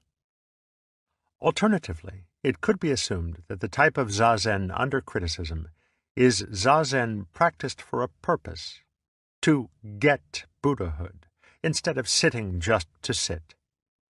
This would concur with the Soto objection to the Rinzai school, with its method of cultivating the state of great doubt by means of the koan. While the Soto is not quite fair to the Rinzai in this respect, this would certainly be a plausible interpretation of the early master's doctrine. However, there are several references to the idea that prolonged sitting is not much better than being dead. There is, of course, a proper place for sitting, along with standing, walking, and lying. But to imagine that sitting contains some special virtue is attachment to form. Thus, in the Tanjing, Huineng says, "A living man who sits and does not lie down, a dead man who lies down and does not sit. After all, these are just dirty skeletons." Even in Japanese Zen, one occasionally encounters a Zen practice which lays no special emphasis upon zazen, but rather stresses the use of one's ordinary work as the means of meditation. This was certainly true of Bankei, and this principle underlies the common use of such arts as tea ceremony, flute playing, brush drawing, archery, fencing, and jujutsu, as ways of practicing Zen. Perhaps, then, the exaggeration of zazen in later times is part and parcel of the conversion of the Zen monastery into a boys' training school. To have them sit still for hours on end under the watchful eyes of monitors with sticks is certainly a sure method of keeping them out of mischief. Yet however much zazen may have been exaggerated in the Far East, a certain amount of sitting just to sit might well be the best thing in the world for the jittery minds and agitated bodies of Europeans and Americans, provided they do not use it as a method of turning themselves into Buddhas. Part 2. Principles and Practice. Chapter 1. Empty and Marvelous. The opening words of the oldest Zen poem say that the perfect way, Tao, is without difficulty, save that it avoids picking and choosing. Only when you stop liking and disliking will all be clearly understood. A split hair's difference, and heaven and earth are set apart. If you want to get to the plain truth, be not concerned with right and wrong. The conflict between right and wrong is the sickness of the mind. The point is not to make an effort to silence the feelings and cultivate bland indifference. It is to see through the universal illusion that what is pleasant or good may be wrested from what is painful or evil. It was a first principle in Taoism that when everyone recognizes beauty as beautiful, there is already ugliness. When everyone recognizes goodness as good, there is already evil. To be and not to be arise mutually. Difficult and easy are mutually realized. Long and short are mutually contrasted. High and low are mutually posited. Before and after are in mutual sequence. To see this is to see that good without evil is like up without down, and that to make an ideal of pursuing the good is like trying to get rid of the left by turning constantly to the right. One is therefore compelled to go round in circles. The logic of this is so simple that one is tempted to think it over simple. The temptation is all the stronger because it upsets the fondest illusion of the human mind, which is that in the course of time everything may be made better and better. For it is the general opinion that were this not possible, the life of man would lack all meaning and incentive. The only alternative to a life of constant progress is felt to be a mere existence, static and dead, so joyless and inane that one might as well commit suicide. The very notion of this only alternative shows how firmly the mind is bound in a dualistic pattern, how hard it is to think in any other terms than good or bad, or a muddy mixture of the two. Yet Zen is a liberation from this pattern, and its apparently dismal starting point is to understand the absurdity of choosing, of the whole feeling that life may be significantly improved by a constant selection of the good. One must start by getting the feel of relativity, and by knowing that life is not a situation from which there is anything to be grasped or gained, as if it were something which one approaches from outside, like a pie or a barrel of beer. To succeed is always to fail, in the sense that the more one succeeds in anything, the greater is the need to go on succeeding. To eat is to survive to be hungry. The illusion of significant improvement arises in moments of contrast, as when one turns from the left to the right on a hard bed. The position is better so long as the contrast remains, but before long the second position begins to feel like the first, and so one acquires a more comfortable bed, and for a while sleeps in peace. But the solution of the problem leaves a strange vacuum in one's consciousness, a vacuum soon filled by the sensation of another intolerable contrast, hitherto unnoticed, and just as urgent, just as frustrating as the problem of the hard bed. The vacuum arises because the sensation of comfort can be maintained only in relation to the sensation of discomfort, just as an image is visible to the eye only by reason of a contrasting background. The good and the evil, the pleasant and the painful, are so inseparable, so identical in their difference, like the two sides of a coin, that fair is foul, and foul is fair. Or, in the words of a poem in the Zenrin Kushu, to receive trouble is to receive good fortune. To receive agreement is to receive opposition. Another puts it more vividly. At dusk the cock announces dawn. At midnight the bright sun.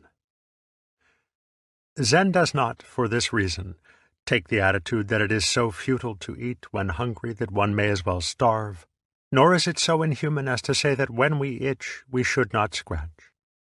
Disillusionment with the pursuit of the good does not involve the evil of stagnation as its necessary alternative, for the human situation is like that of fleas on a hot griddle.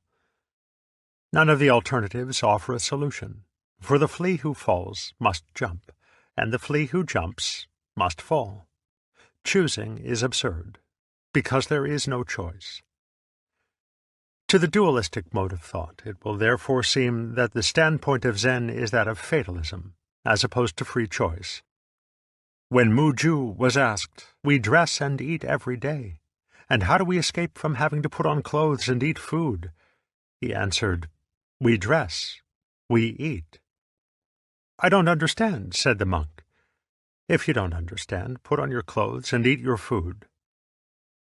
On being asked how to escape from the heat, another master directed the questioner to the place where it is neither hot nor cold. When asked to explain himself, he replied, "In summer we sweat, in winter we shiver." Or as a poem puts it, "When cold, we gather round the hearth before the blazing fire. When hot, we sit on the bank of the mountain stream in the bamboo grove." And from this point of view, one can see the sun in the midst of the rain, scoop clear water from the heart of the fire. But the viewpoint is not fatalistic. It is not simply submission to the inevitability of sweating when it is hot, shivering when it is cold, eating when hungry, and sleeping when tired.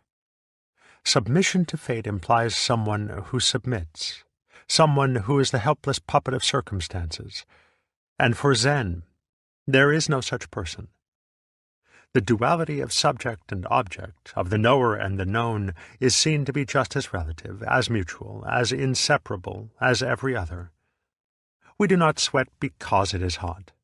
The sweating is the heat. It is just as true to say that the sun is light because of the eyes as to say that the eyes see light because of the sun.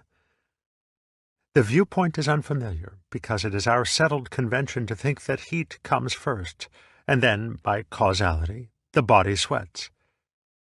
To put it the other way round is startling, like saying cheese and bread instead of bread and cheese.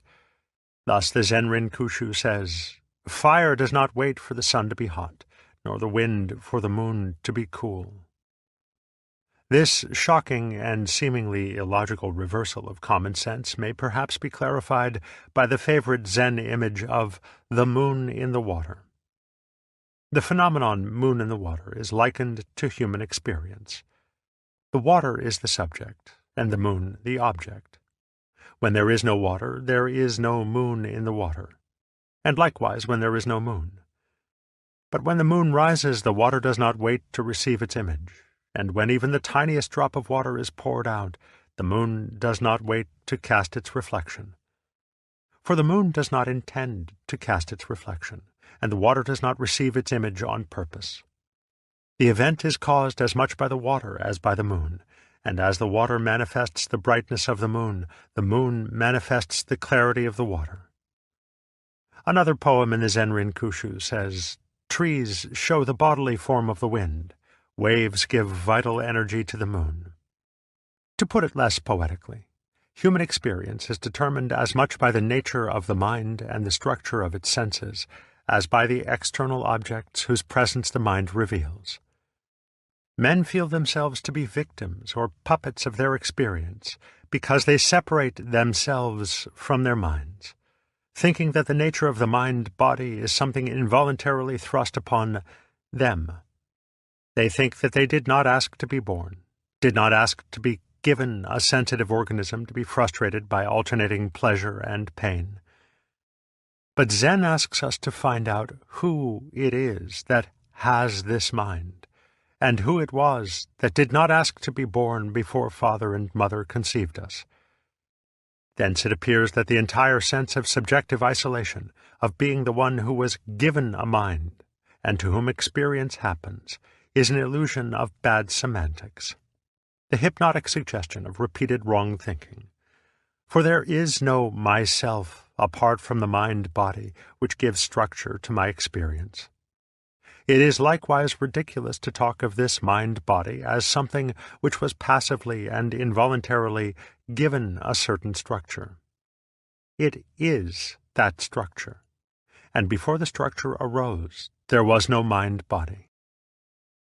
Our problem is that the power of thought enables us to construct symbols of things apart from the things themselves.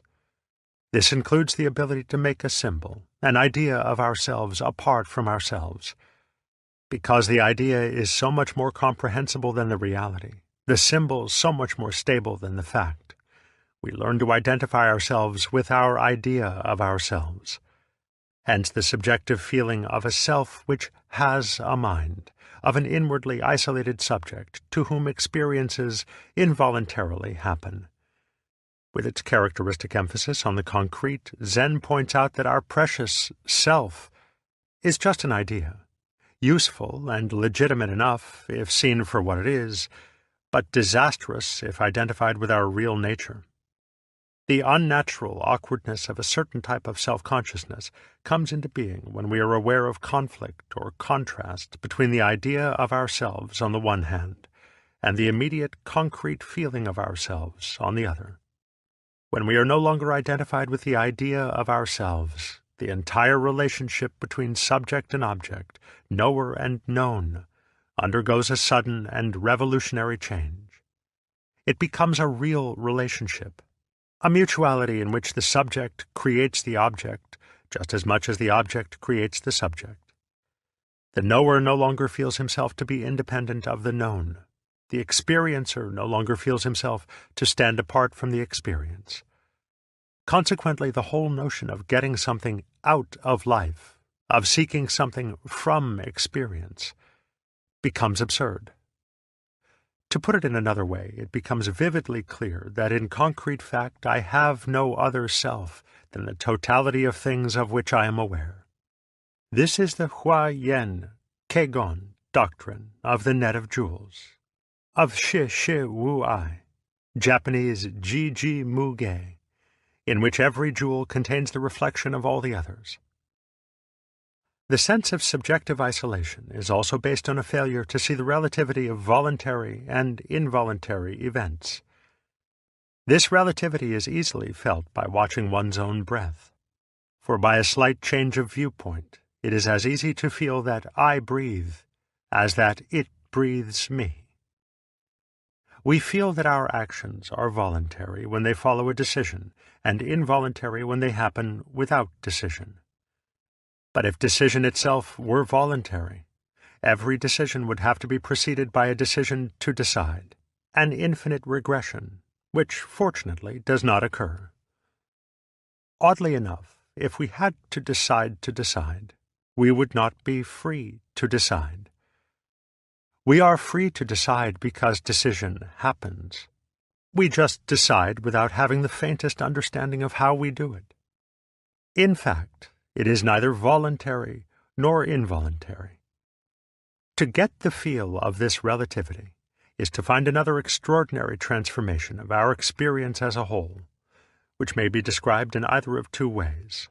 I feel that I am deciding everything that happens, or I feel that everything, including my decisions, is just happening spontaneously.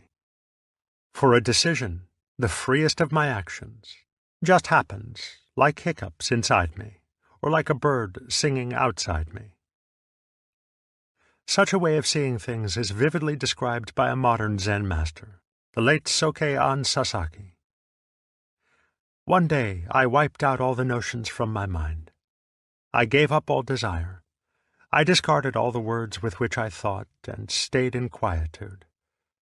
I felt a little queer, as if I were being carried into something, or as if I were touching some power unknown to me, and zit! I entered. I lost the boundary of my physical body. I had my skin, of course, but I felt I was standing in the center of the cosmos. I spoke, but my words had lost their meaning. I saw people coming towards me, but all were the same man. All were myself. I had never known this world. I believed that I was created, but now I must change my opinion. I was never created. I was the cosmos. No individual Mr. Sasaki existed. It would seem, then, that to get rid of the subjective distinction between me and my experience, through seeing that my idea of myself is not myself, is to discover the actual relationship between myself and the outside world. The individual on the one hand, and the world on the other, are simply the abstract limits or terms of a concrete reality, which is between them, as the concrete coin is between the abstract Euclidean surfaces of its two sides. Similarly, the reality of all inseparable opposites, life and death, good and evil, pleasure and pain, gain and loss, is that between for which we have no words. Man's identification with his idea of himself gives him a specious and precarious sense of permanence. For this idea is relatively fixed, being based upon carefully selected memories of his past, memories which have a preserved and fixed character. Social convention encourages the fixity of the idea because the very usefulness of symbols depends upon their stability. Convention therefore encourages him to associate his idea of himself with equally abstract and symbolic roles and stereotypes, since these will help him to form an idea of himself which will be definite and intelligible. But to the degree that he identifies himself with the fixed idea, he becomes aware of life as something which flows past him, faster and faster as he grows older, as his idea becomes more rigid, more bolstered with memories. The more he attempts to clutch the world, the more he feels it as a process in motion. On one occasion, Ma Tzu and Bo Jung were out for a walk, when they saw some wild geese flying past. "What are they?" asked Ma Tzu. "They're wild geese," said Bo Jung. "Where are they going?" demanded Ma Tzu. Po Jung replied, "They've already flown away." Suddenly Ma Tzu grabbed Bo Jung by the nose and twisted it so that he cried out in pain. "How," shouted Ma Tzu, "could they ever have flown away?" This was the moment of Bo Jung's awakening. The relativity of time and motion is one of the principal themes of Dogen's Shobogenzo, where he writes, "If we watch the shore while we are sailing in a boat, we feel that the shore is moving. But if we look nearer to the boat itself, we know then that it is the boat which moves. When we regard the universe in confusion of body and mind, we often get the mistaken belief that our mind is constant. But if we actually practice Zen and come back to ourselves, we see that this was wrong. When firewood becomes ashes, it never returns to being firewood. But we should not take the view that what is latterly ashes was formerly firewood. What we should understand is that according to the doctrine of Buddhism, firewood stays at the position of firewood. There are former and later stages, but these stages are clearly cut. It is the same with life and death. Thus we say in Buddhism that the unborn is also the undying. Life is a position of time. Death is a position of time. They are like winter and spring, and in Buddhism we do not consider that winter becomes spring, or that spring becomes summer.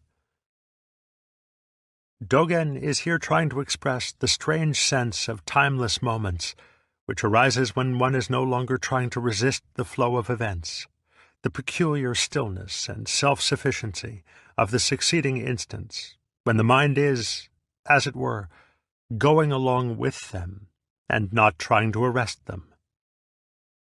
A similar view is expressed thus by Ma Tzu.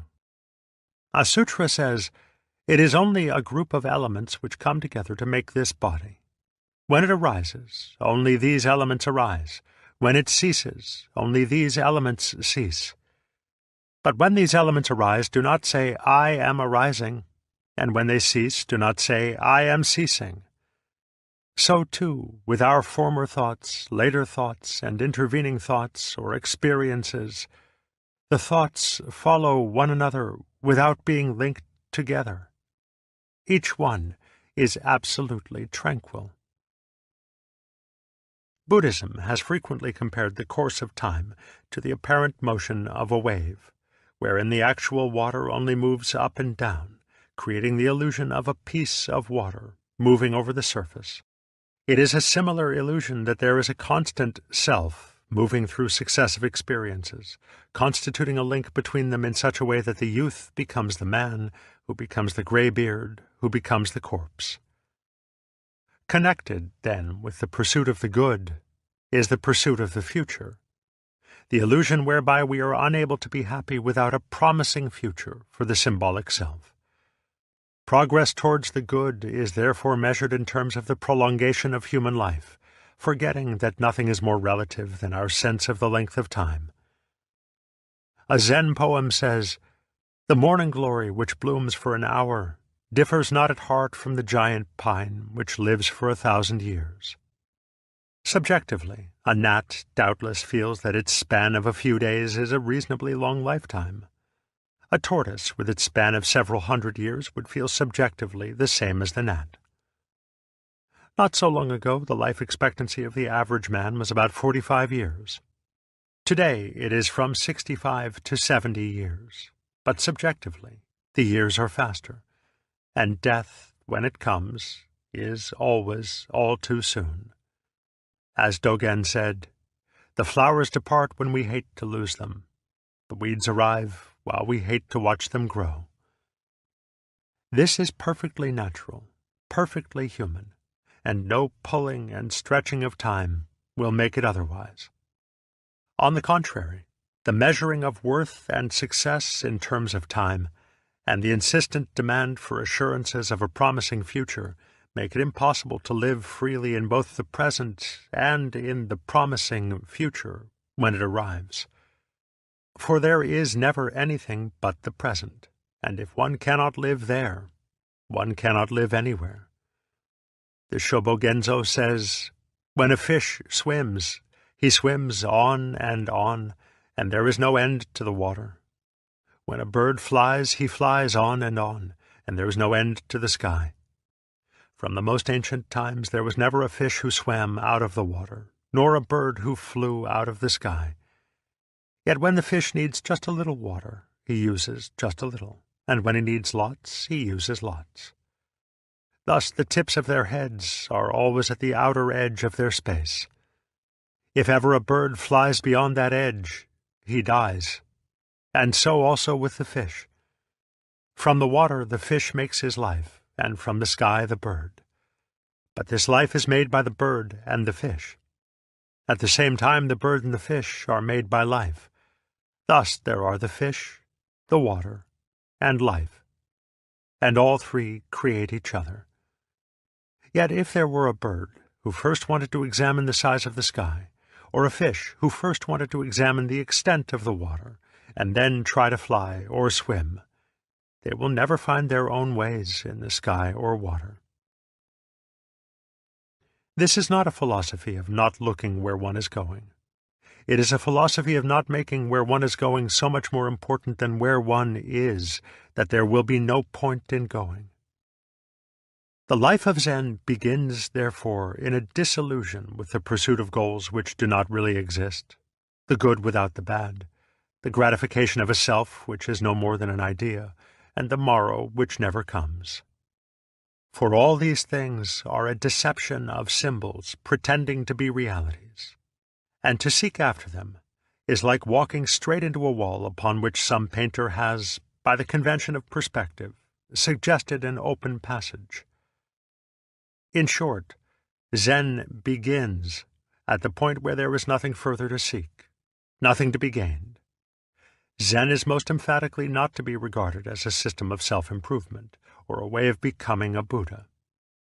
In the words of Lin Ji, if a man seeks the Buddha, that man loses the Buddha. For all ideas of self-improvement and of becoming or getting something in the future relate solely to our abstract image of ourselves. To follow them is to give ever more reality to that image. On the other hand, our true non-conceptual self is already the Buddha and needs no improvement. In the course of time it may grow, but one does not blame an egg for not being a chicken. Still less does one criticize a pig for having a shorter neck than a giraffe. A Zenrin poem says, "In the landscape of spring there is neither high nor low. The flowering branches grow naturally, some long, some short." When Sui Wei was asked about the meaning of Buddhism, he answered, "Wait until there is no one around, and I will tell you." Some time later the monk approached him again, saying, "There is nobody here now. Please answer me." Sui Wei led him out into the garden and went over to the bamboo grove, saying nothing. Still the monk did not understand. So at last Sui Wei said, "Here is a tall bamboo. There is a short one." Or, as another Zenrin verse puts it, "A long thing is the long body of Buddha. A short thing is the short body of Buddha." What is therefore to be gained from Zen is called Wu Shi, Japanese Buji, or nothing special.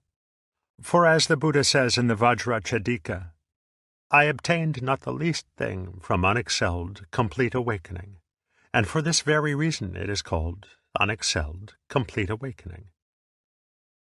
The expression Wu Shi also has the sense of the perfectly natural and unaffected, in which there is no fuss or business. The attainment of Satori is often suggested by the old Chinese poem, "Mount Lu in misty rain, the river Je at high tide. When I had not been there, no rest from the pain of longing. I went there and returned.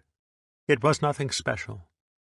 Mount Lu in misty rain, the river Je at high tide." According to the famous sayings of Qing Yuan, "Before I had studied Zen for 30 years, I saw mountains as mountains and waters as waters. When I arrived at a more intimate knowledge, I came to the point where I saw that mountains are not mountains and waters are not waters. But now that I have got its very substance, I am at rest.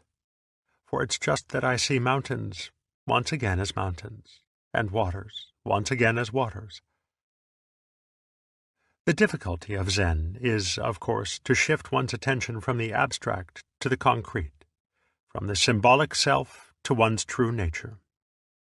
So long as we merely talk about it, so long as we turn over ideas in our minds about symbol and reality, or keep repeating, "I am not my idea of myself," this is still mere abstraction.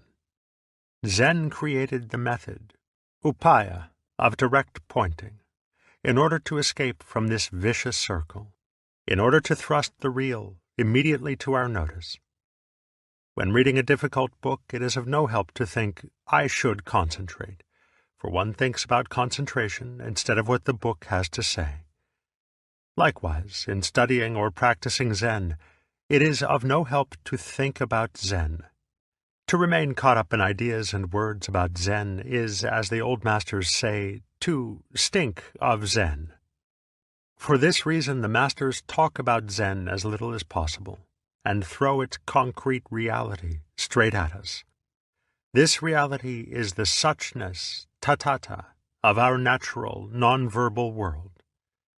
If we see this just as it is, there is nothing good, nothing bad, nothing inherently long or short, nothing subjective, and nothing objective. There is no symbolic self to be forgotten, and no need for any idea of a concrete reality to be remembered. A monk asked Zhao Ju, "For what reason did the first patriarch come from the West?" This is a formal question, asking for the central point of Bodhidharma's teaching, that is, of Zen itself. Zhao Ju answered, "The cypress tree in the yard." "Aren't you trying," said the monk, "to demonstrate it by means of an objective reality?" "I am not," retorted the master. "For what reason, then, did the first patriarch come from the West?" "The cypress tree in the yard." Notice how Zhao Ju whips the monk out of his conception about the answer. When Tung Shan was asked, "What is the Buddha?" he answered, 3 pounds of flax. Upon this, Yuan Wu comments, various answers have been given by different masters to the question, what is the Buddha? None, however, can excel Tung Shan's 3 pounds, chin, of flax, as regards its irrationality, which cuts off all passage of speculation. Some comment that Tung Shan was weighing flax at the moment, hence the answer. Still others think that as the questioner was not conscious of the fact that he himself was the Buddha, Tung Shan answered him in this indirect way. Such are all like corpses, for they are utterly unable to comprehend the living truth.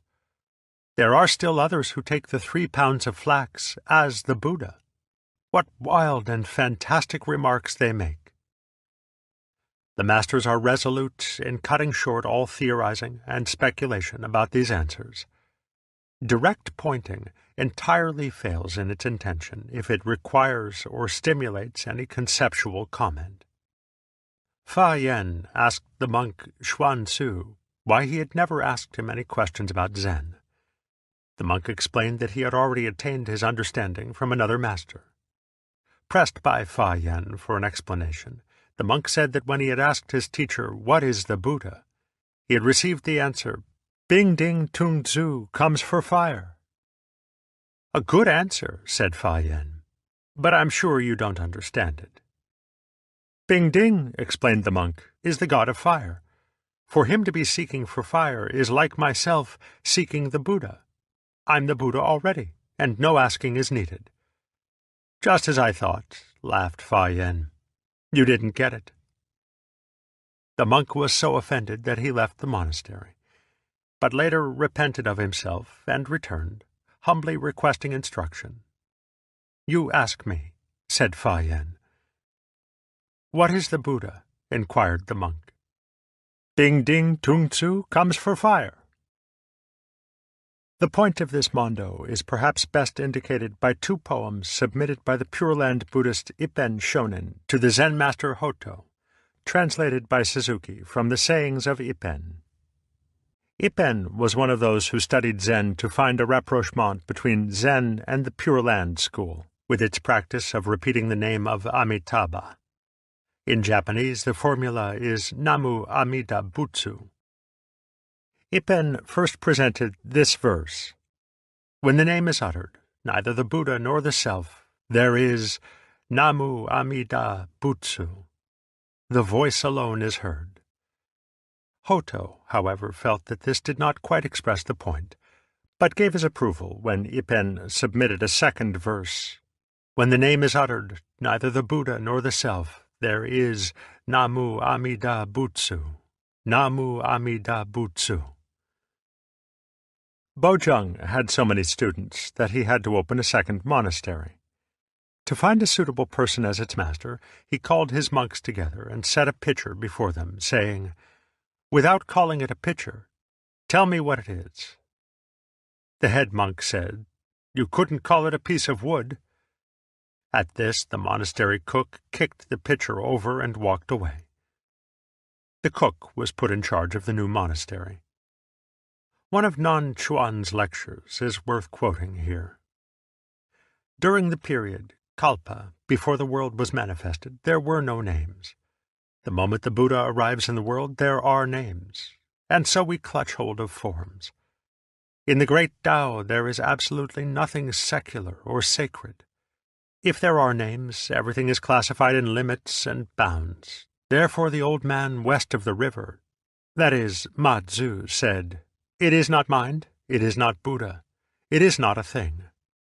This, of course, reflects the doctrine of the Tao Te Ching that the nameless is the origin of heaven and earth. Naming is the mother of the 10,000 things.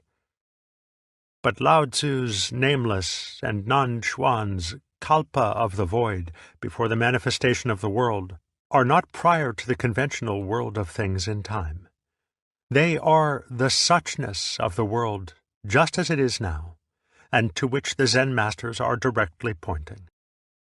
Bojung's cook was living wide awake in that world, and answered the master's problem in its concrete and nameless terms. A monk asked Sui Wei, "For what reason did the first patriarch come from the West?" Cui Wei answered, "Pass me that chin rest." As soon as the monk passed it, Cui Wei hit him with it. Another master was having tea with two of his students when he suddenly tossed his fan to one of them, saying, "What's this?" The student opened it and fanned himself. "Not bad," was his comment. "Now you," he went on, passing it to the other student, who at once closed the fan and scratched his neck with it. This done, he opened it again, placed a piece of cake on it, and offered it to the master. This was considered even better, for when there are no names, the world is no longer classified in limits and bounds. There is, no doubt, some parallel between these demonstrations and the viewpoint of Korzybskian semantics. There is the same stress on the importance of avoiding confusion between words and signs on the one hand, and the infinitely variable, unspeakable world on the other. Class demonstrations of semantic principles often resemble types of mondo. Professor Irving Lee of Northwestern University used to hold up a matchbox before his class, asking, "What's this?" The students would usually drop squarely into the trap and say, "A matchbox." At this, Professor Lee would say, "No, no, it's this," throwing the matchbox at the class, adding, "Matchbox is a noise. Is this a noise?" However, it would seem that Korzybski still thought of the unspeakable world as a multiplicity of infinitely differentiated events. For Zen, the world of suchness is neither one nor many, neither uniform nor differentiated. A Zen master might hold up his hand to someone insisting that there are real differences in the world and say, "Without saying a word, point to the difference between my fingers." At once it is clear that sameness and difference are abstractions. The same would have to be said of all categorizations of the concrete world, even concrete itself. For such terms as physical, material, objective, real, and existential are extremely abstract symbols. Indeed, the more one tries to define them, the more meaningless they turn out to be. The world of suchness is void and empty because it teases the mind out of thought, dumbfounding the chatter of definition so that there is nothing left to be said. Yet it is obvious that we are not confronted with literal nothingness. It is true that when pressed, every attempt to catch hold of our world leaves us empty-handed. Furthermore, when we try to be sure at least of ourselves, the knowing catching subjects, we disappear. We cannot find any self apart from the mind, and we cannot find any mind apart from those very experiences which the mind, now vanished, was trying to grasp. In R. H. Blyth's arresting metaphor, when we were just about to swat the fly flew up and sat on the swatter. In terms of immediate perception, when we look for things, there is nothing but mind, and when we look for mind, there is nothing but things.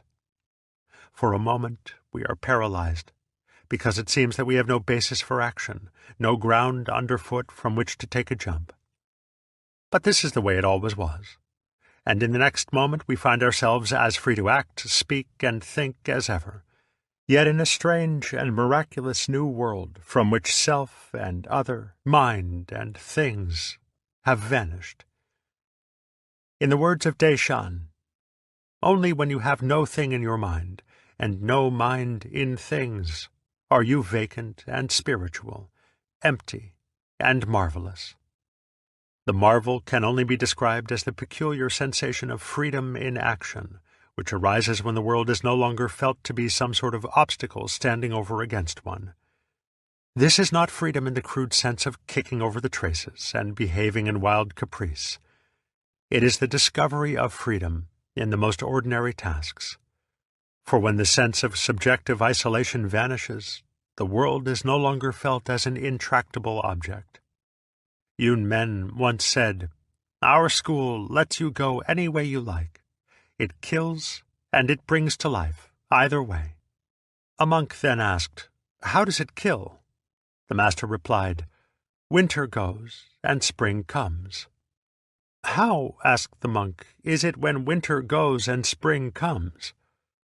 The master said, "Shouldering a staff, you wander this way and that, east or west, south or north, knocking at the wild stumps as you please. The passing of the seasons is not passively suffered, but happens as freely as one wanders in the fields, knocking at old stumps with a stick."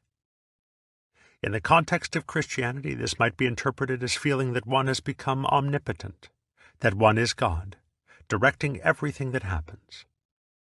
However, it must be remembered that in Taoist and Buddhist thought, there is no conception of a God who deliberately and consciously governs the universe.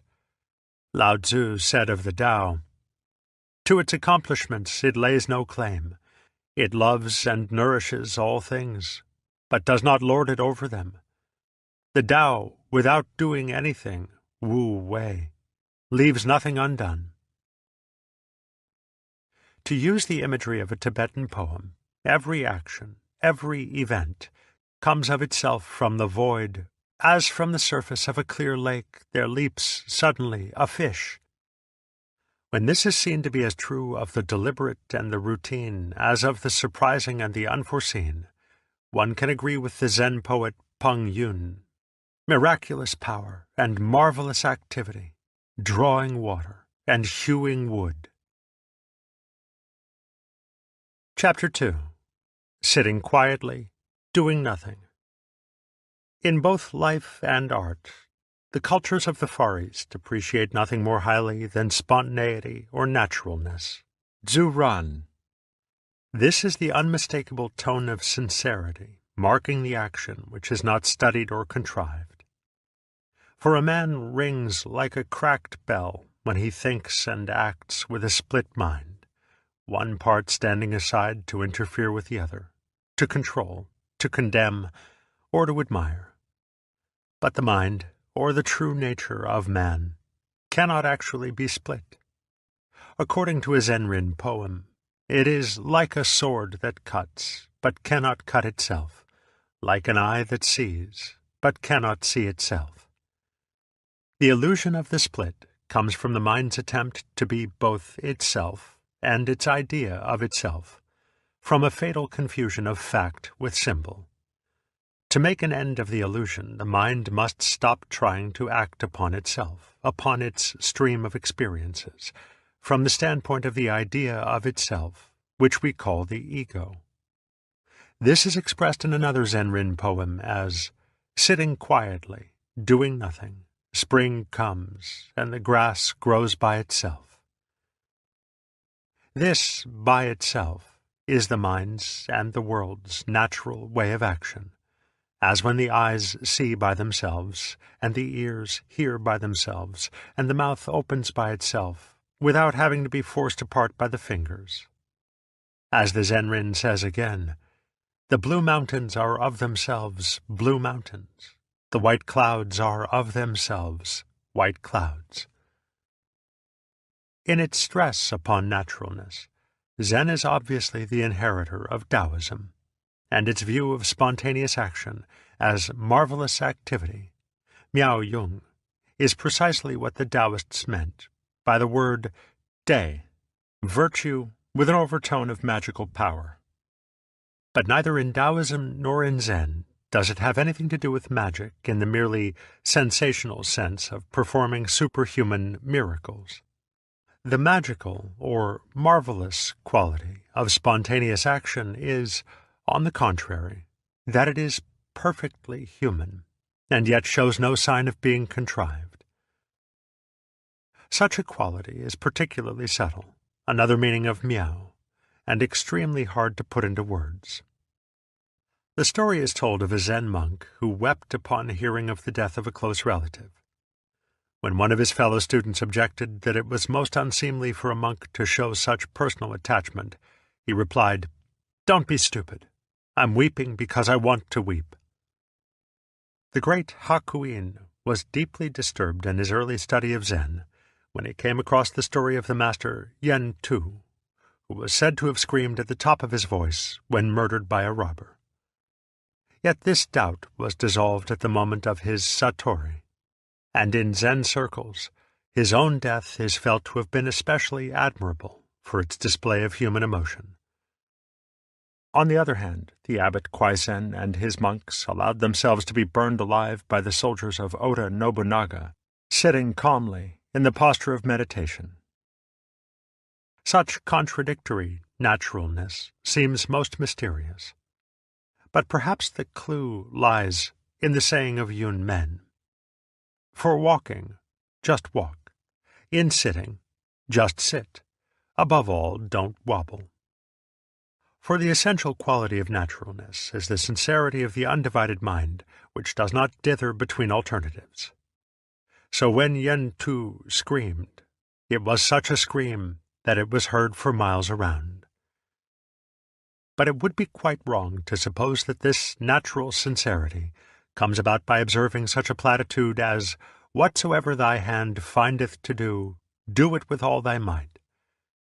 When Yen Tu screamed, he was not screaming in order to be natural, nor did he first make up his mind to scream, and then implement the decision with the full energy of his will.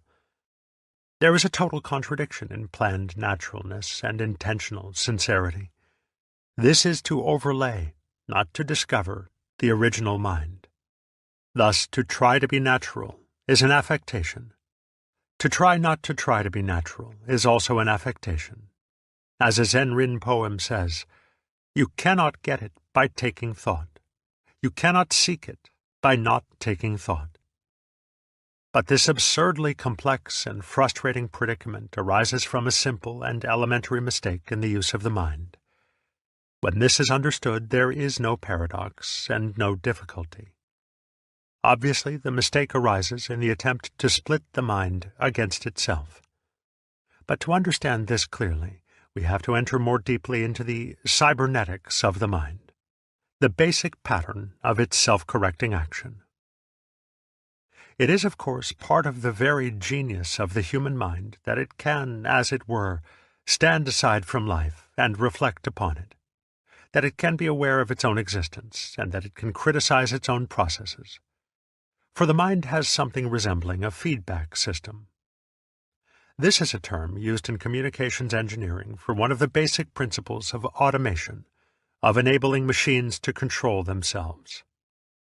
Feedback enables a machine to be informed of the effects of its own action in such a way as to be able to correct its action. Perhaps the most familiar example is the electrical thermostat, which regulates the heating of a house. By setting an upper and a lower limit of desired temperature, the thermometer is so connected that it will switch the furnace on when the lower limit is reached and off when the upper limit is reached. The temperature of the house is thus kept within the desired limits. The thermostat provides the furnace with a kind of sensitive organ, an extremely rudimentary analogy of human self-consciousness. The proper adjustment of a feedback system is always a complex mechanical problem. For the original machine, say the furnace, is adjusted by the feedback system. But this system, in turn, needs adjustment. Therefore, to make a mechanical system more and more automatic will require the use of a series of feedback systems. A second one to correct the first, a third to correct the second, and so on. But there are obvious limits to such a series, for beyond a certain point the mechanism will be frustrated by its own complexity. For example, it might take so long for the information to pass through the series of control systems that it would arrive at the original machine too late to be useful. Similarly, when human beings think too carefully and minutely about an action to be taken, they cannot make up their minds in time to act. In other words, one cannot correct one's means of self-correction indefinitely. There must soon be a source of information at the end of the line which is the final authority. Failure to trust its authority will make it impossible to act, and the system will be paralyzed. The system can be paralyzed in yet another way. Every feedback system needs a margin of lag, or error. If we try to make a thermostat absolutely accurate, that is, if we bring the upper and lower limits of temperature very close together in an attempt to hold the temperature at a constant 70 degrees, the whole system will break down. For to the extent that the upper and lower limits coincide, the signals for switching off and switching on will coincide. If 70 degrees is both the lower and the upper limit, the go sign will also be the stop sign. Yes will imply no, and no will imply yes. Whereupon the mechanism will start trembling, going on and off, until it shakes itself to pieces. The system is too sensitive, and shows symptoms which are startlingly like human anxiety. For when a human being is so self-conscious, so self-controlled, that he cannot let go of himself, he dithers or wobbles between opposites. This is precisely what is meant in Zen by going round and round on the wheel of birth and death, for the Buddhist samsara is the prototype of all vicious circles. Now, human life consists primarily and originally in action, in living in the concrete world of suchness. But we have the power to control action by reflection, that is, by thinking, by comparing the actual world with memories or reflections. Memories are organized in terms of more or less abstract images, words, signs, simplified shapes, and other symbols which can be reviewed very rapidly, one after another. From such memories, reflections, and symbols, the mind constructs its idea of itself. This corresponds to the thermostat, the source of information about its own past action by which the system corrects itself. The mind-body must, of course, trust that information in order to act, for paralysis will soon result from trying to remember whether we have remembered everything accurately. But to keep up the supply of information in the memory, the mind-body must continue to act on its own. It must not cling too closely to its own record. There must be a lag, or distance, between the source of information and the source of action. This does not mean that the source of action must hesitate before it accepts the information. It means that it must not identify itself with the source of information.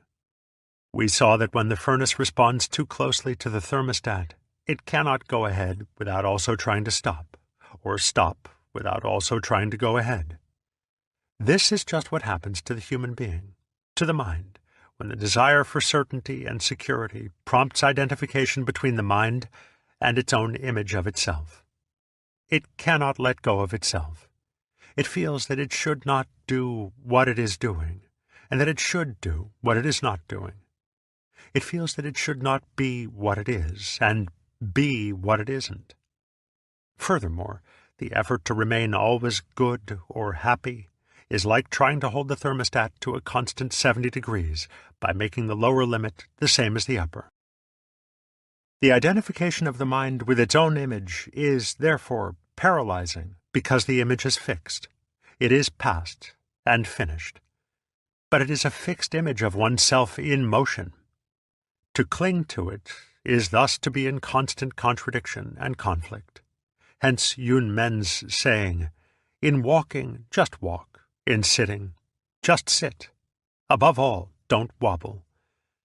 In other words, the mind cannot act without giving up the impossible attempt to control itself beyond a certain point.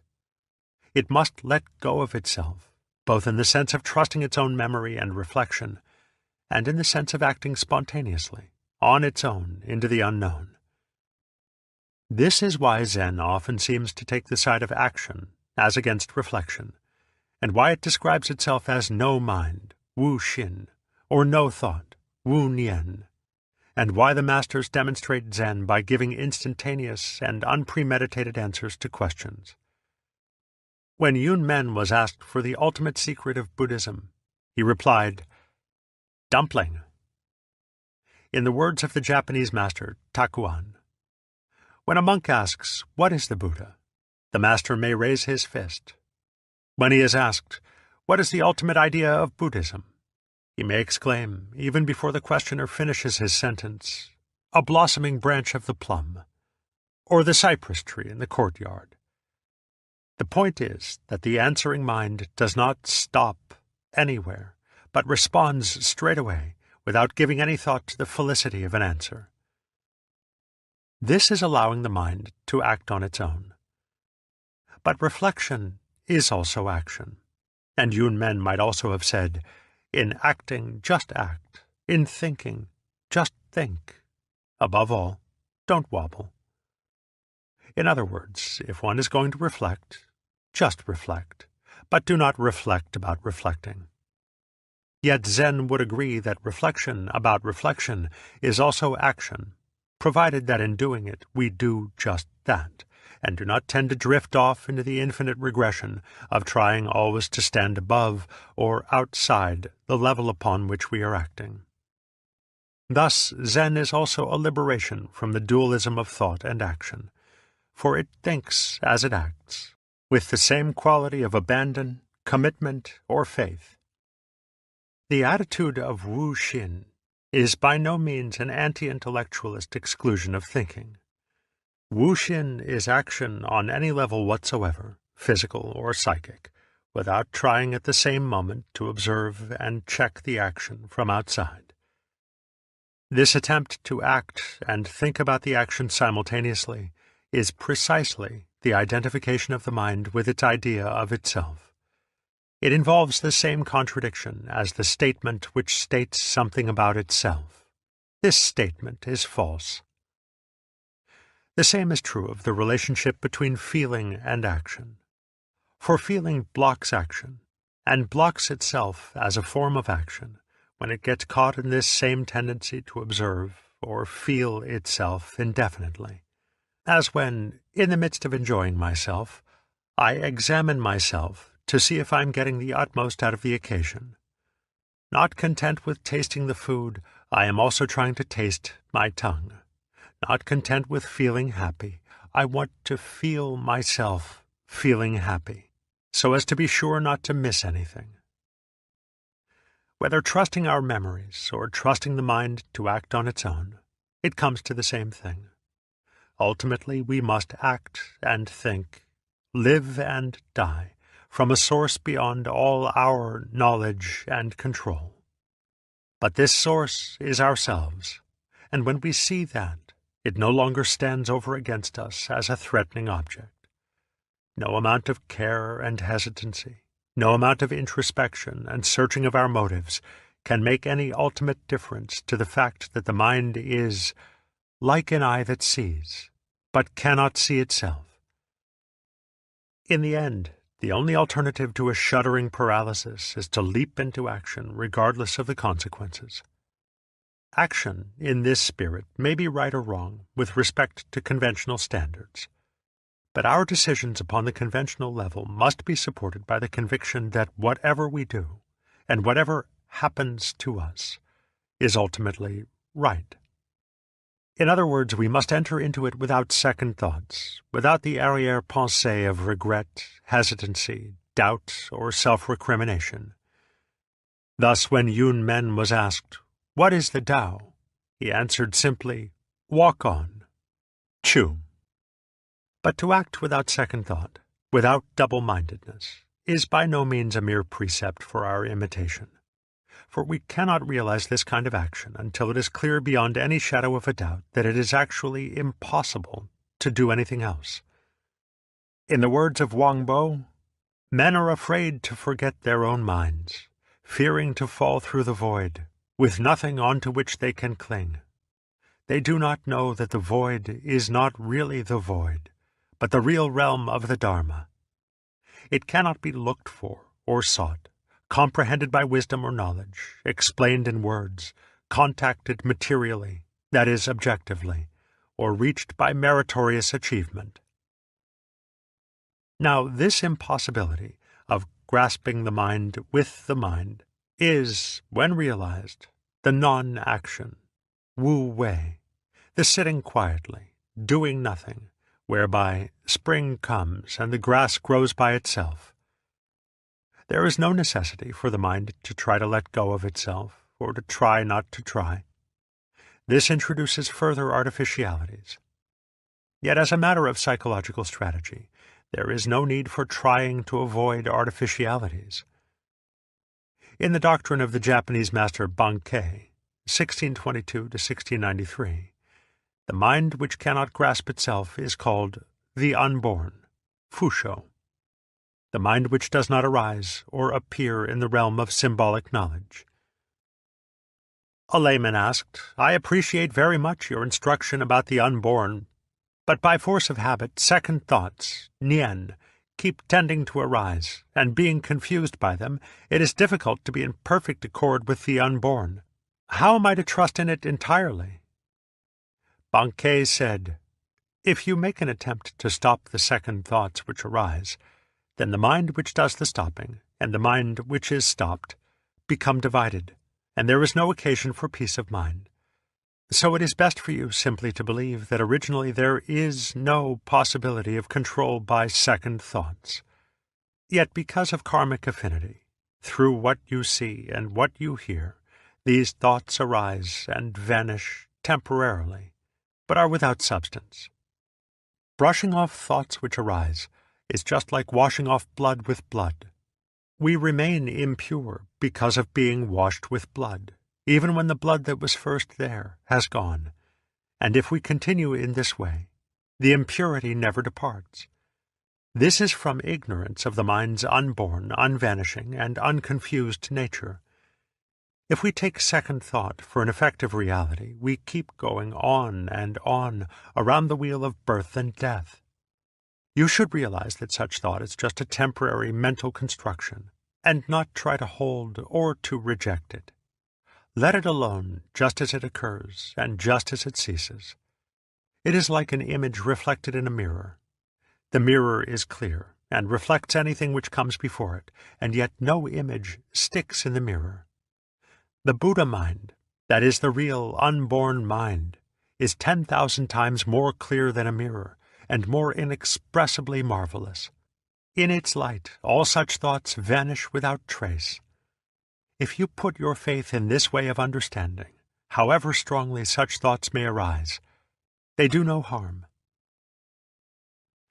This is also the doctrine of Wang Bo, who says again, "If it is held that there is something to be realized or attained apart from mind, and thereupon mind is used to seek it, that implies failure to understand that mind and the object of its search are one. Mind cannot be used to seek something from mind, for even after the passage of millions of kalpas, the day of success would never come." One must not forget the social context of Zen. It is primarily a way of liberation for those who have mastered the disciplines of social convention, of the conditioning of the individual by the group. Zen is a medicine for the ill effects of this conditioning, for the mental paralysis and anxiety which come from excessive self-consciousness. It must be seen against the background of societies regulated by the principles of Confucianism, with their heavy stress on propriety and punctilious ritual. In Japan, too, it must be seen in relation to the rigid schooling required in the training of the samurai caste, and the emotional strain to which the samurai were exposed in times of constant warfare. As a medicine for these conditions, it does not seek to overthrow the conventions themselves, but on the contrary, takes them for granted, as is easily seen in such manifestations of Zen as the Cha no Yu, or tea ceremony, of Japan.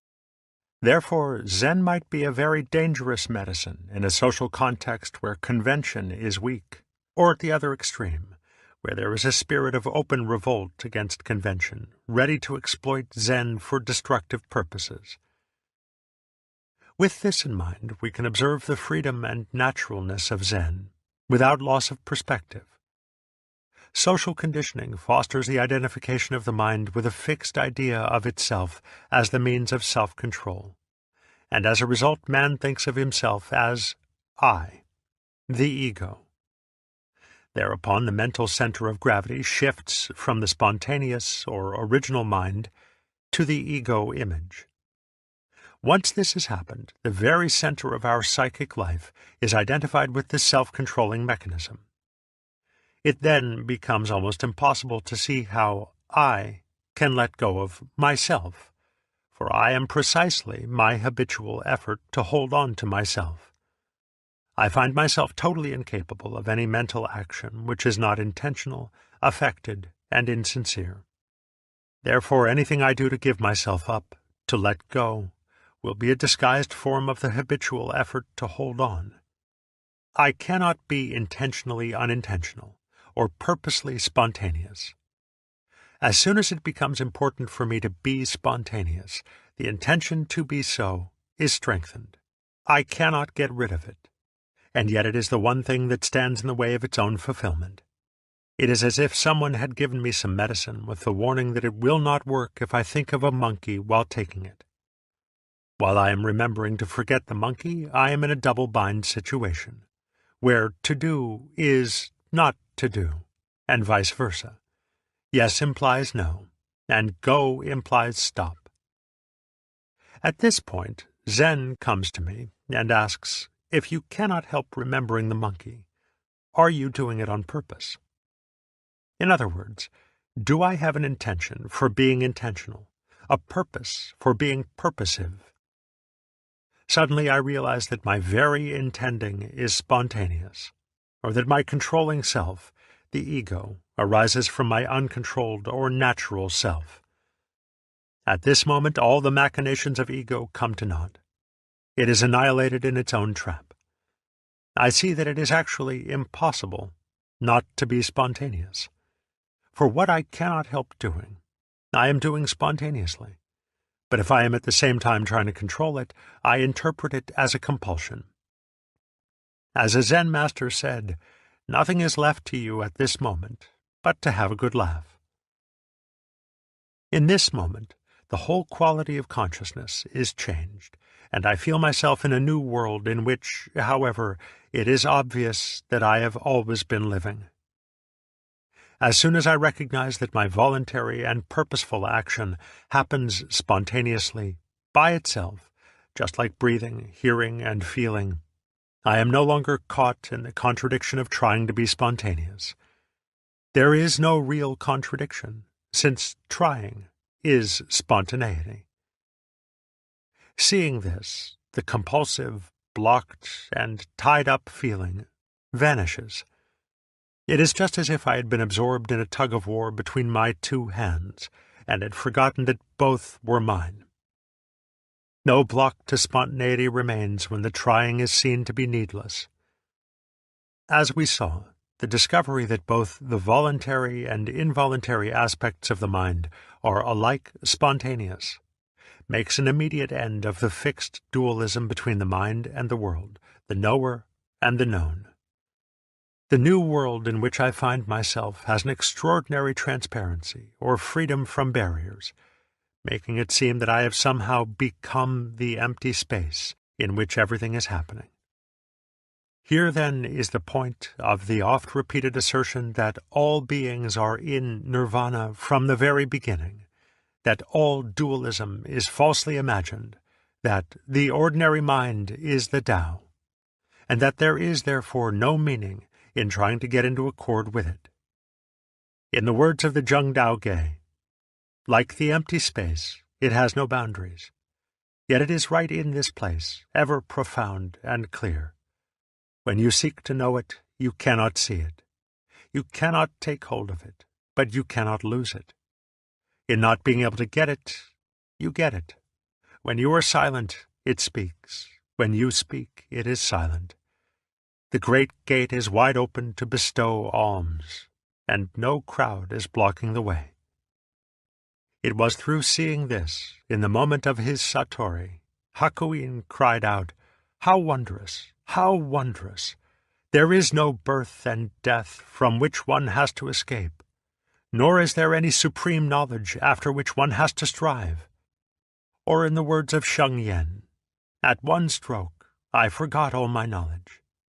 There's no use for artificial discipline, for move as I will, I manifest the ancient way.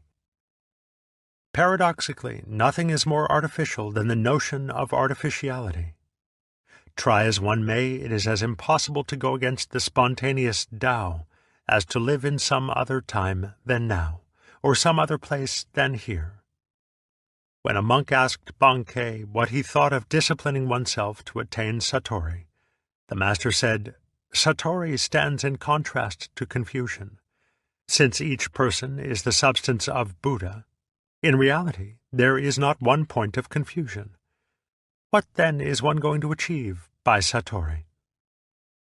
Seeing, then, that there is no possibility of departing from the Tao, one is like Xuanjue's easy-going man, who neither avoids false thoughts nor seeks the true, for ignorance is in reality the Buddha nature, and this illusory, changeful, empty body is the Dharmakaya.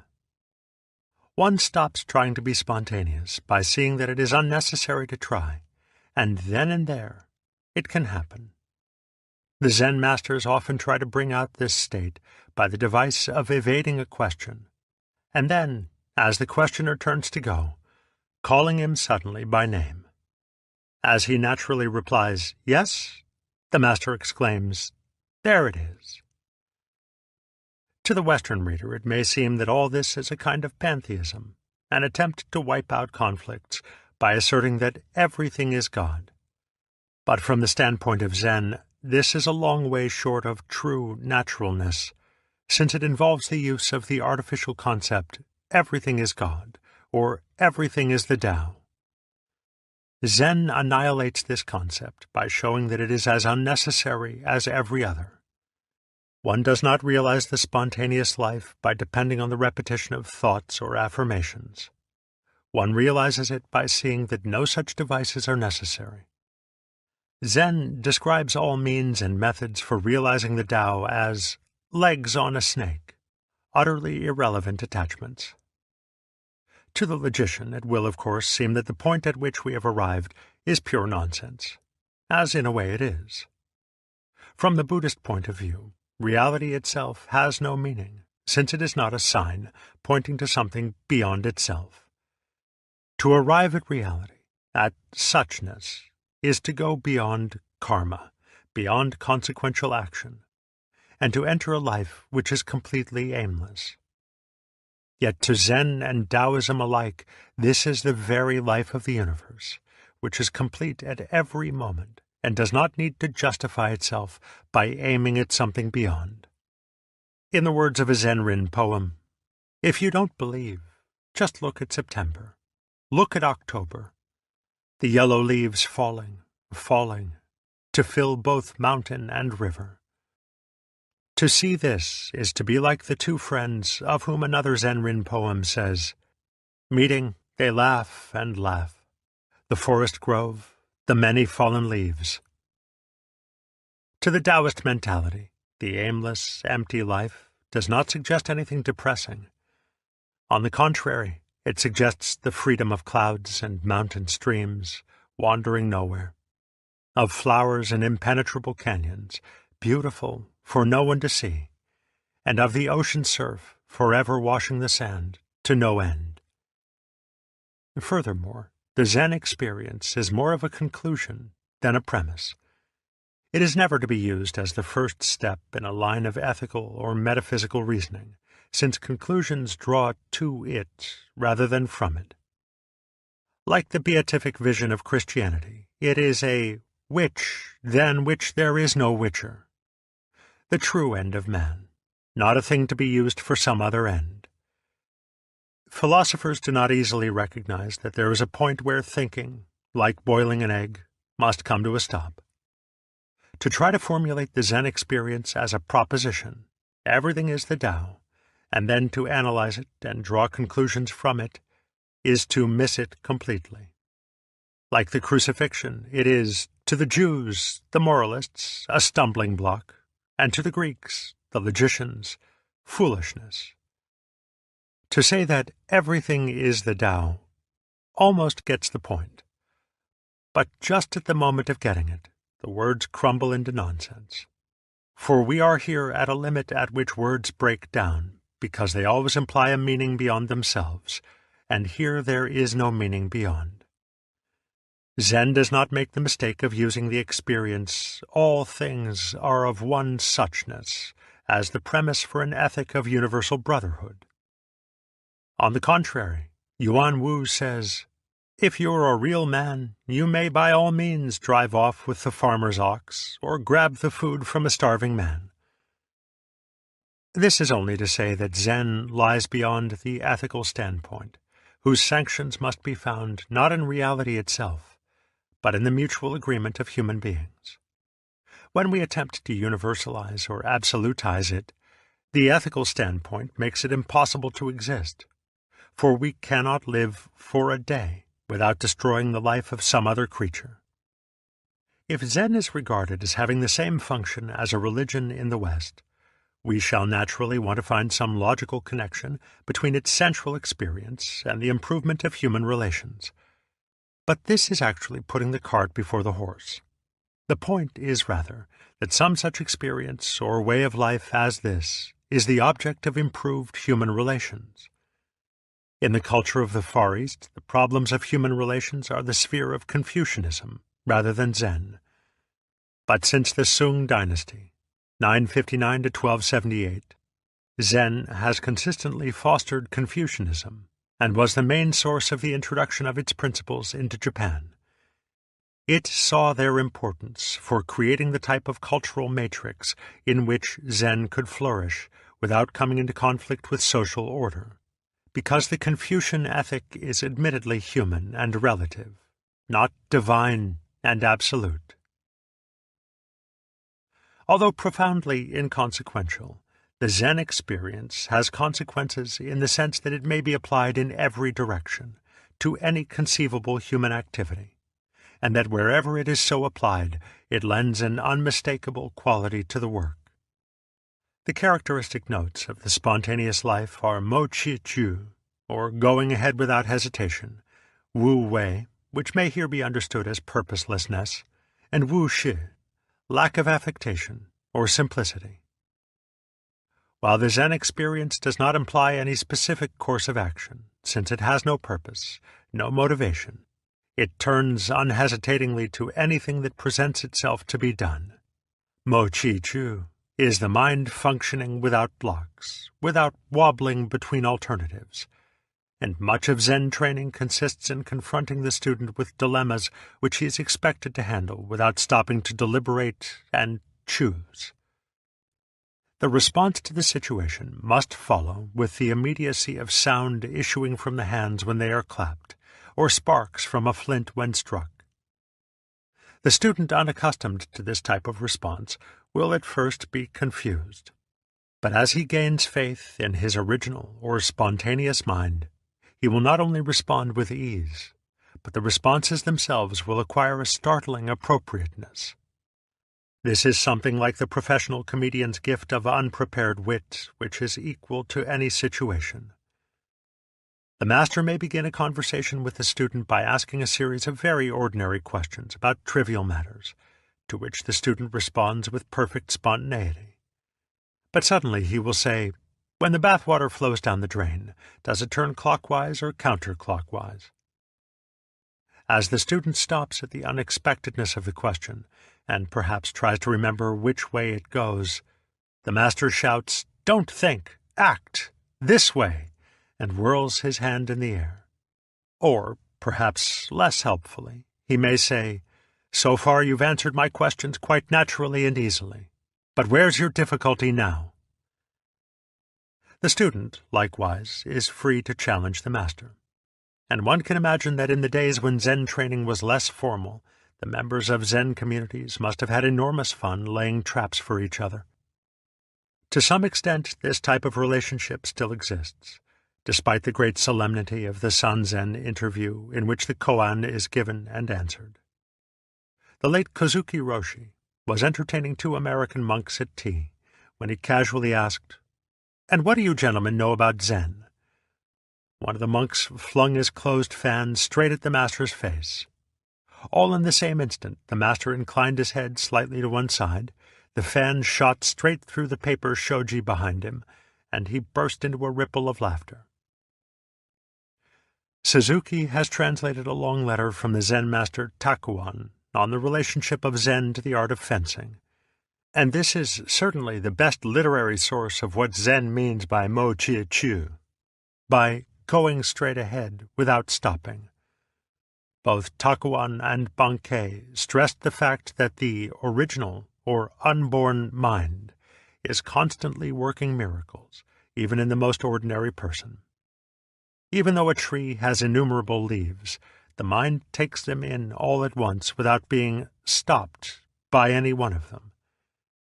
Explaining this to a visiting monk, Bankei said, "To prove that your mind is the Buddha mind, notice how all that I say here goes into you without missing a single thing, even though I don't try to push it into you."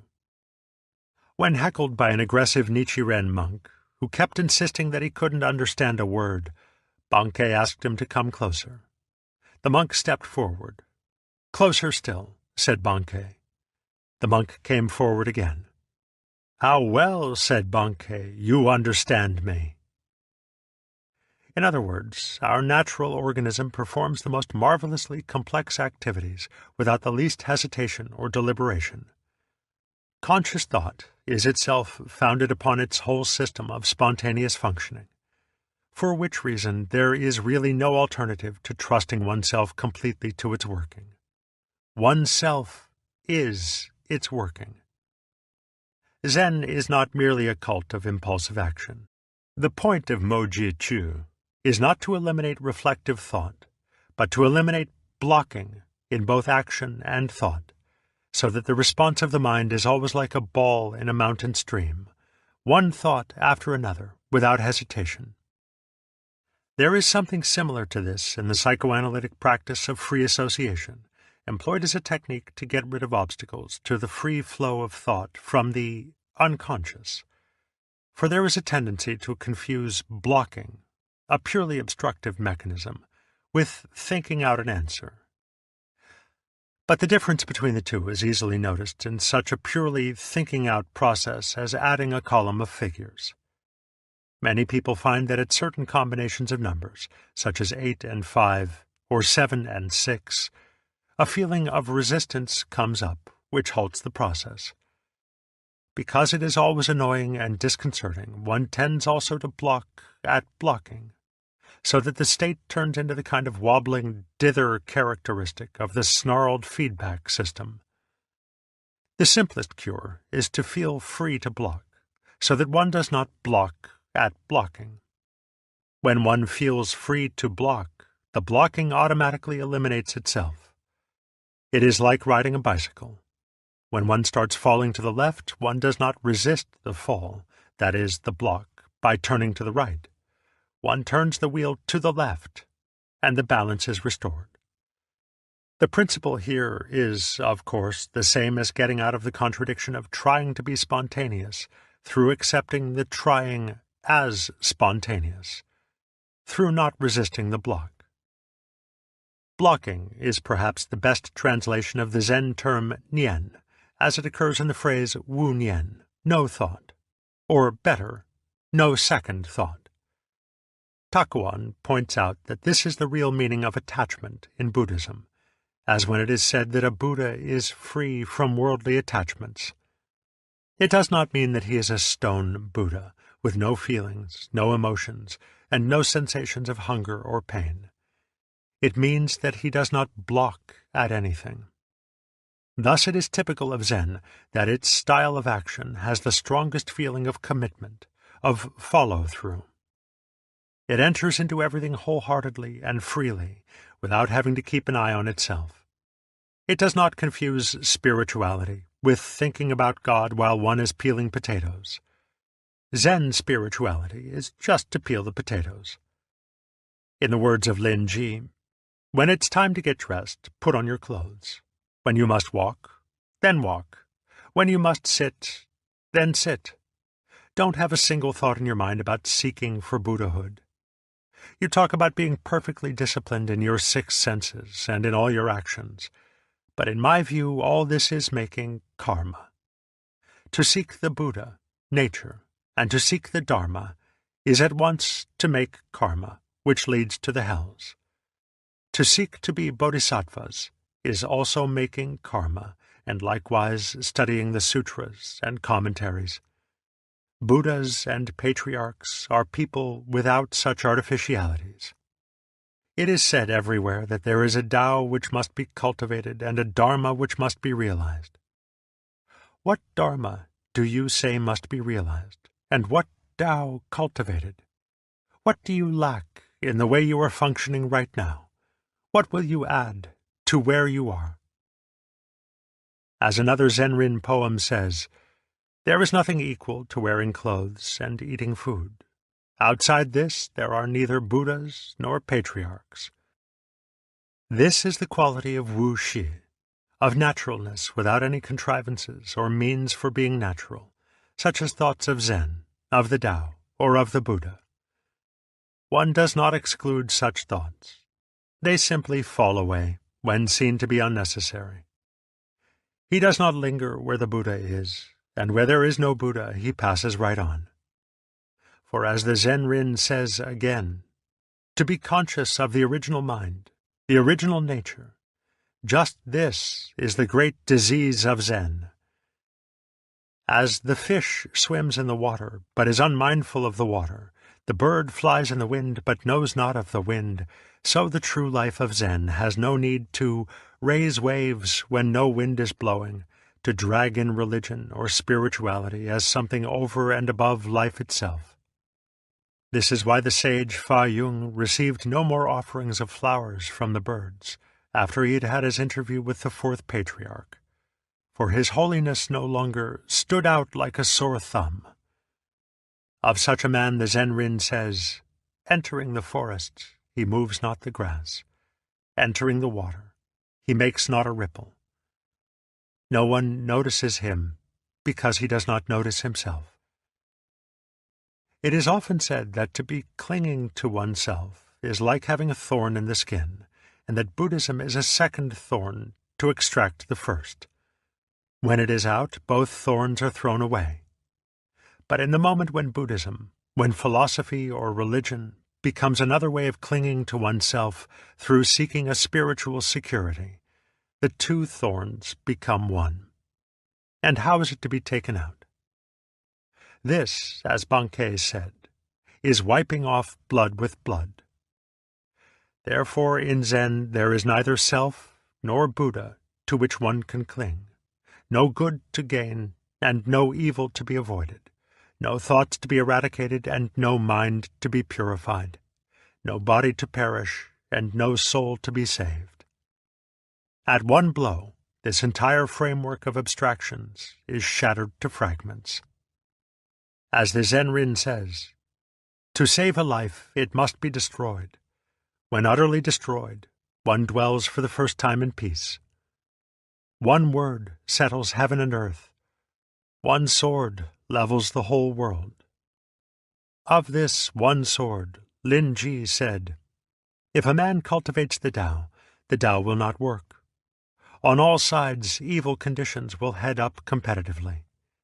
But when the sword of wisdom, prajna, comes out, there's not one thing left. The sword of prajna, which cuts away abstraction, is that direct pointing, whereby Zen avoids the entanglements of religiosity and goes straight to the heart. Thus, when the governor of Lung asked Yao Shan, what is the Tao? The master pointed upwards to the sky and downwards to a water jug beside him. Asked for an explanation, he replied, a cloud in the sky and water in the jug. Chapter 3. Zazen and the Koan. There is a saying in Zen that original realization is marvelous practice. Japanese Honsho Myoshu. The meaning is that no distinction is to be made between the realization of awakening, satori, and the cultivation of Zen in meditation and action. Whereas it might be supposed that the practice of Zen is a means to the end of awakening, this is not so. For the practice of Zen is not the true practice so long as it has an end in view. And when it has no end in view, it is an awakening, the aimless, self-sufficient life of the eternal now. To practice with an end in view is to have one eye on the practice and the other eye on the end, which is lack of concentration, lack of sincerity. To put it in another way, one does not practice Zen to become a Buddha. One practices it because one is a Buddha from the beginning, and this original realization is the starting point of the Zen life. Original realization is the body, Ti, and the marvelous practice of use, Yung, and the two correspond respectively to prajna, wisdom, and karuna, the compassionate activity of the awakened bodhisattva in the world of birth and death. In the two preceding chapters we discussed the original realization. In this, and the one that follows, we turn to the practice or activity which flows from it. Firstly, to the life of meditation, and secondly, to the life of everyday work and recreation. We have seen that whatever may have been the practice of the tongue masters, the modern Zen communities, both Soto and Rinzai, attach the highest importance to meditation or sitting Zen, Zazen. It may seem both strange and unreasonable that strong and intelligent men should simply sit still for hours on end. The Western mentality feels that such things are not only unnatural, but a great waste of valuable time, however useful as a discipline for inculcating patience and fortitude. Although the West has its own contemplative tradition in the Catholic Church, the life of sitting and looking has lost its appeal, for no religion is valued which does not improve the world, and it is hard to see how the world can be improved by keeping still.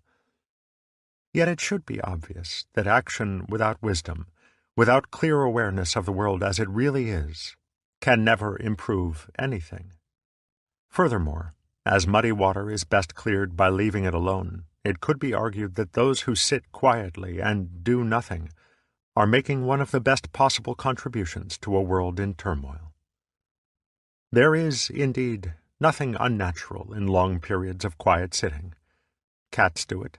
Even dogs and other more nervous animals do it. So-called primitive peoples do it. American Indians and peasants of almost all nations. The art is most difficult for those who have developed the sensitive intellect to such a point that they cannot help making predictions about the future, and so must be kept in a constant whirl of activity to forestall them. But it would seem that to be incapable of sitting and watching with the mind completely at rest is to be incapable of experiencing the world in which we live to the full. For one does not know the world simply in thinking about it and doing about it. One must first experience it more directly, and prolong the experience without jumping to conclusions. The relevance of Zazen to Zen is obvious when it is remembered that Zen is seeing reality directly, in its suchness. To see the world as it is concretely, undivided by categories and abstractions, one must certainly look at it with a mind which is not thinking, which is to say forming symbols about it. Zazen is not, therefore, sitting with a blank mind which excludes all the impressions of the inner and outer senses. It is not concentration, in the usual sense of restricting the attention to a single sense object, such as a point of light or the tip of one's nose.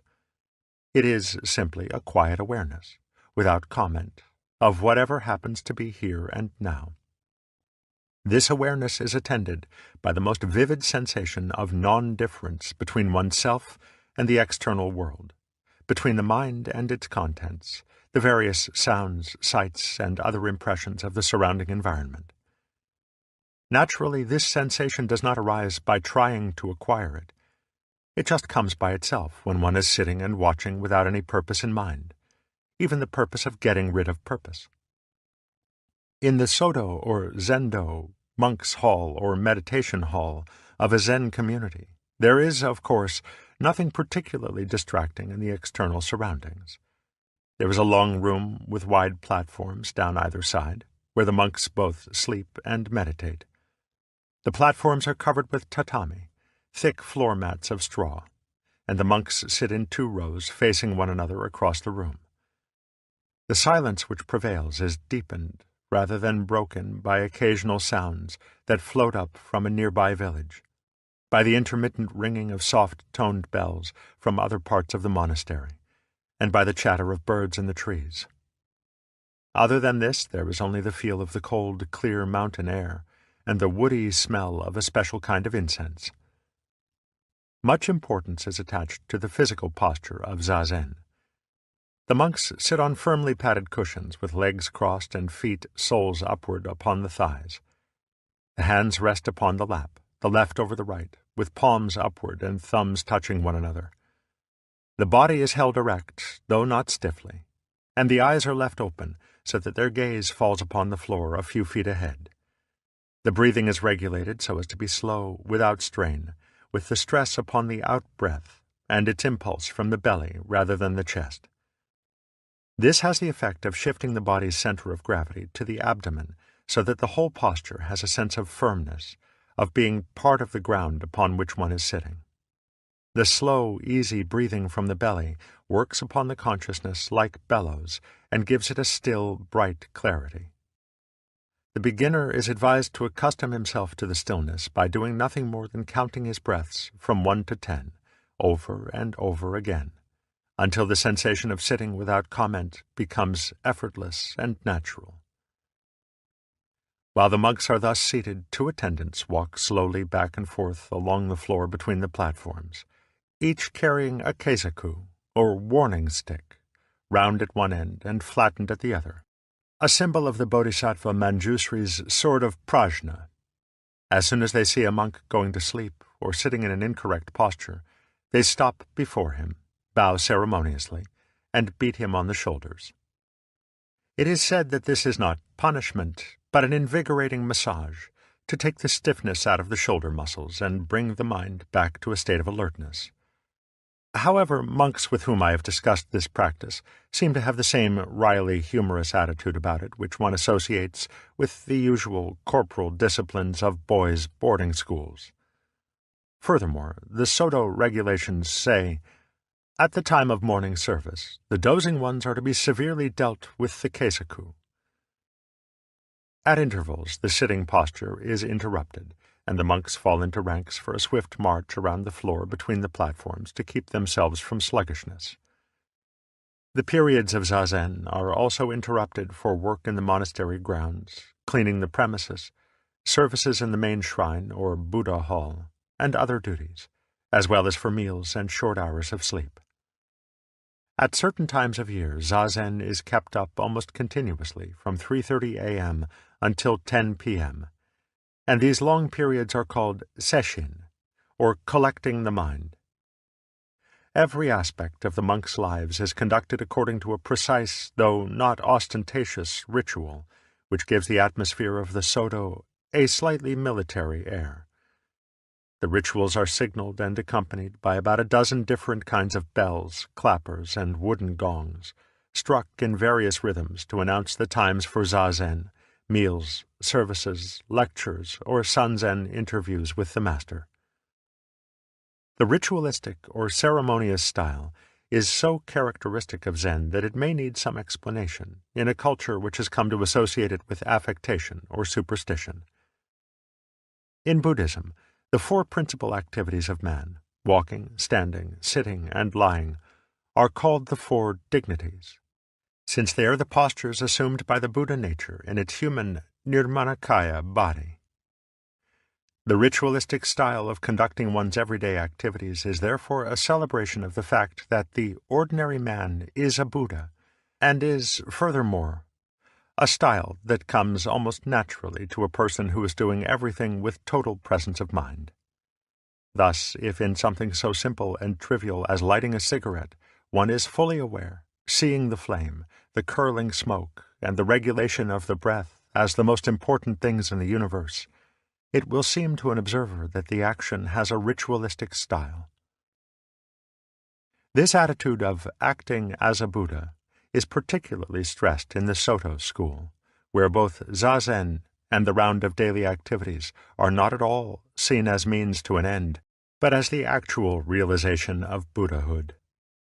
As Dogen says in the Shobogenzo, "Without looking forward to tomorrow every moment, you must think only of this day and this hour, because tomorrow is difficult and unfixed and difficult to know. You must think of following the Buddhist way while you live today. You must concentrate on Zen practice without wasting time, thinking that there is only this day and this hour. After that, it becomes truly easy. You must forget about the good and bad of your nature, the strength or weakness of your power. In Zazen, there must be no thought either of aiming at Satori or of avoiding birth and death, no striving for anything in future time. If life comes, this is life. If death comes, this is death. There is no reason for your being under their control. Don't put any hope in them. This life and death are the life of the Buddha. If you try to throw them away in denial, you lose the life of the Buddha. The three worlds of past, present, and future are not, as is commonly supposed, stretched out to inaccessible distances. The so-called past is the top of the heart, the present is the top of the fist, and the future is the back of the brain. All time is here in this body, which is the body of Buddha. The past exists in its memory, and the future in its anticipation, and both of these are now. For when the world is inspected directly and clearly, past and future times are nowhere to be found.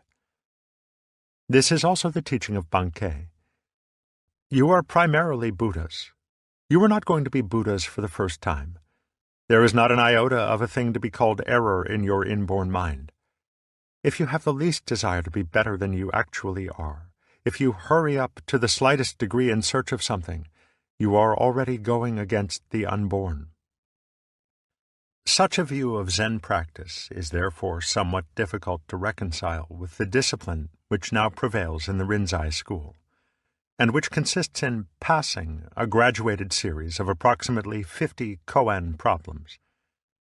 Many of the Rinzai masters are most emphatic about the necessity of arousing a most intense spirit of seeking, a compelling sense of doubt, whereby it becomes almost impossible to forget the koan one is trying to solve. Naturally, this leads to a good deal of comparison between the degrees of attainment of various individuals, and a very definite and formal recognition is attached to final graduation from the process.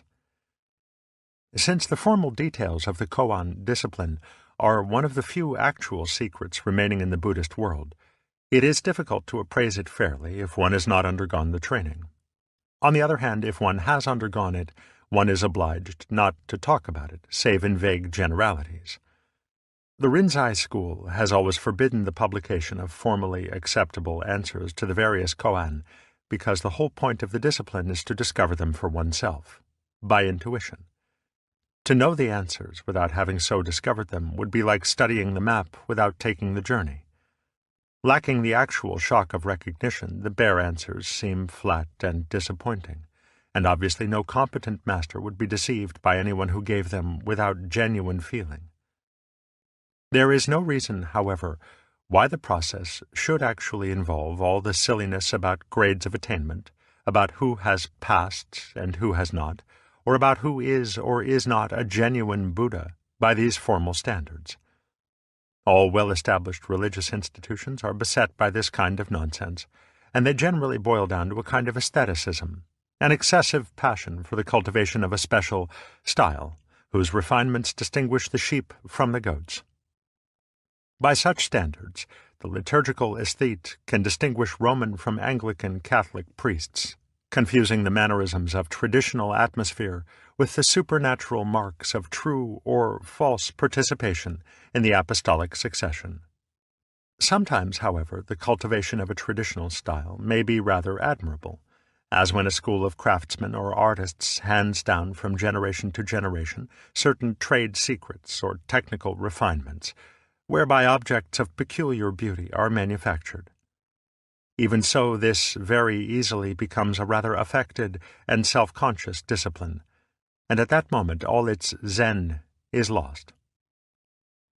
The koan system as it exists today is largely the work of Hakuin, 1685 to 1768, a formidable and immensely versatile master, who gave it a systematic organization so that the complete course of Zen study in the Rinzai school is divided into 6 stages. There are, first, 5 groups of koan. 1. Hoshin, or Dharmakaya koan, whereby one enters into the frontier gate of Zen. 2.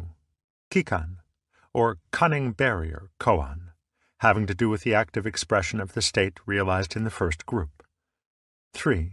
Gonsen, or investigation of words, koan, presumably having to do with the expression of Zen understanding in speech. 4. Nanto, or hard-to-penetrate koan. 5. Goi, or 5 ranks koan, based on the 5 relationships of lord and servant, or of principle, li, and thing-event, shi, wherein Zen is related to the Huayan or Avatamsaka philosophy. The 6th stage is a study of the Buddhist precepts and the regulations of the monk's life, Vinaya, in the light of Zen understanding. Normally, this course of training takes about 30 years. By no means all Zen monks complete the whole training. This is required only of those who are to receive their master's inka, or seal of approval, so that they themselves may become masters, roshi, thoroughly versed in all the skillful means, upaya, for teaching Zen to others. Like so many other things of this kind, the system is as good as one makes it, and its graduates are both tall Buddhas and short Buddhas. It should not be assumed that a person who has passed a koan, or even many koan, is necessarily a transformed human being whose character and way of life are radically different from what they were before. Nor should it be assumed that satori is a single, sudden leap from the common consciousness to complete, unexcelled awakening, anuttara samyak sambodhi. Satori really designates the sudden and intuitive way of seeing into anything, whether it be remembering a forgotten name or seeing into the deepest principles of Buddhism. One seeks and seeks, but cannot find. One then gives up, and the answer comes by itself. Thus there may be many occasions of satori in the course of training, great satori and little satori, and the solution of many of the koan depends upon nothing more sensational than a kind of knack for understanding the Zen style of handling Buddhist principles. Western ideas of Buddhist attainments are all too often distorted by the mysterious East approach, and by the sensational fantasies so widely circulated in theosophical writings during the decades just before and after the turn of the century. Such fantasies were based not upon a first-hand study of Buddhism, but on literal readings of mythological passages in the sutras, where the Buddhas and Bodhisattvas are embellished with innumerable miraculous and superhuman attributes. Thus there must be no confusion between Zen masters and theosophical Mahatmas, the glamorous masters of wisdom who live in the mountain fastnesses of Tibet and practice the arts of occultism. Zen masters are quite human. They get sick and die. They know joy and sorrow. They have bad tempers or other little weaknesses of character, just like anyone else, and they are not above falling in love and entering into a fully human relationship with the opposite sex. The perfection of Zen is to be perfectly and simply human. The difference of the adept in Zen from the ordinary run of men is that the latter are, in one way or another, at odds with their own humanity, and are attempting to be angels or demons. A Doka poem by Ikkyu says, "We eat, excrete, sleep, and get up. This is our world. All we have to do after that is to die."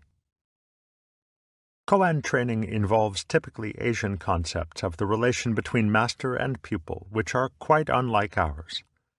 For in Asian cultures, this is a peculiarly sacred relationship, in which the master is held to become responsible for the karma of the pupil.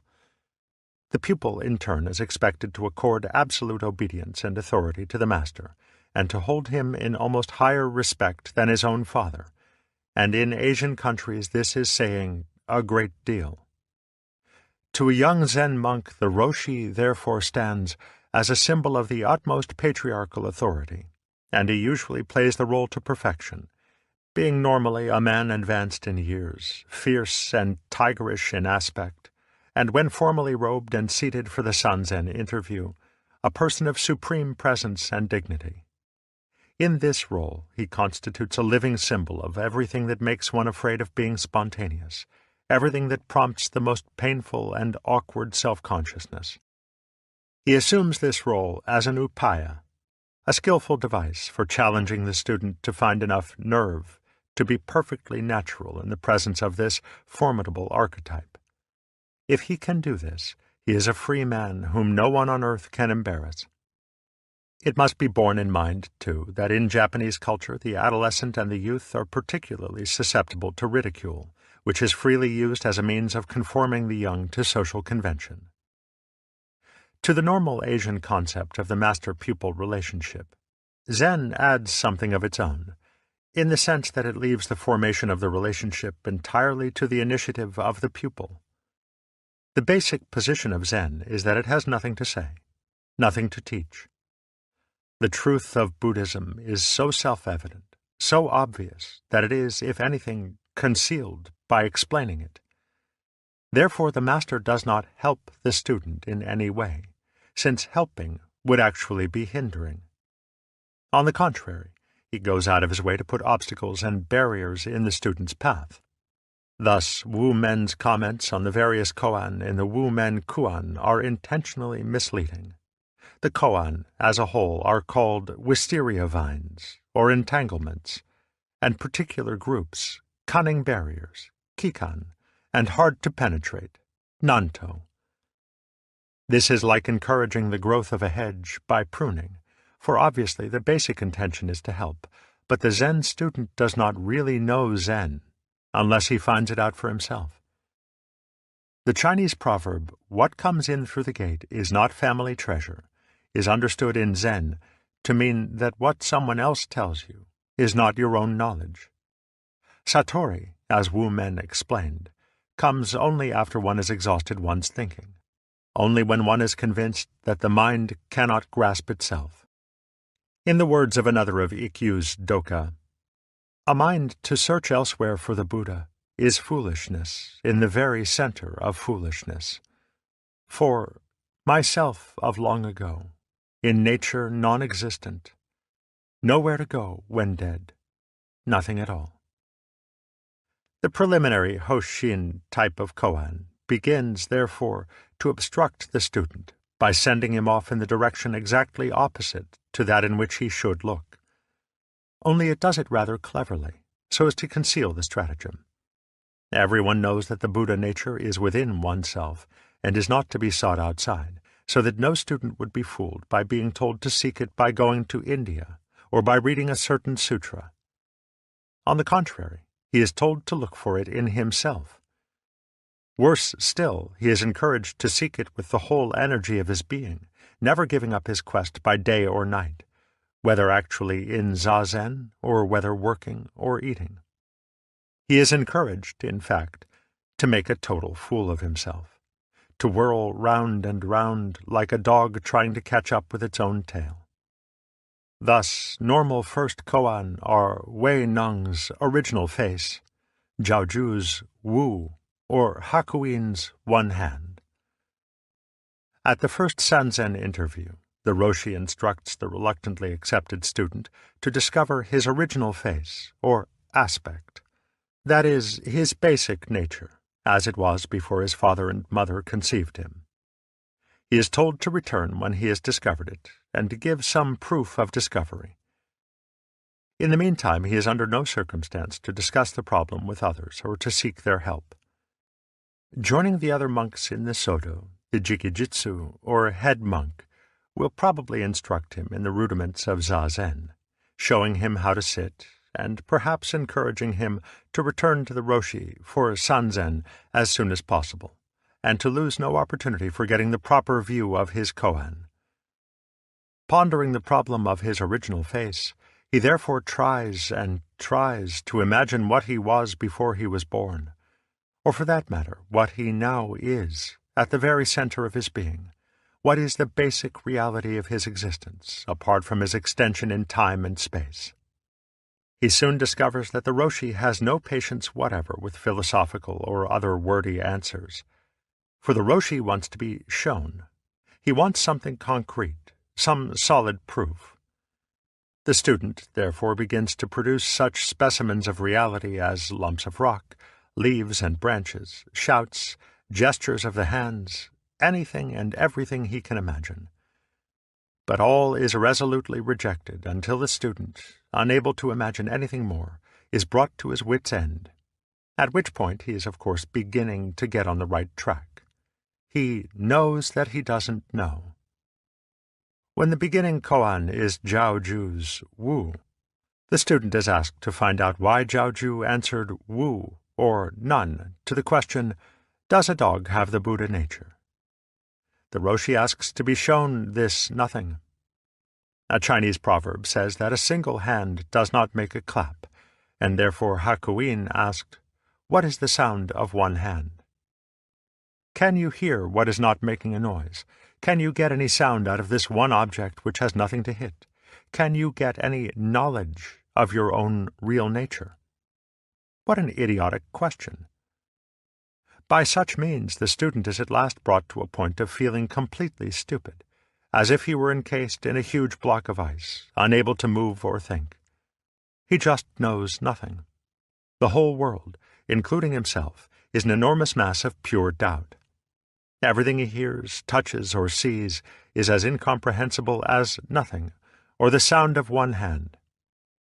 At Sanzen he is perfectly dumb. He walks or sits all day in a vivid daze, conscious of everything going on around him, responding mechanically to circumstances, but totally baffled by everything. After some time in this state, there comes a moment when the block of ice suddenly collapses, when this vast lump of unintelligibility comes instantly alive. The problem of who or what it is becomes transparently absurd, a question which, from the beginning, meant nothing whatever. There is no one left to ask himself the question, or to answer it. Yet at the same time, this transparent meaninglessness can laugh and talk, eat and drink, run up and down, look at the earth and sky, and all this without any sense of there being a problem, a sort of psychological knot in the midst of it. There is no knot, because the mind seeking to know the mind, or the self seeking to control the self, has been defeated out of existence and exposed for the abstraction which it always was. And when that tense knot vanishes, there is no more sensation of a hard core of selfhood standing over against the rest of the world. In this state, the Roshi needs only a single look at the student to know that he is now ready to begin his Zen training in earnest. It is not quite the paradox which it seems to say that Zen training can begin only when it has been finished. For this is simply the basic Mahayana principle that prajna leads to karuna, that awakening is not truly attained unless it also implies the life of the bodhisattva, the manifestation of the marvelous use of the void for the benefit of all sentient beings. At this point, the Roshi begins to present the student with koan which ask for impossible feats of action or judgment, such as, "Take the 4 divisions of Tokyo out of your sleeve. Stop that ship on the distant ocean. Stop the booming of the distant bell. A girl is crossing the street. Is she the younger or the older sister?"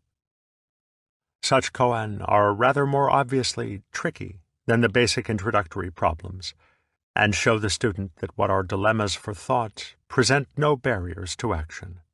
A paper handkerchief easily becomes the 4 divisions of Tokyo, and the student solves the problem of the younger or older sister by mincing across the room like a girl. For in her absolute suchness, the girl is just that. She is only relatively sister, older, or younger. One can perhaps understand why a man who had practiced Zazen for 8 years told R.H. Blythe that Zen is just a trick of words, for on the principle of extracting a thorn, Zen is extricating people from the tangle in which they find themselves from confusing words and ideas with reality. The continued practice of Zazen now provides the student with a clear, unobstructed mind into which he can toss the koan like a pebble into a pool, and simply watch to see what his mind does with it. As he concludes each koan, the Roshi usually requires that he present a verse from the Zenrin Kushu, which expresses the point of the koan just solved.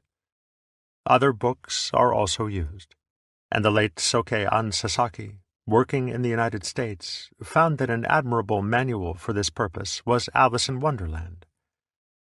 As the work goes on, crucial koan alternate with subsidiary koan, which explore the implications of the former, and give the student a thorough working acquaintance with every theme in the Buddhist view of the universe, presenting the whole body of understanding in such a way that he knows it in his bones and nerves. By such means he learns to respond with it instantly and unwaveringly in the situations of everyday life. The final group of koan are concerned with the 5 ranks, go-ai, a schematic view of the relations between relative knowledge and absolute knowledge, thing events, shi, and underlying principle, li. The originator of the scheme was Tung Shun, 807 to 869, but it arises from the contacts of Zen with the Huayan, Japanese Keigon school, and the doctrine of the 5 ranks is closely related to that of the fourfold Dharma Dhatu. The ranks are often represented in terms of the relative positions of lord and servant, or host and guest, standing respectively for the underlying principle and the thing events. Thus we have 1. The lord looks down at the servant. 2. The servant looks up at the lord. 3. The lord. 4. The servant. 5. The lord and the servant converse together. Suffice it to say that the first 4 correspond to the 4 Dharma Dhatu of the Huayan school, though the relationship is somewhat complex, and the 5th to naturalness.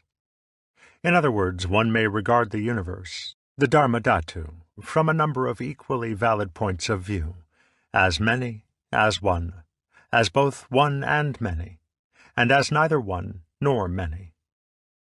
But the final position of Zen is that it does not take any special viewpoint, yet it is free to take every viewpoint, according to the circumstances.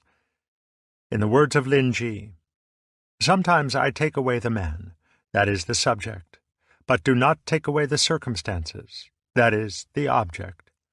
Sometimes I take away the circumstances, but do not take away the man. Sometimes I take away both the man and the circumstances. Sometimes I take away neither the man nor the circumstances. And sometimes," he might have added, "I just do nothing special, wu shi." Koan training comes to its conclusion in the stage of perfect naturalness of freedom in both the absolute and the relative worlds. But because this freedom is not opposed to the conventional order, but is rather a freedom which upholds the world, loka samgraha, the final phase of study is the relationship of Zen to the rules of social and monastic life. As Yun Men once asked, "In such a wide world, why answer the bell and put on ceremonial robes?" Another master's answer in quite a different context applies well here. "If there is any reason for it, you may cut off my head." For the moral act is significantly moral only when it is free, without the compulsion of a reason or necessity. This is also the deepest meaning of the Christian doctrine of free will, for to act in union with God is to act not from the constraint of fear or pride, nor from hope of reward, but with the baseless love of the unmoved mover. To say that the koan system has certain dangers or drawbacks is only to say that anything can be misused. It is a highly sophisticated and even institutionalized technique, and therefore lends itself to affectation and artificiality. But so does any technique, even when so untechnical as Bankei's method of no method. This, too, can become a fetish. Yet it is important to be mindful of the points at which the drawbacks are most likely to arise, and it would seem that in koan training there are 2. The first is to insist that the koan is the only way to a genuine realization of Zen. Of course, one may beg the question by saying that Zen, over and above the experience of awakening, is precisely the style of handling Buddhism which the koan embody. But in this case the Soto school is not Zen, and no Zen is to be found anywhere in the world outside the particular tradition of the Rinzai branch. So defined, Zen has no universality, and becomes as exotic and culturally conditioned as no drama, or the practice of Chinese calligraphy. From the standpoint of the West, such Zen will appeal only to fanciers of Nipponery, to romanticists who like to play at being Japanese.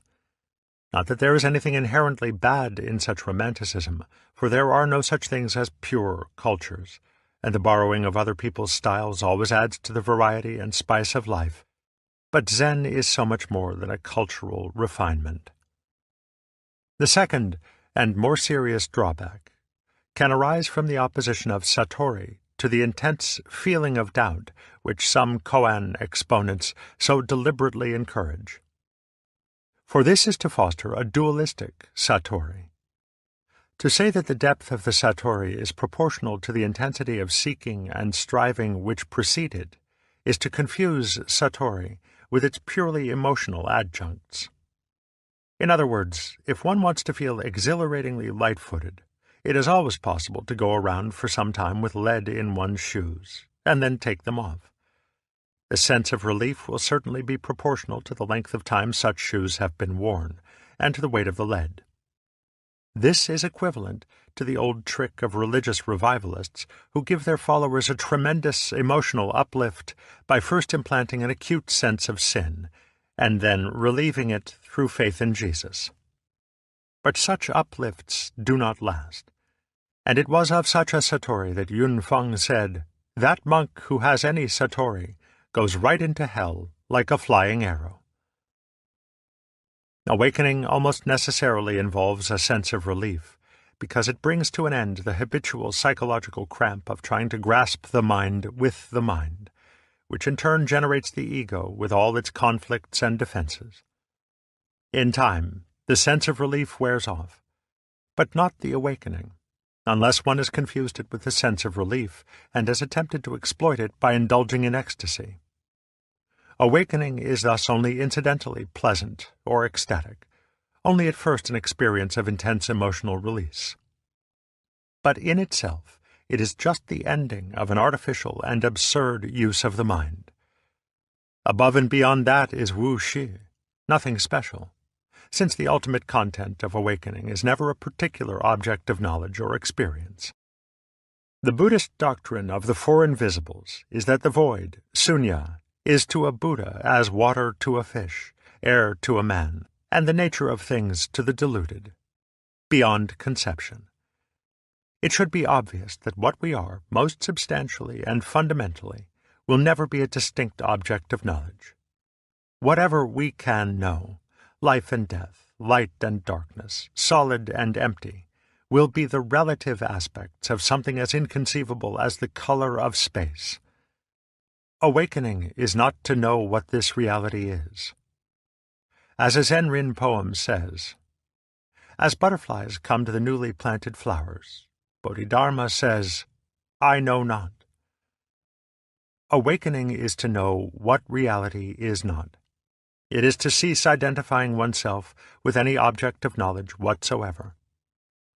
Just as every assertion about the basic substance or energy of reality must be meaningless, any assertion as to what I am, at the very roots of my being, must also be at the height of folly.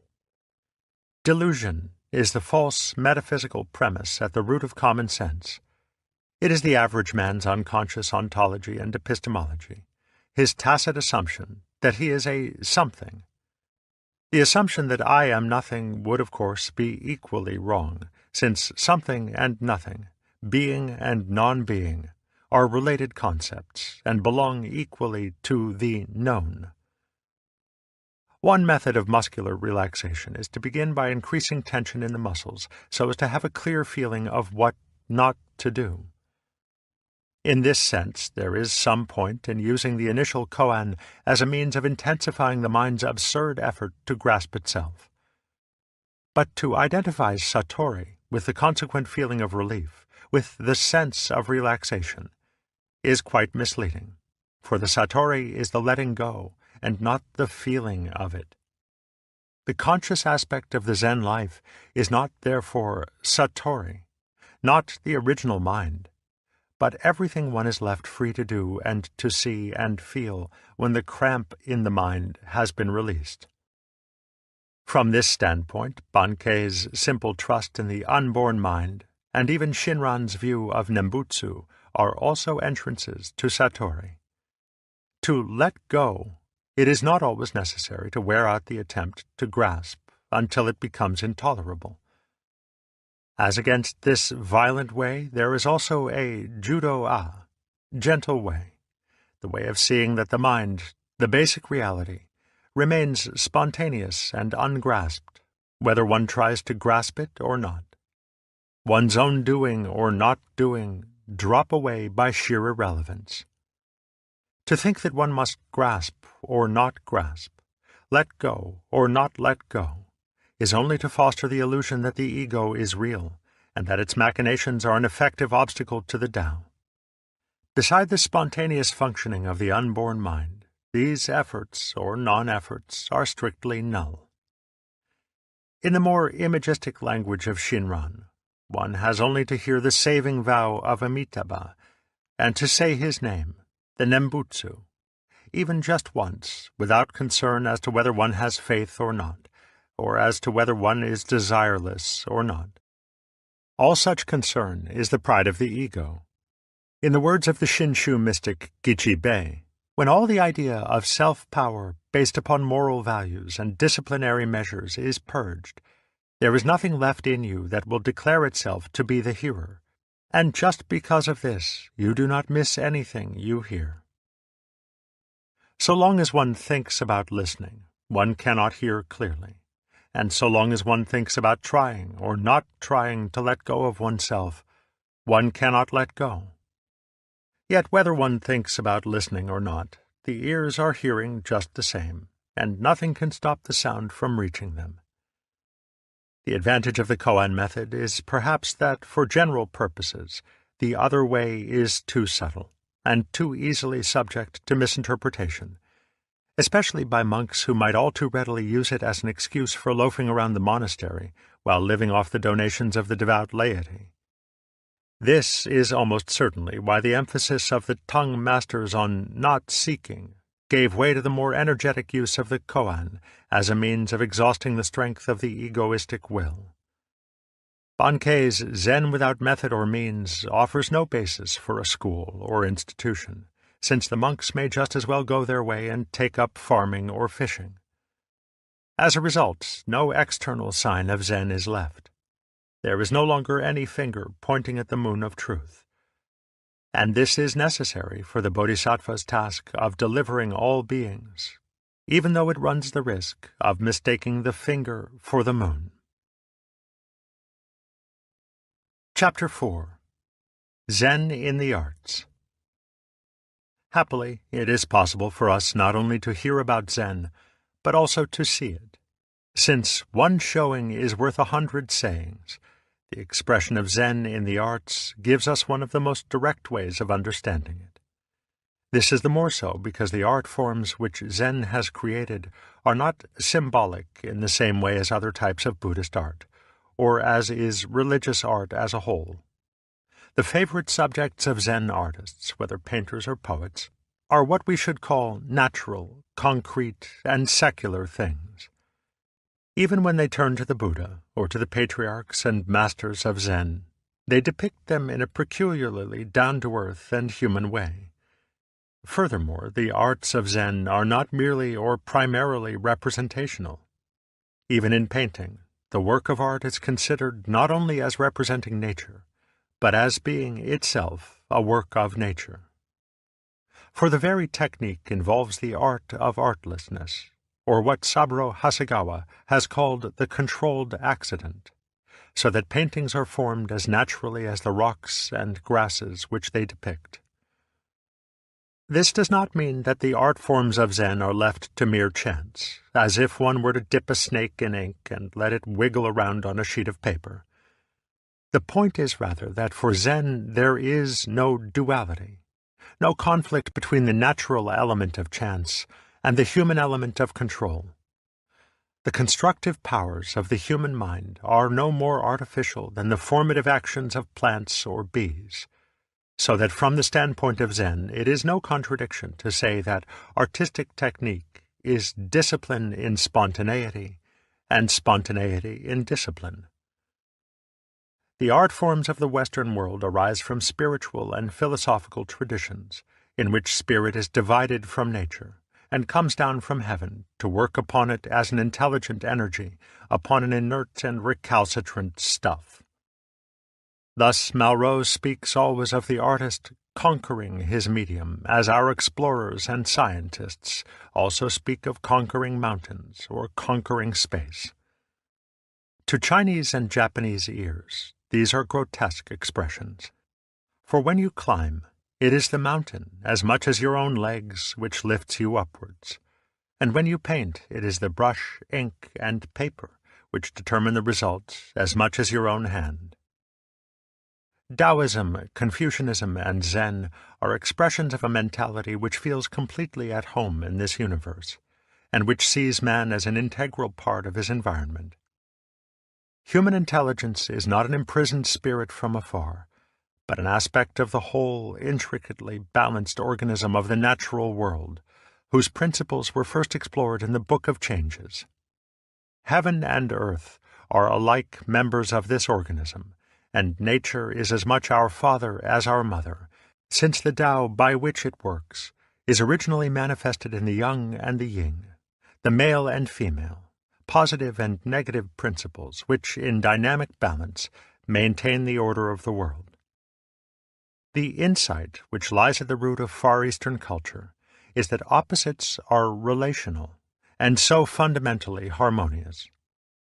Conflict is always comparatively superficial, for there can be no ultimate conflict when the pairs of opposites are mutually interdependent. Thus our stark divisions of spirit and nature, subject and object, good and evil, artist and medium, are quite foreign to this culture. In a universe whose fundamental principle is relativity rather than warfare, there is no purpose because there is no victory to be won, no end to be attained.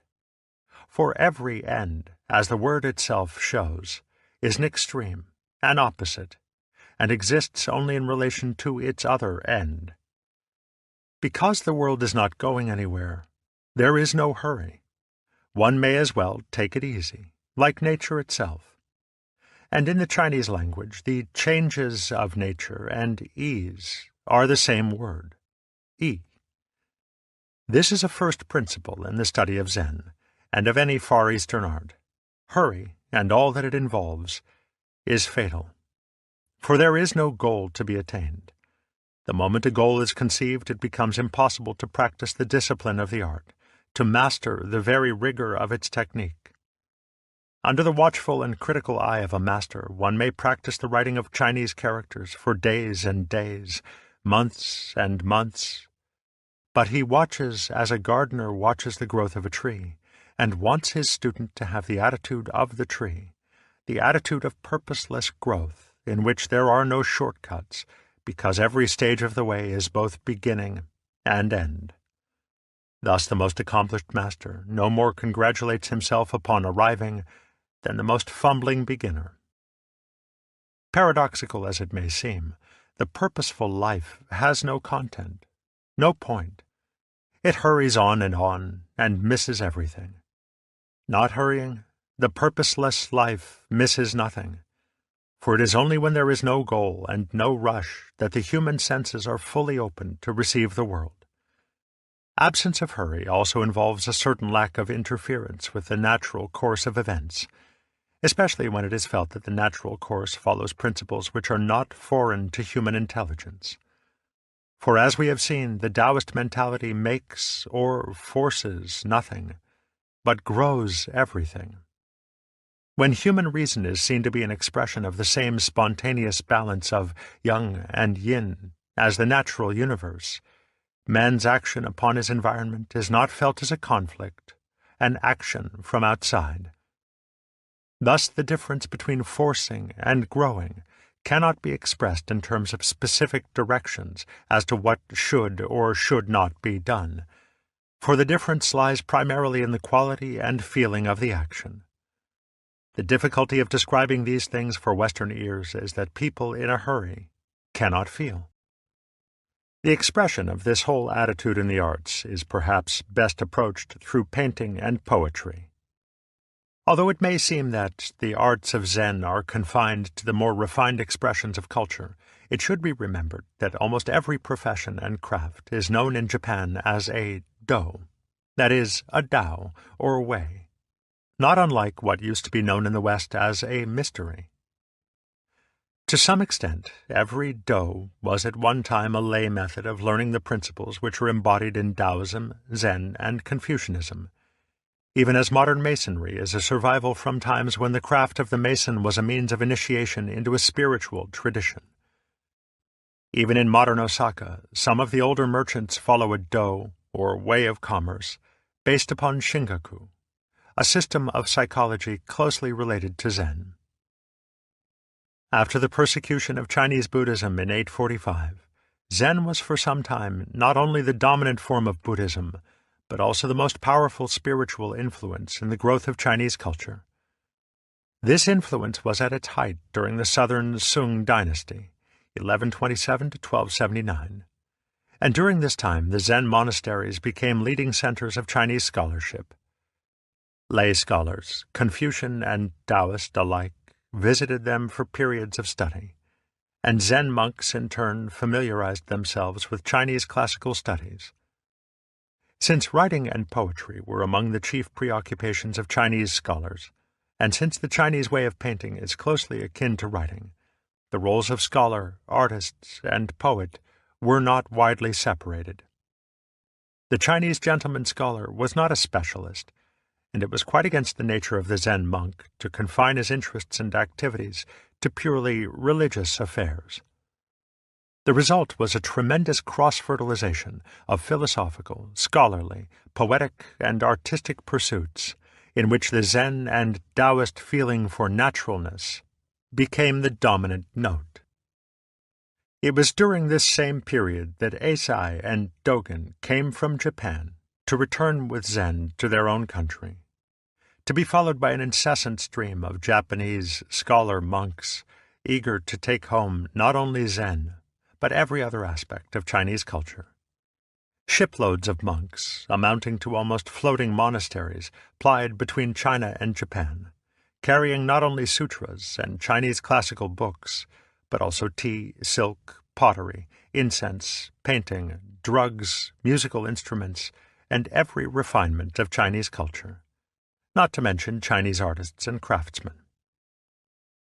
Closest to the feeling of Zen was a calligraphic style of painting, done with black ink on paper or silk, usually a painting and poem in one. Chinese black ink is capable of a great variety of tones, varied by the amount of water, and the ink itself is found in an enormous number of qualities and colors of black. The ink comes in a solid stick, and is prepared by pouring a little water into a flat stone dish, upon which the stick is rubbed until the liquid is of the required density. Writing or painting is done with a sharply pointed brush set in a bamboo stem, a brush which is held upright, without resting the wrist on the paper, and whose soft hairs give its strokes a great versatility. Since the touch of the brush is so light and fluid, and since it must move continuously over the absorbent paper if the ink is to flow out regularly, its control requires a free movement of the hand and arm, as if one were dancing, rather than writing on paper. In short, it is a perfect instrument for the expression of unhesitating spontaneity, and a single stroke is enough to give away one's character to an experienced observer. Sumie, as the Japanese call this style of painting, may have been perfected as early as the Tang dynasty by the almost legendary masters Wu Daozi, circa 700 to 760, and Wang Wei, circa 698 to 759. However, the authenticity of works ascribed to them is doubtful, though they may be as early as the 9th century, and include a painting so fully characteristic of Zen as the impressionistic waterfall attributed to Wang Wei, a thundering stream of sheer power, suggested by a few slightly curved sweeps of the brush between two masses of rock. The great formative age of this style was undoubtedly the Sung dynasty, 959 to 1279, and is represented by such painters as Xie Gui, Ma Yuan, Mu Qi, and Liang Kai. The Sung masters were preeminently landscape painters, creators of a tradition of nature painting, which has hardly been surpassed anywhere in the world. For it shows us the life of nature, of mountains, waters, mists, rocks, trees, and birds, as felt by Taoism and Zen. It is a world to which man belongs, but which he does not dominate. It is sufficient to itself, for it was not made for anyone, and has no purpose of its own. As Xuan Gui said, "Over the river, the shining moon, in the pine trees, the sighing wind, all night long, so tranquil. Why? And for whom?" Sung landscapes are by no means as fantastic and stylized as Western critics often suggest, for to travel in similar territory, in mountainous, misty country, is to see them at every turn of the road, and it is a simple matter for the photographer to take pictures which look exactly like Chinese paintings. One of the most striking features of the Sung landscape, as of Sumie as a whole, is the relative emptiness of the picture, an emptiness which appears, however, to be part of the painting, and not just unpainted background. By filling in just one corner, the artist makes the whole area of the picture alive. Ma Yuan, in particular, was a master of this technique, which amounts almost to painting by not painting, or what Zen sometimes calls playing the stringless lute. The secret lies in knowing how to balance form with emptiness, and above all, in knowing when one has said enough. For Zen spoils neither the aesthetic shock nor the satori shock by filling in, by explanation, second thoughts, and intellectual commentary. Furthermore, the figure so integrally related to its empty space gives the feeling of the marvelous void from which the event suddenly appears. Equally impressive is the mastery of the brush, of strokes ranging from delicate elegance to rough vitality, from minutely detailed trees to bold outlines and masses given texture by the controlled accidents of stray brush hairs and uneven inking on the paper. Zen artists have preserved this technique to the present day in the so-called Zenga style of Chinese characters, circles, bamboo branches, birds, or human figures drawn with these uninhibited, powerful brush strokes, which keep on moving, even when the painting is finished. After Mu Qi, perhaps the greatest master of the rough brush was the Japanese monk Sesshu, 1421 to 1506, whose formidable technique included the most refined screens of pine trees and birds, mountain landscapes reminiscent of Xie Gui, and almost violently alive landscapes, for which he used not only the brush, but fistfuls of inked straw to get the right texture of flying hair lines. The Western eye is immediately struck by the absence of symmetry in these paintings, by the consistent avoidance of regular and geometrical shapes, whether straight or curved. For the characteristic brush line is jagged, gnarled, irregularly twisting, dashing, or sweeping, always spontaneous rather than predictable.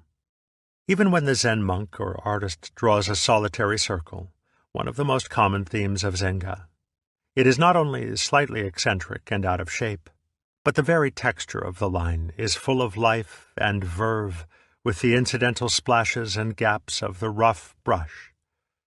For the abstract or perfect circle becomes concrete and natural, a living circle, and in the same way, rocks and trees, clouds and water appear to the Chinese eye as most like themselves when unlike the intelligible forms of the geometer and architect.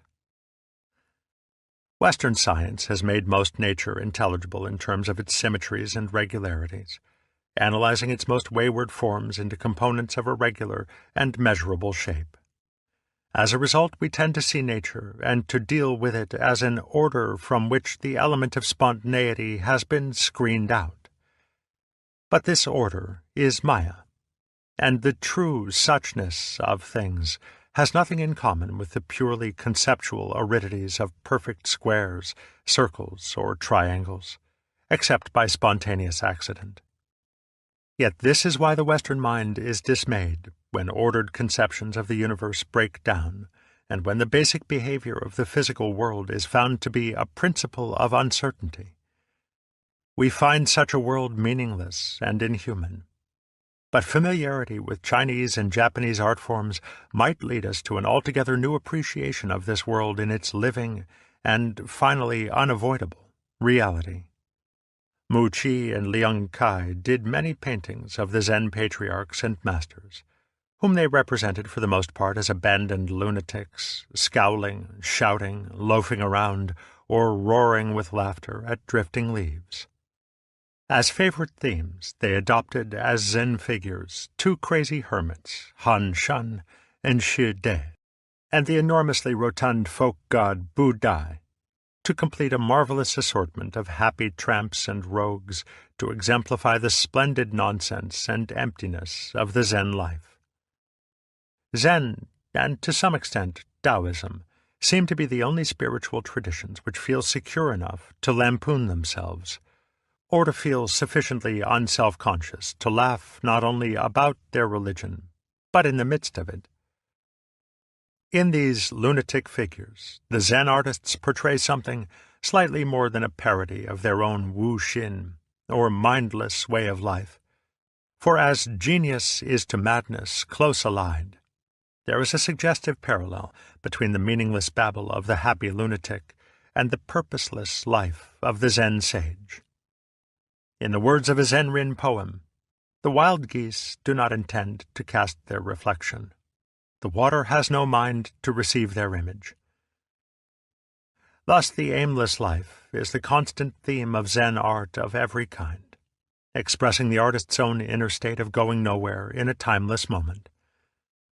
All men have these moments occasionally, and it is just then that they catch those vivid glimpses of the world which cast such a glow over the intervening wastes of memory.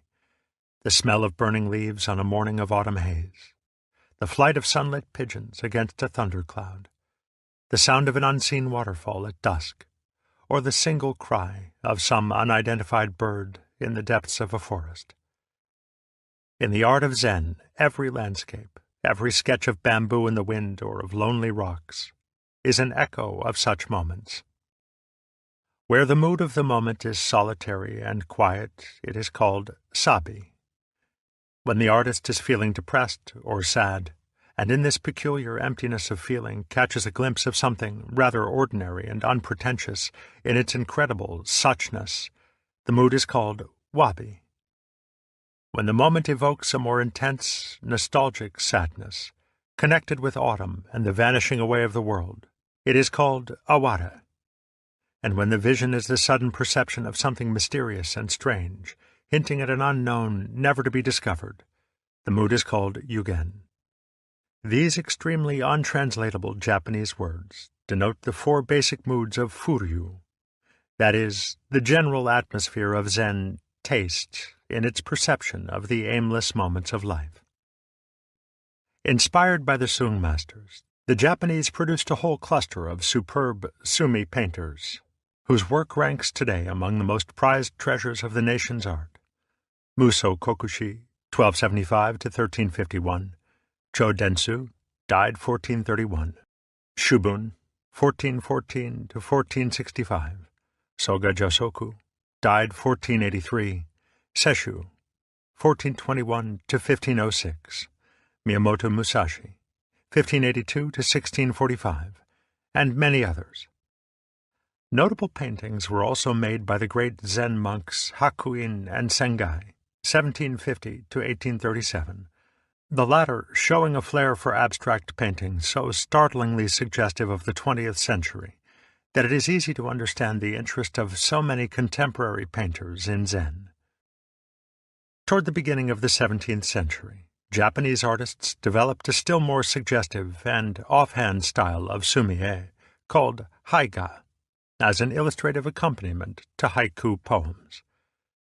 These were derived from zenga, the informal paintings of the Zen monks accompanying verses from the Zenrin Kushu, and sayings from the various mondo and the sutras. Zenga and haiga represent the most extreme form of sumi painting, the most spontaneous, artless, and rough, replete with all those controlled accidents of the brush in which they exemplify the marvelous meaninglessness of nature itself. From the earliest times, the Zen masters had shown a partiality for short, gnomic poems, at once laconic and direct, like their answers to questions about Buddhism.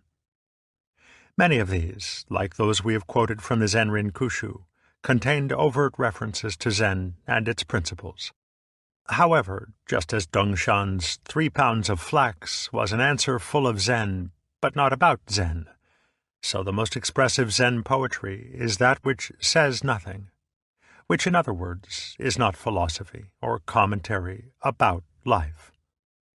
A monk asked Feng Shui, "When speech and silence are both inadmissible, how can one pass without error?" The master replied, "I always remember Jiangsu in March, the cry of the partridge, the mass of fragrant flowers."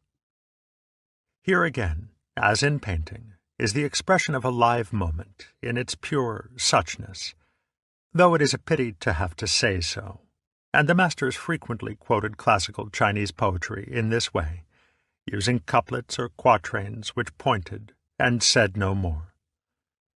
The practice of taking couplets from the old Chinese poems for use as songs was also favored in literary circles, and at the beginning of the 11th century Fujiwara Kinto compiled an anthology of such excerpts, together with short Japanese waka poems, under the title Roeshu, the collection of clear songs.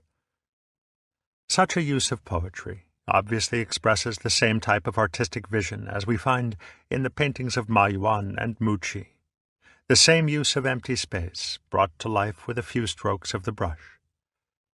In poetry, the empty space is the surrounding silence which a 2-line poem requires, a silence of the mind in which one does not think about the poem, but actually feels the sensation which it evokes, all the more strongly for having said so little. By the 17th century, the Japanese had brought this wordless poetry to perfection in the haiku, the poem of just 17 syllables which drops the subject almost as soon as it takes it up. To non-Japanese people, haiku are apt to seem no more than beginnings or even titles for poems, and in translation it is impossible to convey the effect of their sound and rhythm. However, translation can usually convey the image, and this is the important point. Of course, there are many haiku which seem as stilted as the Japanese paintings on cheap lacquer trays for export. But the non-Japanese listener must remember that a good haiku is a pebble thrown into the pool of the listener's mind, evoking associations out of the richness of his own memory. It invites the listener to participate, instead of leaving him dumb with admiration while the poet shows off. The development of the haiku was largely the work of Basho, 1643 to 1694, whose feeling for Zen wanted to express itself in a type of poetry altogether in the spirit of Wu Shi. Nothing special. To write haiku, he said, get a 3-foot child. For Basho's poems have the same inspired objectivity as a child's expression of wonder, and return us to that same feeling of the world as when it first met our astonished eyes. Kimi hitake, yoki mano misera, yuki maroge. You light the fire. I'll show you something nice. A great ball of snow. Basho wrote his haiku in the simplest type of Japanese speech, naturally avoiding literary and highbrow language, so creating a style which made it possible for ordinary people to be poets. Bankei, his contemporary, did just the same thing for Zen, for as one of Ikkyu's Doka poems says, "Whatever runs counter to the mind and will of ordinary people hinders the law of men and the law of Buddha. This is in the spirit of Nan Chuan's saying, "The ordinary mind is the Tao," where ordinary means simply human, rather than merely vulgar. It was thus that the 17th century saw an extraordinary popularization of the Zen atmosphere in Japan, reaching down from the monks and samurai to farmers and artisans. The true feeling of haiku is given away in one of Basho's poems, which, however, says just too much to be true haiku. How admirable, he who thinks not life is fleeting when he sees the lightning. For the haiku sees things in their suchness, without comment, a view of the world which the Japanese call sonomama, just as it is, or just so. Weeds in the rice field, cut and left lying just so. Fertilizer. In Zen, a man has no mind apart from what he knows and sees, and this is almost expressed by Gochiku in the haiku, "The long night, the sound of water says what I think," and still more directly, "The stars on the pond, again the winter shower ruffles the water." Haiku and waka poems convey perhaps more easily than painting the subtle differences between the four moods of sabi, wabi, aware, and yugen. The quiet, thrilling loneliness of sabi is obvious in "On a withered branch a crow is perched in the autumn evening," but it is less obvious, and therefore deeper, in "With the evening breeze the water laps against the heron's legs. In the dark forest a berry drops, the sound of the water." Sabi is, however, loneliness in the sense of Buddhist detachment, of seeing all things as happening by themselves in miraculous spontaneity. With this goes that sense of deep, illimitable quietude which descends with a long fall of snow, swallowing all sounds in layer upon layer of softness. Sleet falling, fathomless, infinite loneliness. Wabi, the unexpected recognition of the faithful suchness of very ordinary things, especially when the gloom of the future has momentarily checked our ambitiousness, is perhaps the mood of "a brushwood gate, and for a lock this snail." The woodpecker keeps on in the same place. Day is closing. Winter desolation. In the rainwater tub, sparrows are walking. Aware is not quite grief and not quite nostalgia in the usual sense of longing for the return of a beloved past. Aware is the echo of what has passed and of what was loved, giving them a resonance such as a great cathedral gives to a choir, so that they would be the poorer without it. No one lives at the barrier of Fuha. The wooden penthouse is fallen away. All that remains is the autumn wind. The evening haze, thinking of past things, how far off they are. Aware is the moment of crisis between seeing the transience of the world with sorrow and regret, and seeing it as the very form of the great void. The stream hides itself in the grasses of departing autumn. Leaves falling lie on one another. The rain beats on the rain. That moment of transition is just about to cross over in the haiku written by Issa upon the death of his child. This dewdrop world, it may be a dewdrop, and yet. Since yugen signifies a kind of mystery, it is the most baffling of all to describe, and the poems must speak for themselves. The sea darkens. The voices of the wild ducks are faintly white. The skylark, its voice alone fell, leaving nothing behind. In the dense mist, what is being shouted between hill and boat? The trout leaps. Clouds are moving in the bed of the stream.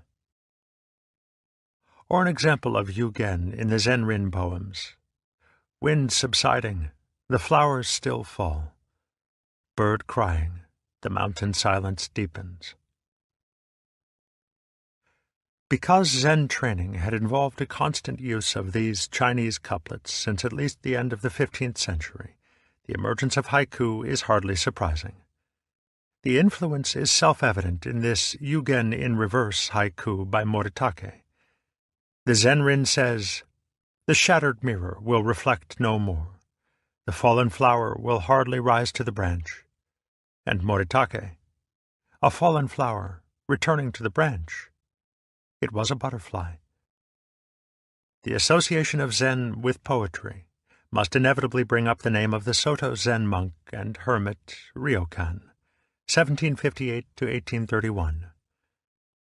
So often one thinks of the saint as a man whose sincerity provokes the enmity of the world, but Ryokan holds the distinction of being the saint whom everyone loved, perhaps because he was natural, again as a child, rather than good. It is easy to form the impression that the Japanese love of nature is predominantly sentimental, dwelling on those aspects of nature which are nice and pretty: butterflies, cherry blossoms, the autumn moon, chrysanthemums, and old pine trees. But Ryokan is also the poet of lice, fleas, and being utterly soaked with cold rain. On rainy days, the monk Ryokan feels sorry for himself, and his view of nature is all of a piece. The sound of the scouring of the saucepan blends with the tree frogs' voices. In some ways, Ryokan is a Japanese St. Francis, though much less obviously religious. He is a wandering fool, unself-consciously playing games with children, living in a lonely hut in the forest where the roof leaks and the wall is hung with poems in his marvelously illegible, spidery handwriting, so prized by Japanese calligraphers. He thinks of the lice on his chest as insects in the grass, and expresses the most natural human feelings: sadness, loneliness, bewilderment, or pity, without a trace of shame or pride. Even when robbed, he is still rich, for the thief left it behind, the moon at the window. And when there is no money, the wind brings fallen leaves enough to make a fire. When life is empty with respect to the past, and aimless with respect to the future, the vacuum is filled by the present, normally reduced to a hairline, a split second in which there is no time for anything to happen. The sense of an infinitely expanded present is nowhere stronger than in Cha no Yu, the art of tea. Strictly, the term means something like tea with hot water, and through this one art, Zen has exercised an incalculable influence on Japanese life, since the Cha-jin, or man of tea, is an arbiter of taste in the many subsidiary arts which Cha no Yu involves: architecture, gardening, ceramics, metalwork, lacquer, and the arrangement of flowers, ikebana. Since Cha no Yu has become a conventional accomplishment for young ladies, it has been made the subject of a great deal of sentimental nonsense, associated with brocaded young dolls in moonlit rooms, nervously trying to imitate the most stilted feelings about porcelain and cherry blossom. But in the austere purity of, say, the Soshu Sen school, the art of tea is a genuine expression of Zen, which requires, if necessary, no further apparatus than a bowl, tea, and hot water. If there is not even that, Chado, the way of tea, can be practiced anywhere, and with anything, since it is really the same as Zen. If Christianity is wine, and Islam coffee, Buddhism is most certainly tea. Its quietening, clarifying, and slightly bitter taste gives it almost the same taste as awakening itself, though the bitterness corresponds to the pleasing roughness of natural texture, and the middle path between sweet and sour. Long before the development of Cha no Yu, tea was used by Zen monks as a stimulant for meditation, and in this context it was drunk in a mood of unhurried awareness, which naturally lent itself to a ritualistic type of action. In summer it refreshed, and in winter warmed those wandering hermit monks who liked to build grass and bamboo huts in the mountain forests or by rock-filled streams in the gorges. The totally undistracting emptiness and simplicity of the Taoist or Zen hermitage has set the style, not only for the special type of house for Cha-no-yu, but for Japanese domestic architecture as a whole.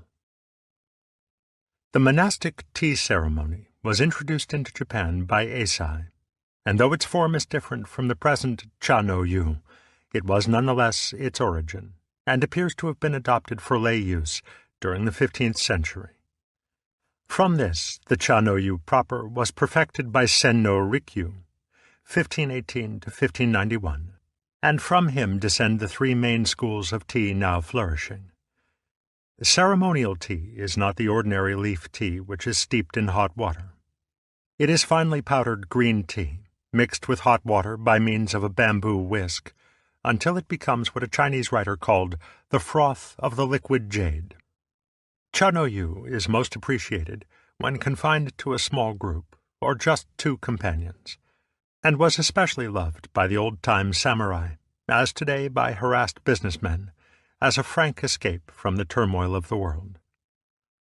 Ideally, the house for Cha-no-yu is a small hut set apart from the main dwelling in its own garden. The hut is floored with tatami, or straw mats, enclosing a fire pit. The roof is usually thatched with rice straw, and the walls, as in all Japanese homes, are paper shoji, supported by uprights of wood with a natural finish.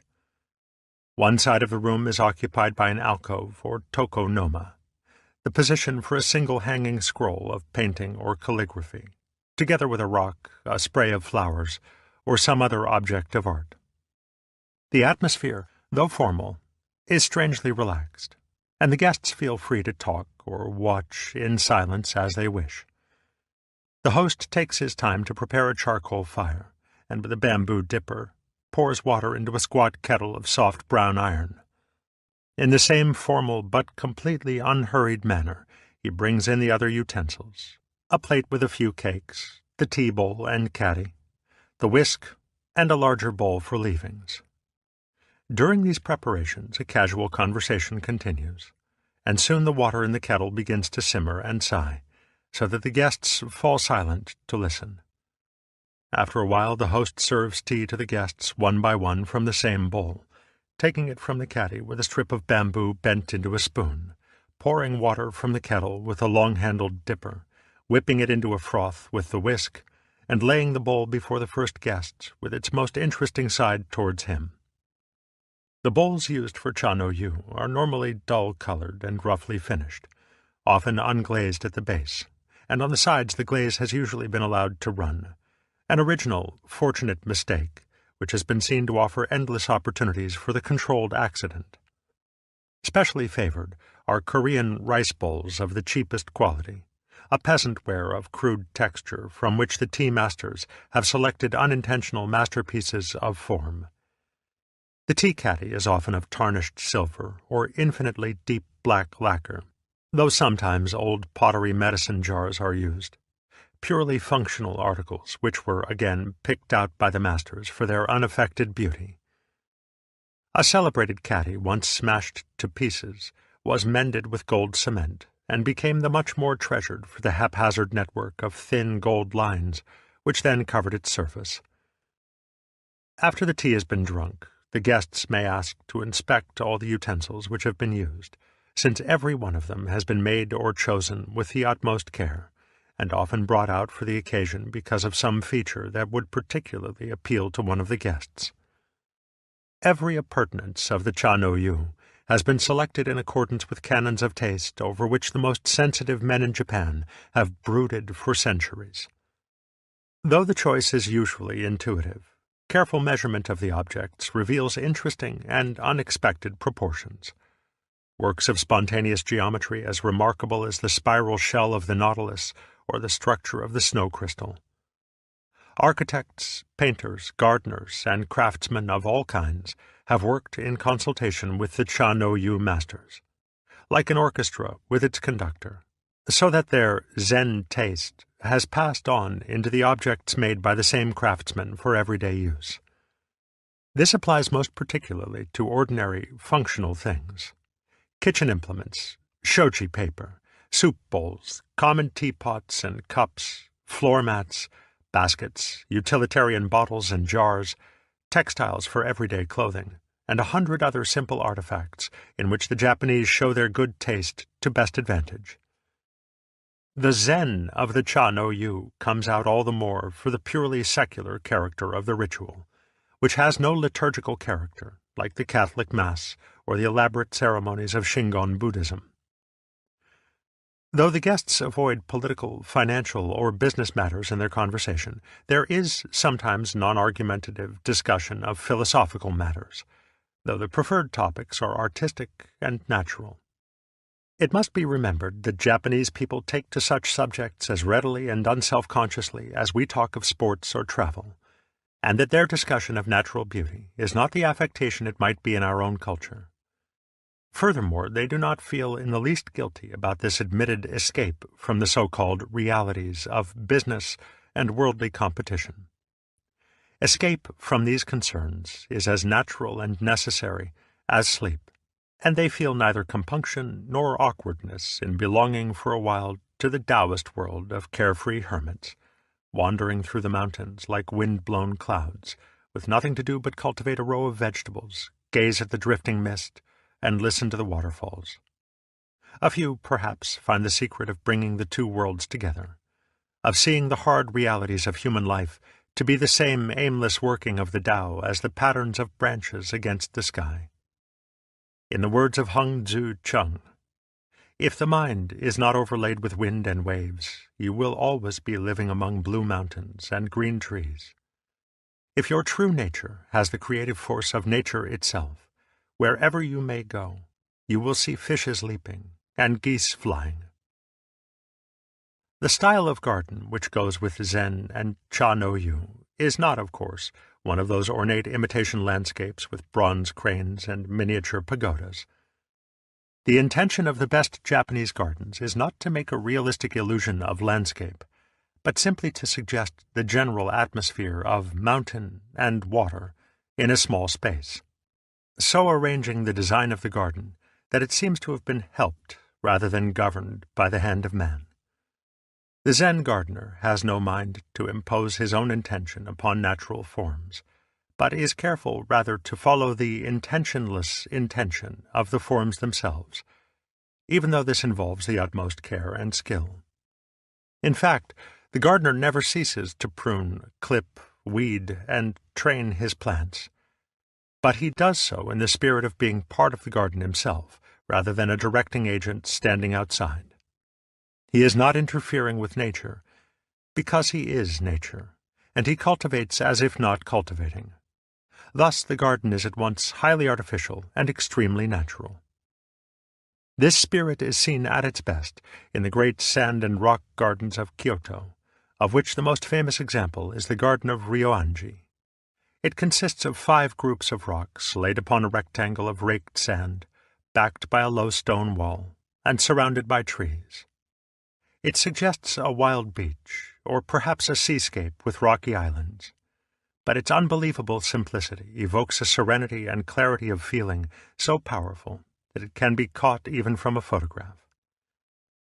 The major art which contributes to such gardens is bonseki, which may well be called the growing of rocks. It requires difficult expeditions to the seashore, to mountains and rivers, in search of rock forms which wind and water have shaped into asymmetrical, living contours. These are carted to the garden site, and placed so as to look as if they had grown where they stand, so as to be related to the surrounding space or to the area of sand in the same way as figure to background in Sung paintings. Because the rock must look as if it had always been in the same position, it must have the air of moss-covered antiquity, and rather than try to plant moss on the rock is first set for some years in a place where the moss will grow by itself, and thereafter is moved to its final position. Rocks picked out by the sensitive eye of the bonseki artist are ranked among Japan's most precious national treasures, but, except to move them, they are untouched by the human hand.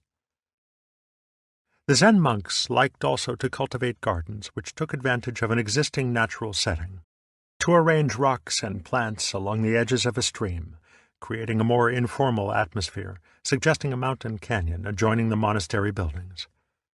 They were always sparing and reserved in their use of color, as were the Sung painters before them, since masses of flowers in sharply varying colors are seldom found in the state of nature. Though not symmetrical, the Japanese garden has a clearly perceptible form. Unlike so many English and American flower gardens, they do not resemble a daub in oil colors, and this delight in the form of plants carries over into the art of flower arrangement inside the house, accentuating the shapes of single sprays and leaves rather than bunched colors. Every one of the arts which have been discussed involves a technical training which follows the same essential principles as training in Zen. The best account of this training thus far available in a Western language is Eugen Herrigel's Zen in the Art of Archery, which is the author's story of his own experience under a master of the Japanese bow. To this should be added the already mentioned letter on Zen and swordsmanship, Kendo, by the 17th century master Takuan, translated by Suzuki in his Zen Buddhism and its influence on Japanese culture. The major problem of each of these disciplines is to bring the student to the point from which he can really begin. Herrigel spent almost 5 years trying to find the right way of releasing the bowstring, for it had to be done unintentionally, in the same way as a ripe fruit bursts its skin. His problem was to resolve the paradox of practicing relentlessly, without ever trying, and to let go of the taut string intentionally, without intention. His master, at one and the same time, urged him to keep on working and working, but also to stop making an effort. For the art cannot be learned unless the arrow shoots itself, unless the string is released wu-shin and wu-nien, without mind and without blocking, or choice. After all those years of practice, there came a day when it just happened. How or why, Herrigel never understood. The same is true in learning to use the brush for writing or painting. The brush must draw by itself. This cannot happen if one does not practice constantly, but neither can it happen if one makes an effort. Similarly, in swordsmanship, one must not first decide upon a certain thrust and then attempt to make it, since by that time it will be too late. Decision and action must be simultaneous. This was the point of Dogen's image of firewood and ashes. For to say that firewood does not become ashes is to say that it has no intention to be ash before it is actually ash, and then it is no longer firewood. Dogen insisted that the two states were clearly cut, and in the same way Herrigel's master did not want him to mix the two states of stretching and releasing the bow. He instructed him to draw it to the point of fullest tension, and stop there, without any purpose, any intention in mind as to what to do next. Likewise, in Dogen's view of Zazen, one must be sitting just to sit, and there must not be any intention to have satori. The sudden visions of nature which form the substance of haiku arise in the same way, for they are never there when one looks for them. The artificial haiku always feels like a piece of life which has been deliberately broken off or wrenched away from the universe, whereas the genuine haiku has dropped off all by itself and has the whole universe inside it. Artists and craftsmen of the Far East have, indeed, measured, analyzed, and classified the techniques of the masters to such a degree that by deliberate imitation they can come close to deceiving, if it were possible, even the elect. By all quantitative standards, the work is so contrived it is indistinguishable from its models, just as bowmen and swordsmen trained by quite other methods can equal the feats of Zen-inspired samurai. But so far as Zen is concerned, the end results have nothing to do with it. For as we have seen all along, Zen has no goal. It is a traveling without point, with nowhere to go. To travel is to be alive, but to get somewhere is to be dead, for as our own proverb says, to travel well is better than to arrive. A world which increasingly consists of destinations without journeys between them, a world which values only getting somewhere as fast as possible, becomes a world without substance. One can get anywhere and everywhere, and yet the more this is possible, the less is anywhere and everywhere worth getting to.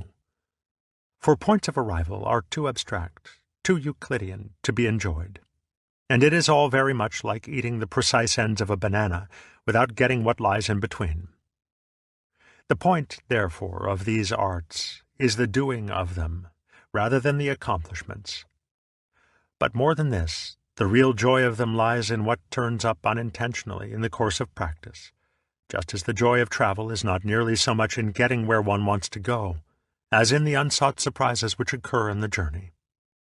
Planned surprises are as much of a contradiction as intentional satori, and whoever aims at satori is, after all, like a person who sends himself Christmas presents for fear that others will forget him. One must simply face the fact that Zen is all that side of life which is completely beyond our control, and which will not come to us by any amount of forcing or wrangling or cunning, stratagems which produce only fakes of the real thing. But the last word of Zen is not an absolute dualism, the rather barren world of controlled action on the one side and the spontaneous world of uncontrolled surprise on the other. For who controls the controller? Because Zen does not involve an ultimate dualism between the controller and the controlled, the mind and the body, the spiritual and the material, there is always a certain physiological aspect to its techniques. Whether Zen is practiced through Zazen or Cha-no-yu or Kendo, great importance is attached to the way of breathing. Not only is breathing one of the two fundamental rhythms of the body, it is also the process in which control and spontaneity, voluntary and involuntary action, find their most obvious identity. Long before the origins of the Zen school, both Indian yoga and Chinese Taoism practiced watching the breath, with a view to letting, not forcing it, to become as slow and silent as possible. Physiologically and psychologically, the relationship between breathing and insight is not yet altogether clear. But if we look at man as process rather than entity, rhythm rather than structure, it is obvious that breathing is something which he does, and thus is, constantly. Therefore, grasping air with the lungs goes hand in hand with grasping at life. So-called normal breathing is fitful and anxious. The air is always being held and not fully released, for the individual seems incapable of letting it run its full course through the lungs. He breathes compulsively rather than freely. The technique therefore begins by encouraging a full release of the breath, easing it out, as if the body were being emptied of air by a great leaden ball sinking through the chest and abdomen and settling down into the ground. The returning in-breath is then allowed to follow as a simple reflex action. The air is not actively inhaled, it is just allowed to come, and then when the lungs are comfortably filled, it is allowed to go out once more, the image of the leaden ball giving it the sense of falling out, as distinct from being pushed out. One might go as far as to say that this way of breathing is Zen itself, in its physiological aspect. Yet as with every other aspect of Zen, it is hindered by striving for it. And for this reason, beginners in the breathing technique often develop the peculiar anxiety of feeling unable to breathe unless keeping up a conscious control.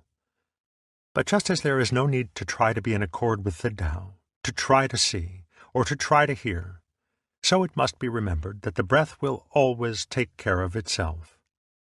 This is not a breathing exercise so much as a watching and letting of the breath, and it is always a serious mistake to undertake it in the spirit of a compulsive discipline to be practiced with a goal in mind. This way of breathing is not for special times alone. Like Zen itself, it is for all circumstances whatsoever, and in this way, as in others, every human activity can become a form of Zazen. The application of Zen in activity is not restricted to the formal arts, and on the other hand, does not absolutely require the specific sitting technique of Zazen proper. The late Dr. Kunihiko Hashida, a lifelong student of Zen and editor of the works of Dogen, never used formal Zazen. But his Zen practice was precisely his study of physics. And to suggest his attitude, he used to say that his life work was to science rather than to study science. In its own way, each one of the arts which Zen has inspired gives vivid expression to the sudden or instantaneous quality of its view of the world. The momentariness of sumi paintings and haiku, and the total presence of mind required in cha-no-yu and kendo, bring out the real reason why Zen has always called itself the way of instantaneous awakening. It is not just that satori comes quickly and unexpectedly, all of a sudden, for mere speed has nothing to do with it. The reason is that Zen is a liberation from time. For if we open our eyes and see clearly, it becomes obvious that there is no other time than this instant, and that the past and the future are abstractions without any concrete reality. Until this has become clear, it seems that our life is all past and future, and that the present is nothing more than the infinitesimal hairline which divides them. From this comes the sensation of having no time, of a world which hurries by so rapidly that it is gone before we can enjoy it. But through awakening to the instant, one sees that this is the reverse of the truth. It is rather the past and future which are the fleeting illusions, and the present which is eternally real. We discover that the linear succession of time is a convention of our single-track verbal thinking, of a consciousness which interprets the world by grasping little pieces of it, calling them things and events. But every such grasp of the mind excludes the rest of the world, so that this type of consciousness can get an approximate vision of the whole only through a series of grasps, one after another. Yet the superficiality of this consciousness is seen in the fact that it cannot and does not regulate even the human organism. For if it had to control the heartbeat, the breath, the operation of the nerves, glands, muscles, and sense organs, it would be rushing wildly around the body, taking care of one thing after another, with no time to do anything else. Happily, it is not in charge, and the organism is regulated by the timeless original mind, which deals with life in its totality, and so can do ever so many things at once. However, it is not as if the superficial consciousness were one thing, and the original mind another, for the former is a specialized activity of the latter. Thus the superficial consciousness can awaken to the eternal present if it stops grasping. But this does not come to pass by trying to concentrate on the present, an effort which succeeds only in making the moment seem ever more elusive and fleeting, ever more impossible to bring into focus. Awareness of the eternal now comes about by the same principle as the clarity of hearing and seeing, and the proper freedom of the breath. Clear sight has nothing to do with trying to see. It is just the realization that the eyes will take in every detail, all by themselves, for so long as they are open, one can hardly prevent the light from reaching them. In the same way, there is no difficulty in being fully aware of the eternal present as soon as it is seen that one cannot possibly be aware of anything else, that in concrete fact there is no past or future. Making an effort to concentrate on the instantaneous moment implies at once that there are other moments, but they are nowhere to be found, and in truth one rests as easily in the eternal present as the eyes and ears respond to light and sound. Now this eternal present is the timeless, unhurried flowing of the Tao. Such a tide as, moving, seems to sleep, too full for sound or foam. As Nan Xuan said, to try to accord with it is to deviate from it, though in fact one cannot deviate, and there is no one to deviate. So, too, one cannot get away from the eternal present by trying to attend to it. And this very fact shows that apart from this present, there is no distinct self that watches and knows it. which is why Hui Ko could not find his mind when Bodhidharma asked him to produce it. However puzzling this may be, and however many philosophical problems it may raise, one clear look is enough to show its unavoidable truth. There is only this now. It does not come from anywhere. It is not going anywhere. It is not permanent, but it is not impermanent. Though moving, it is always still. When we try to catch it, it seems to run away, and yet it is always here, and there is no escape from it.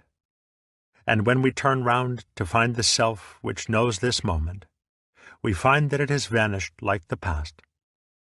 Therefore the sixth patriarch says in the Tan Ching, "In this moment, there is nothing which comes to be. In this moment, there is nothing which ceases to be. Thus there is no birth and death to be brought to an end. Wherefore the absolute tranquility of nirvana is this present moment. Though it is at this moment, there is no limit to this moment, and herein is eternal delight. Yet when it comes to it, this moment can be called present only in relation to past and future, or to someone to whom it is present. But when there is neither past nor future, no one to whom this moment is present, what is it? When Fa Chung was dying, a squirrel screeched on the roof. "It's just this," he said, "and nothing else." We hope you've enjoyed The Way of Zen. Text copyright 1957 by Pantheon Books. Renewed in 1985 by Mary Jane Yates Watts. Production copyright 2015 by Macmillan Audio. All rights reserved. Audible hopes you have enjoyed this program.